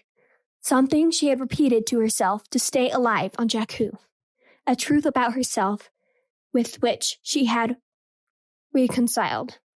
Those words had just saved her, drawing her from what could have been a deadly slumber. All the cells in Rey's body seemed to pulse in pain. The fight with Snoke and Ben had taken everything she had.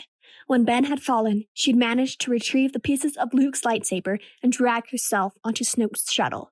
She had worked up enough energy to set the autopilot and send a message to R2-D2 before crashing in the pilot's chair.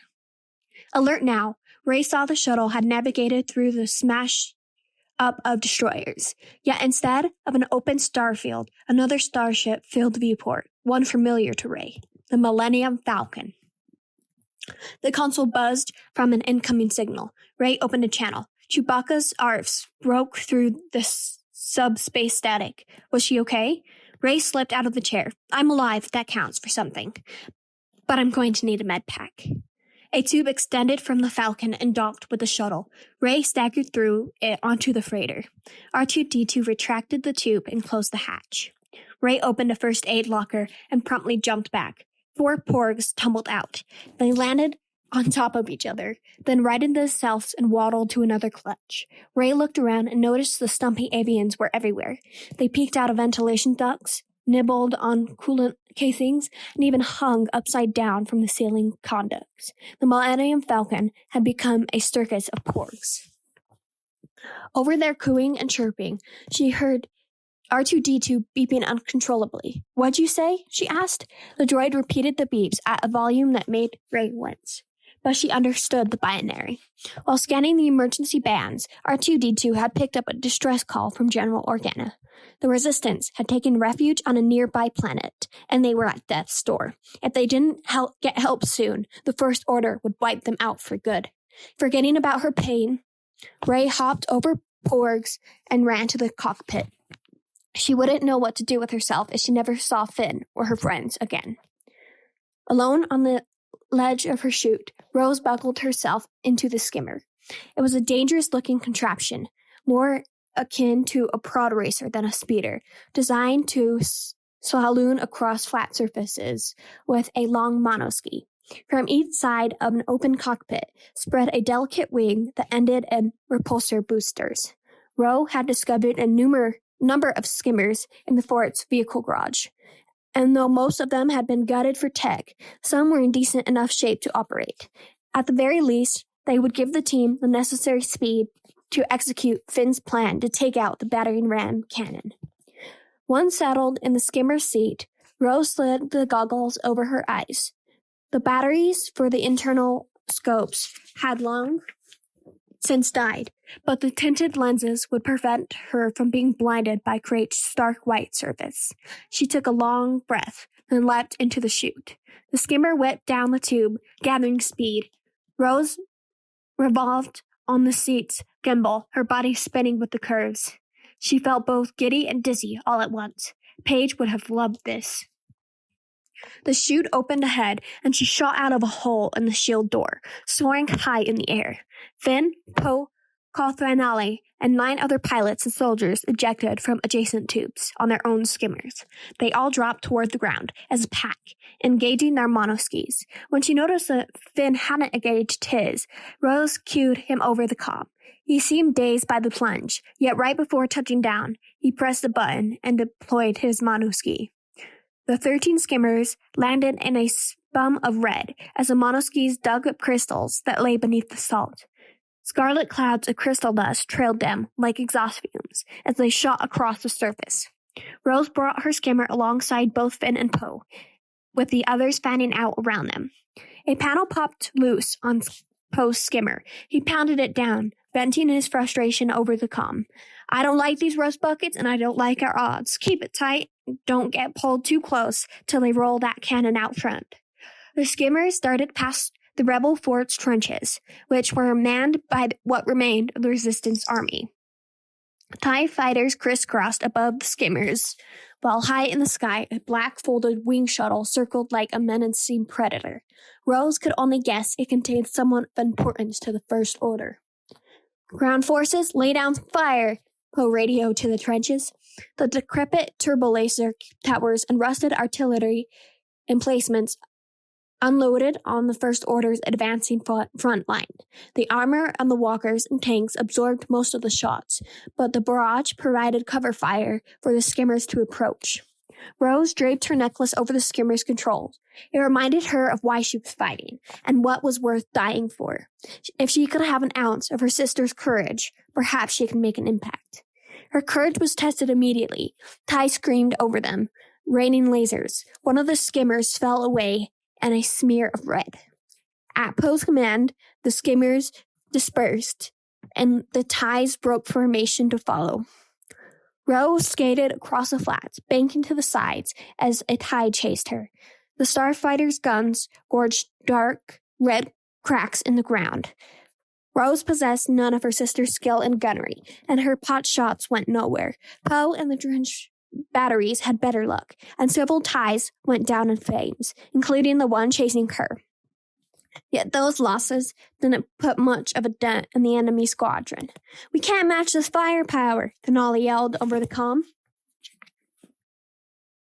"We gotta hold them till they pull out that cannon," Poe snapped back. More skimmers met their end, picked off by TIEs in succession. Their crashes gashed the ground as if the land itself bled. Worse yet, the defense's fire from the turbolaser batteries had all but stopped. TIEs swarmed over the trenches, spitting death at the resistant soldiers and knocking out artillery. The battle was turning into a massacre. Rose looked at her medallion. She remembered her homeward of Octomont, her friends in the resistance, her sister.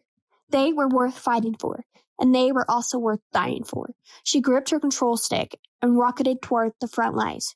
"Rose, behind you!" Finn cried out. She glanced back as a trio of TIEs dove at her skimmer. Their laser cannons glowed, about to be triggered. It was over for her. She flinched as all three TIEs were blasted from behind.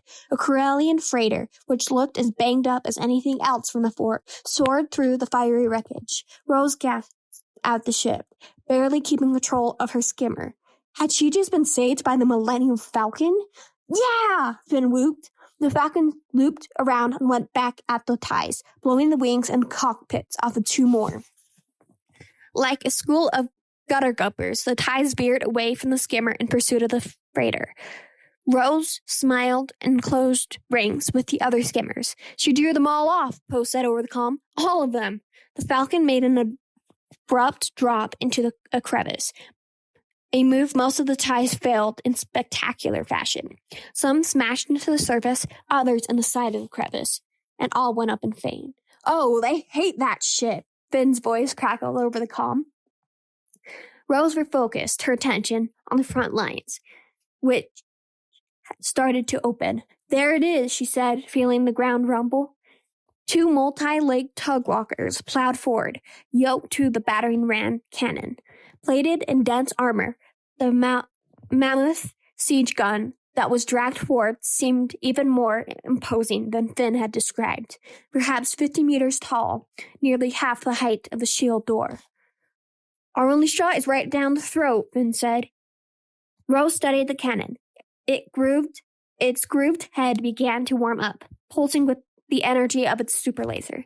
To aim a shot down the giant barrel, they'd have to fly straight up to the cannon, which was going to be nearly impossible with the First Order's forces protecting it. Poe led the way. "Hold tight!"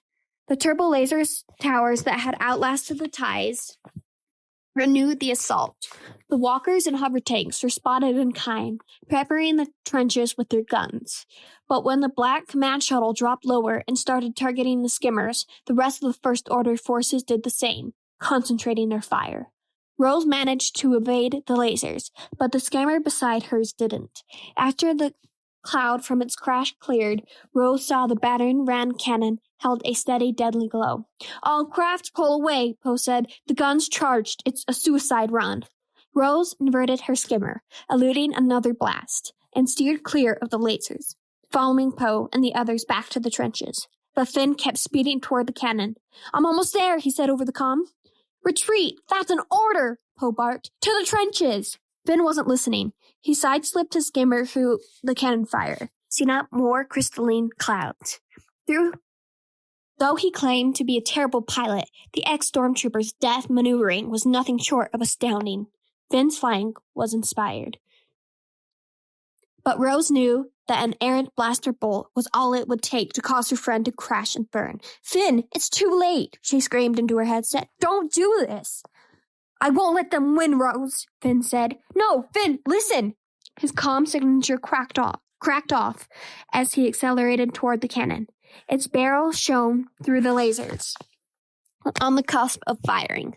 The tremendous heat it generated melted the salt around it, stirring a crimson haze around its treads.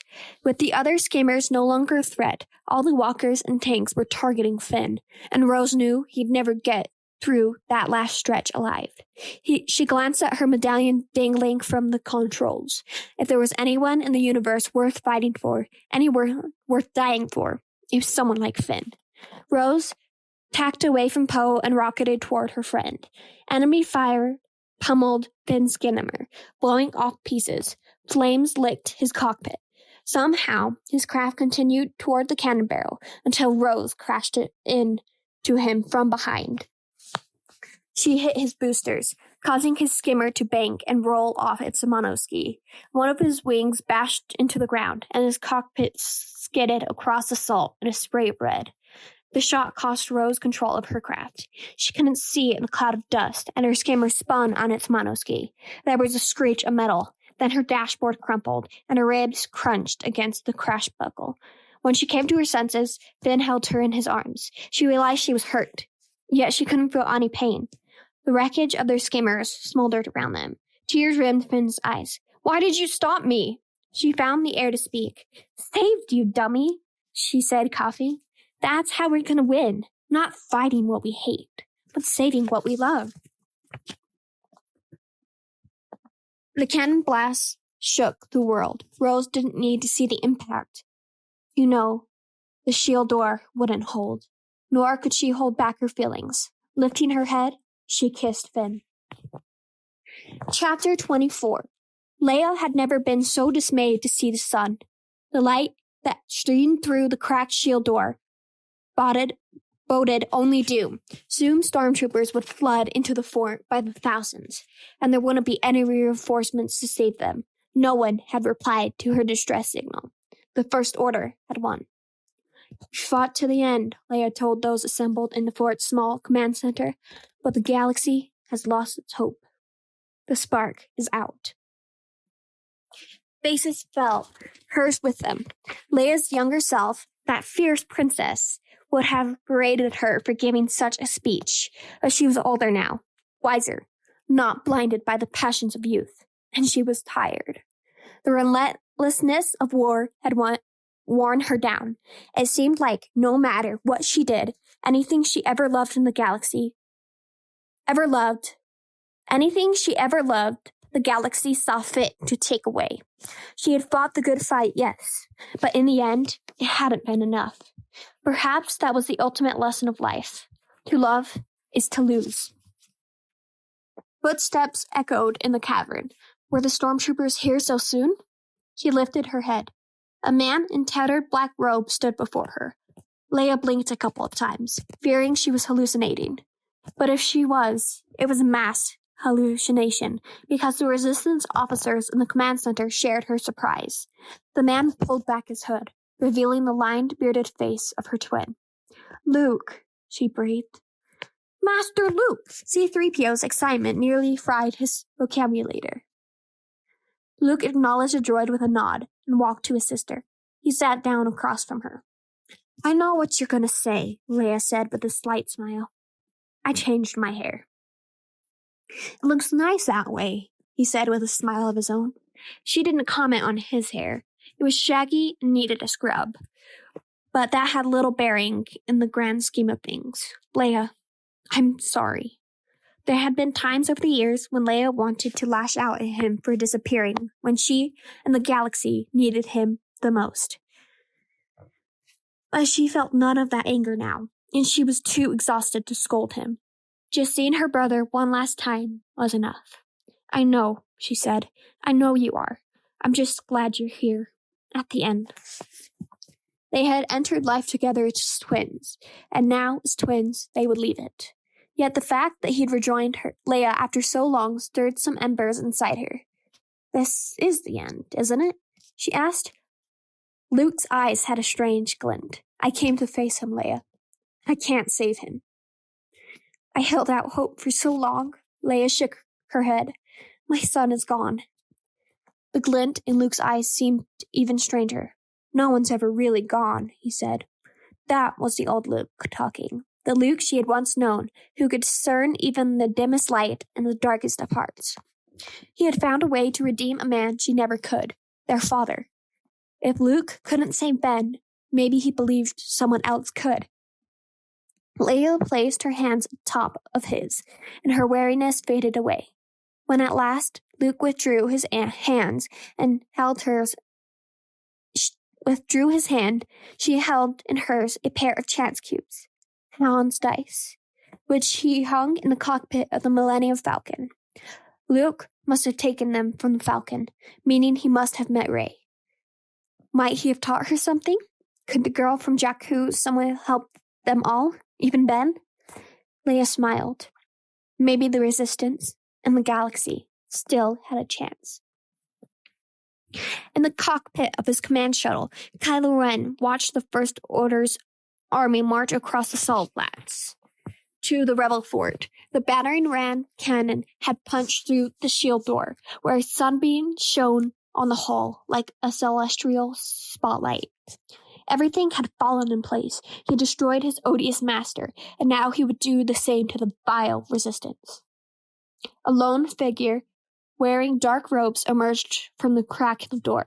At first, he thought it was a Resistance messenger coming to make a last-ditch negotiation he'd never accept. But as the figure walked through the sunbeam, Ren realized it was not a messenger, but his master, his former master. "Stop!" Standing beside Ren, General Hux seemed puzzled by the order, but gestured to his officers in the cockpit that it to be transmitted to all ground forces. The walkers, hover tanks, and troopers came to a halt, still some distance from the fort. Skywalker strode across red-stained salt flats, his robes frayed and flapping, like some crazy beggar on a fool's errand. The hundred of stormtroopers' rifles, walker guns, and hover tank cannons pointed at him did not give him the slightest pause. He stopped below where the shuttle hovered, and with the wind whipping his unruly hair, he looked up at the cockpit and stared at Ren through the transbestial canopy. Ren trembled and immediately admonished himself for it. Why should he fear this madman? Skywalker was old and weak. His influence in the galaxy had faded like a burnt-out star. "Supreme Leader, shall we advance?" General Hux asked. Ren kept his eyes locked on Skywalker. "I want every gun we have to fire on that man." When Hux hesitated, Ren snarled, "Do it!" Hux nodded and relayed the command. One trigger-happy gunner in an AT-M6 Walker fired first, initiating a mega-caliber barrage that enveloped Skywalker in a column of fire. "More!" Ren said. Hux cocked an eyebrow at Ren. "We're surely more!" The shuttle opened fire along with every gun below, making a crater where Skywalker stood. When smoke and salt jeopardized their sensor arrays, Hux took over. "Enough! Enough!" The officers frantically issued the order and the firing peppered out. Hux turned to the shuttle's commander. "You think you got him?" he asked sarcastically. The man nodded, though visual confirmation was difficult with all the smoke. Ren slumped into a seat, breathing hard. His eyes were wet. His gloved hand ached from clenching his fist too tightly. "Now, if we're ready to get moving, we can finish this," Hux said. The shuttle commander swallowed loudly. "Sir?" An unnerving silence fell over the bridge. Ren followed Hux's incredulous stare outside the shuttle. Luke Skywalker climbed out of the crater, showing no sign of injury. He swept the dust off his robe and raised his eyes to meet Ren's again. Rage surged through Ren. He rose from his seat. "Bring me down to him. Don't advance our forces until I say." "Supreme Leader, don't be distracted," Hux said, exasperated. "Our goal is to kill the Resistance. They're helpless in the mind, but every moment we waste..." Ren waved his hand, and Hux was tossed into the bulkhead. The shuttle commander's swallow was even louder this time. "Right away, sir." He had the pilot land the ship on the battlefield. Ren left the cockpit and went to the hatch. He ran his hand along his lightsaber hilt before he disembarked. Though he didn't know what trick his former master might be pulling, when the opportunity presented itself, Ren would strike him down once and for all. Skywalker waited for Ren on the battlefield. The crater behind him flickered with flames. "Old man," Ren jeered, "did you come back to say you forgive me? To save my soul? Like my father?" "No." Skywalker's bluntness came as no surprise to Kylo Ren. This was not the heroic Skywalker whom everyone admired. This was a villainous Skywalker who had tried to murder Ren in his sleep. Kylo Ren ignited his lightsaber. At the behest of General Organa, Poe had spent months scouring the galaxy for clues to the whereabouts of Luke Skywalker. It had been a frustrating assignment, full of dead ends, and he often doubted anything would come of it. But now, all his hard work had borne a most marvelous fruit. Luke Skywalker had appeared on the battlefield. The First Order's forces turned their guns away from the trenches and fired at Luke. Poe knew it would be folly to assist the Jedi. If Luke survived, it would be because of the powers he was rumored to have. Not anything Poe could do. But in the meantime, the First Order was distracted, and the smoke from its fusillade provided the ideal cover for retreat. Poe parked his skimmer and jumped out. Screaming at the top of his lungs, he ordered the resistant troops out of the trenches and back in the mine.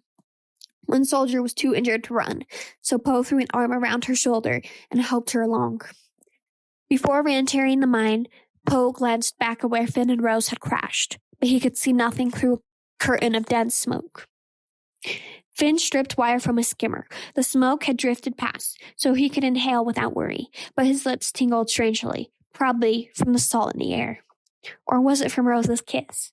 She lay on a metal sheet he'd torn off the skimmer. He corded the wire around her waist and her legs so she wouldn't slip off.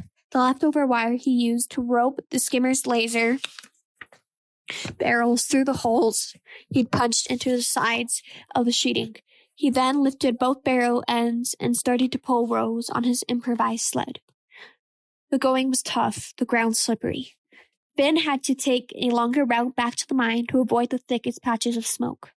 Whenever they were out in the open, Finn dreaded the seemingly inevitable laser barrage. Yet for some reason, the guerrilla walkers ignored them. He checked on Rose periodically. She moaned at times, a sign she was still alive. It kept him pulling. So did his thoughts of Rey. If the Millennium Falcon had come to Crate, surely she was flying it. And as long as she piloted that ship, rescue didn't seem out of the question. When they neared the trenches, Rose whimpered something. He looked down at that. What's that? A smile bloomed across her dirty cheeks. When we met, I was dragging you, she whispered. And now you're dragging me. He snickered, remembering how this feisty maintenance tech had wanted to turn him in as a deserter. We've come a long way, haven't we? Around the turbo laser towers, only the dead remained. The surviving soldiers were fleeing through the crack in the base shield store. Finn and Rose would be there soon, once they crossed the trenches. Who's that? Rose asked. She pointed across the plain. The First Order's walkers had halted before a hooded figure. Rose coiled from the crater behind him. Finn had an inkling of who the figure might be, but he didn't waste time confirming. Rose's life depended on getting into that mine. After taking the wounded to a medic, Poe ran into the small commander bunker inside the rebel base. General Organa stood before a blank screen, lost in thought. General, all survivors had returned, he said. I advise we set up a heavy cannon and blast else who comes through that crack. I believe your brother. What about your friends? Finn? Poe swallowed. Just saying his buddy's name, a name he'd personally given to the ex-stormtrooper, felt like a shot in the gut. He didn't make it. She turned from the screen. Are you sure about that, Commander Dameron? He blinked, unsure of what to say. Was she questioning what had happened out there? And had she just reinstated his rank? He followed her gaze out the bunker toward the entrance of the mine, where he witnessed the day's second miracle. Finn!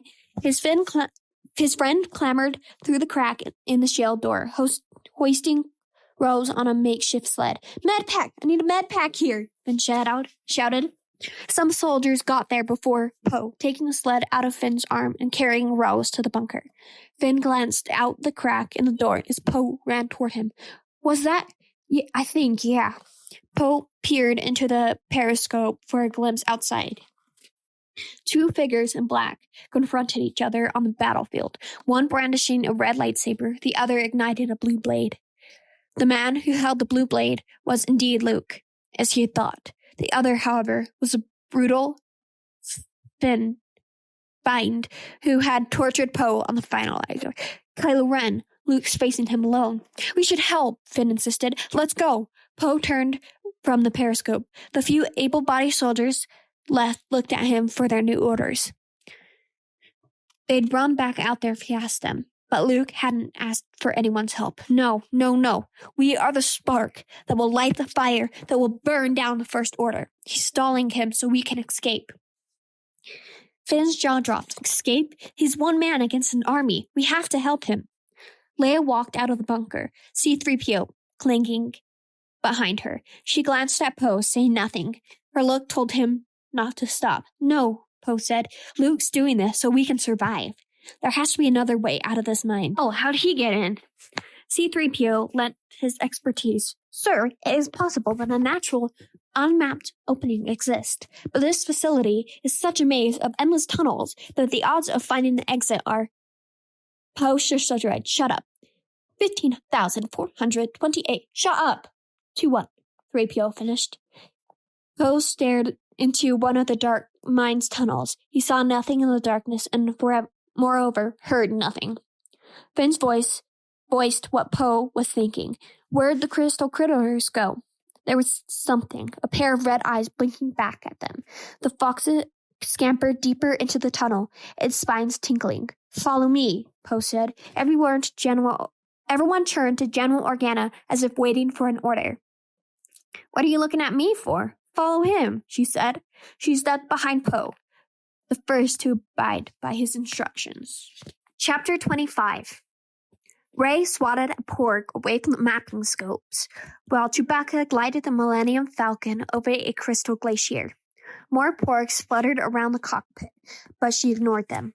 A dot blinked steadily on the topographic readout, indicating they were near the beacon linked to the one she wore on her wrist.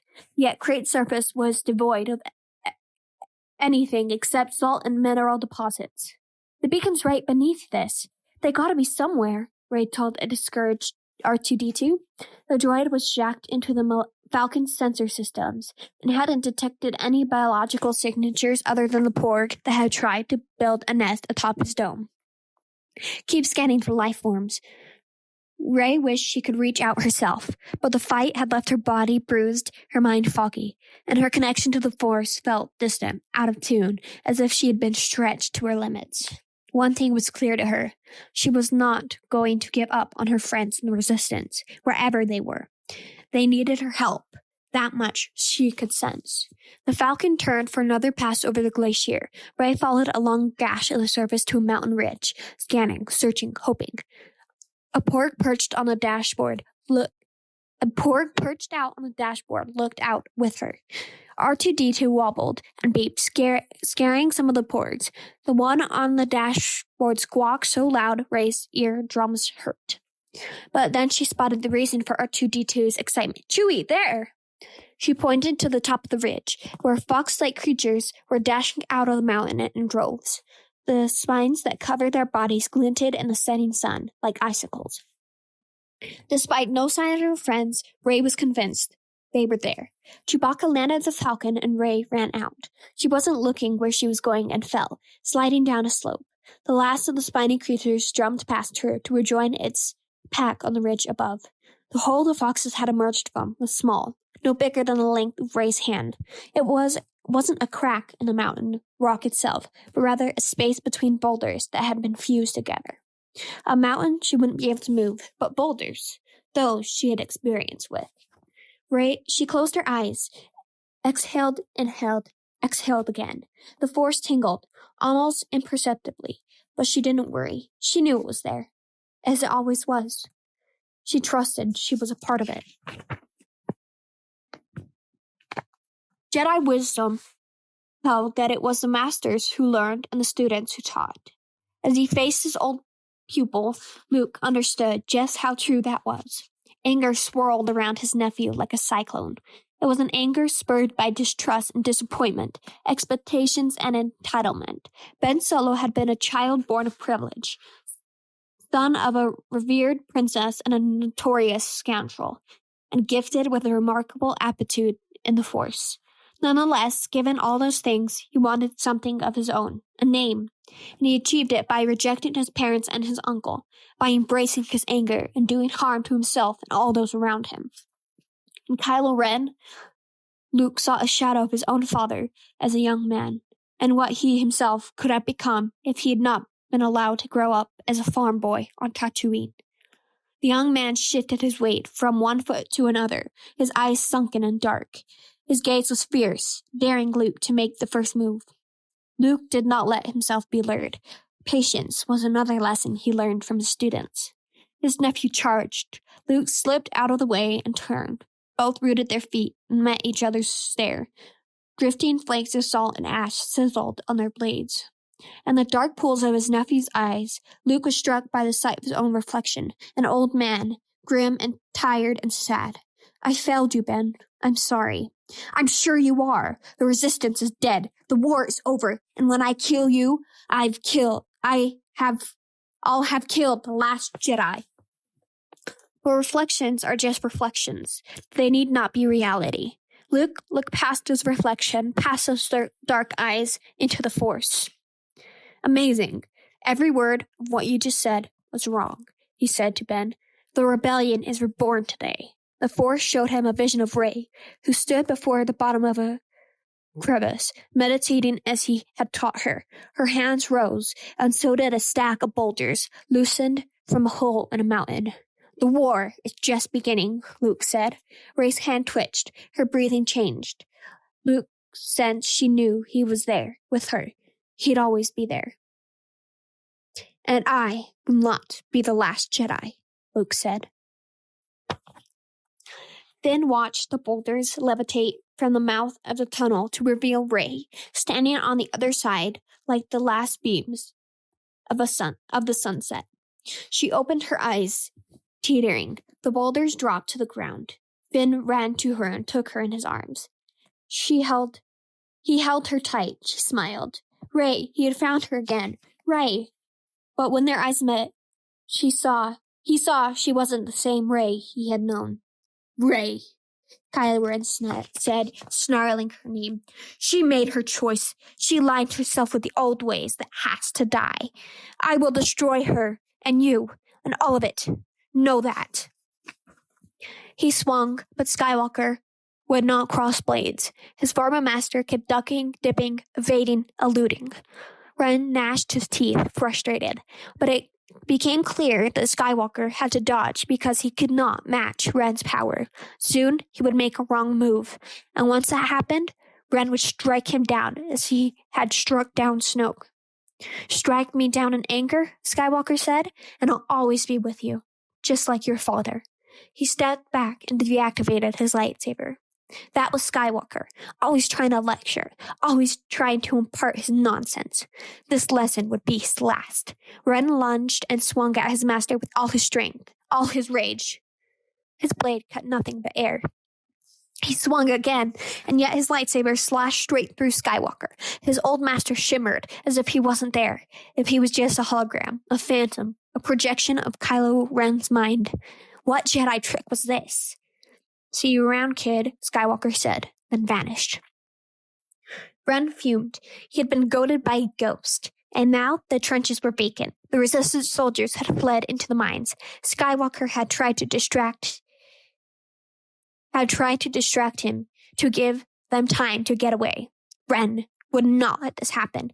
He called a squad of troopers to his side and stormed through the shattered shield door into the rebel fort. The resistance soldiers weren't in the mines either. The entrance chamber was empty, as was the command center. Ren's hand began to tremble. The stormtroopers hurried away from him. He examined the antiquated command center consoles. He picked up two small objects from the ground, a pair of chanced cubes strung together. Ren knew the dice well. They had been Han's, hanging in the cockpit of the Millennium Falcon. Ren glimpsed the ship through the force. Rey and Leia were boarding. Both seemed upset by something. Rey turned her head in his direction and glared at him. She was angry at him. She thought he had betrayed the person he should be. But she was wrong. She had betrayed him. The Falcon's ramp rose, and Kylo Ren's communication with her ended. He stood alone in the command center, seething with rage. The dice had disappeared. Just part of Skywalker's trick. This time, Leia didn't interrupt any happy reunions. She joined one herself, entering the Falcon's lounge, where most of the Resistance survivors sat. She gave Chewbacca the biggest hug she could, and the Wookiee in charge gathered up everyone else he could in his arms, squeezing the air out of Poe. Some couldn't partake in the festivities. Rose lay on the medbed, injured, but in a restful sleep, and Finn scrounged in the locker beneath. One of many things he pulled out was a set of leather-bound tomes. They looked very old, and Leia wondered how they had come to be on the Falcon. Han hadn't exactly been a bookworm. Finn found a blanket and draped it over Rose. Leia noticed Rey seemed puzzled by Finn's attention to the other girl. She distracted herself by inspecting two chrome pieces in her hand. Leia walked over with a warm smile. Rey returned it briefly and showed Leia the halves of Luke's lightsaber. "Luke Skywalker is gone. I felt it," she said, trying to fit the pieces of the hilt together. But it wasn't sadness or pain. It was peace and purpose. "I felt it too." Leia had sensed Luke's passing, but hadn't carried the shock of her husband's death or the same weight of grief. Rather, Leia felt that her brother was, as Rey had said, at peace. Rey stopped fiddling with the lightsaber and looked at Leia. "Kylo is stronger than ever. He has an army and an iron grip on the galaxy. How do we build a rebellion from this?" Leia took Rey's hand. "We have everything we need." It was true. The heroes around Leia had renewed her faith. With or without her, they would defend all that was good in the galaxy, as she had tried so hard to do herself. Her fight, her life, had not been in vain. Epilogue. Once, there was a boy who grew up to become a Jedi Knight. Not just any Jedi, but one of the greatest in their history. A hero, a warrior, a scholar, and a master. This Jedi sat on a ledge atop a lonely mountain, his legs crossed beneath him, his eyes closed, a ring of pebbles hovering around him. His mind was returning from another world, where he had fought a great battle, to reunite with his body that had remained on this world, still and silent. For ordinary beings, the ability to be in two places at once might seem impossible. Yet for the Master of the Force, all things were possible. The mind was not limited by the body, nor the body by the mind. The body might even wither and die, while the mind and spirit survived. This Jedi had not moved since dawn. During that time, the mountain had quaked, a cliff had crumbled, the twin suns had begun to set, the moon had gone on the rise. It had taken all his strength to do what he had done. The salt lines of tears on his face showed the incredible strain. Now that it was done, he could enjoy a few last breaths from the island that had been his home. Luke Skywalker was about to die, but it was something he accepted. Death was the way of all things, even the stars. A pebble from the ring dropped, then another, and another. Some rolled down the side of the mountain. Others rested on the ledge. His body crumpled to lie with them. Petals blown by the wind brushed across his robes. The deep fissures in his face relaxed. The twin suns set over the calm seas, and with a last breath, his body faded from the stone, his mind faded into the force, and his spirit went to walk the skies. So passed the life of Luke Skywalker. But death would not be the end. His name, his deeds, his legend would live on, reenacted by scrawny stable boys brandishing broomsticks, or dreamed about by restless orphan girls who scavenged their barren homes for scraps of hope. For all things are possible in the Force. This has been Star Wars: The Last Jedi. Novel by Michael Koch, based on the screenplay of Ryan Johnson. Read by Michaela Branningham.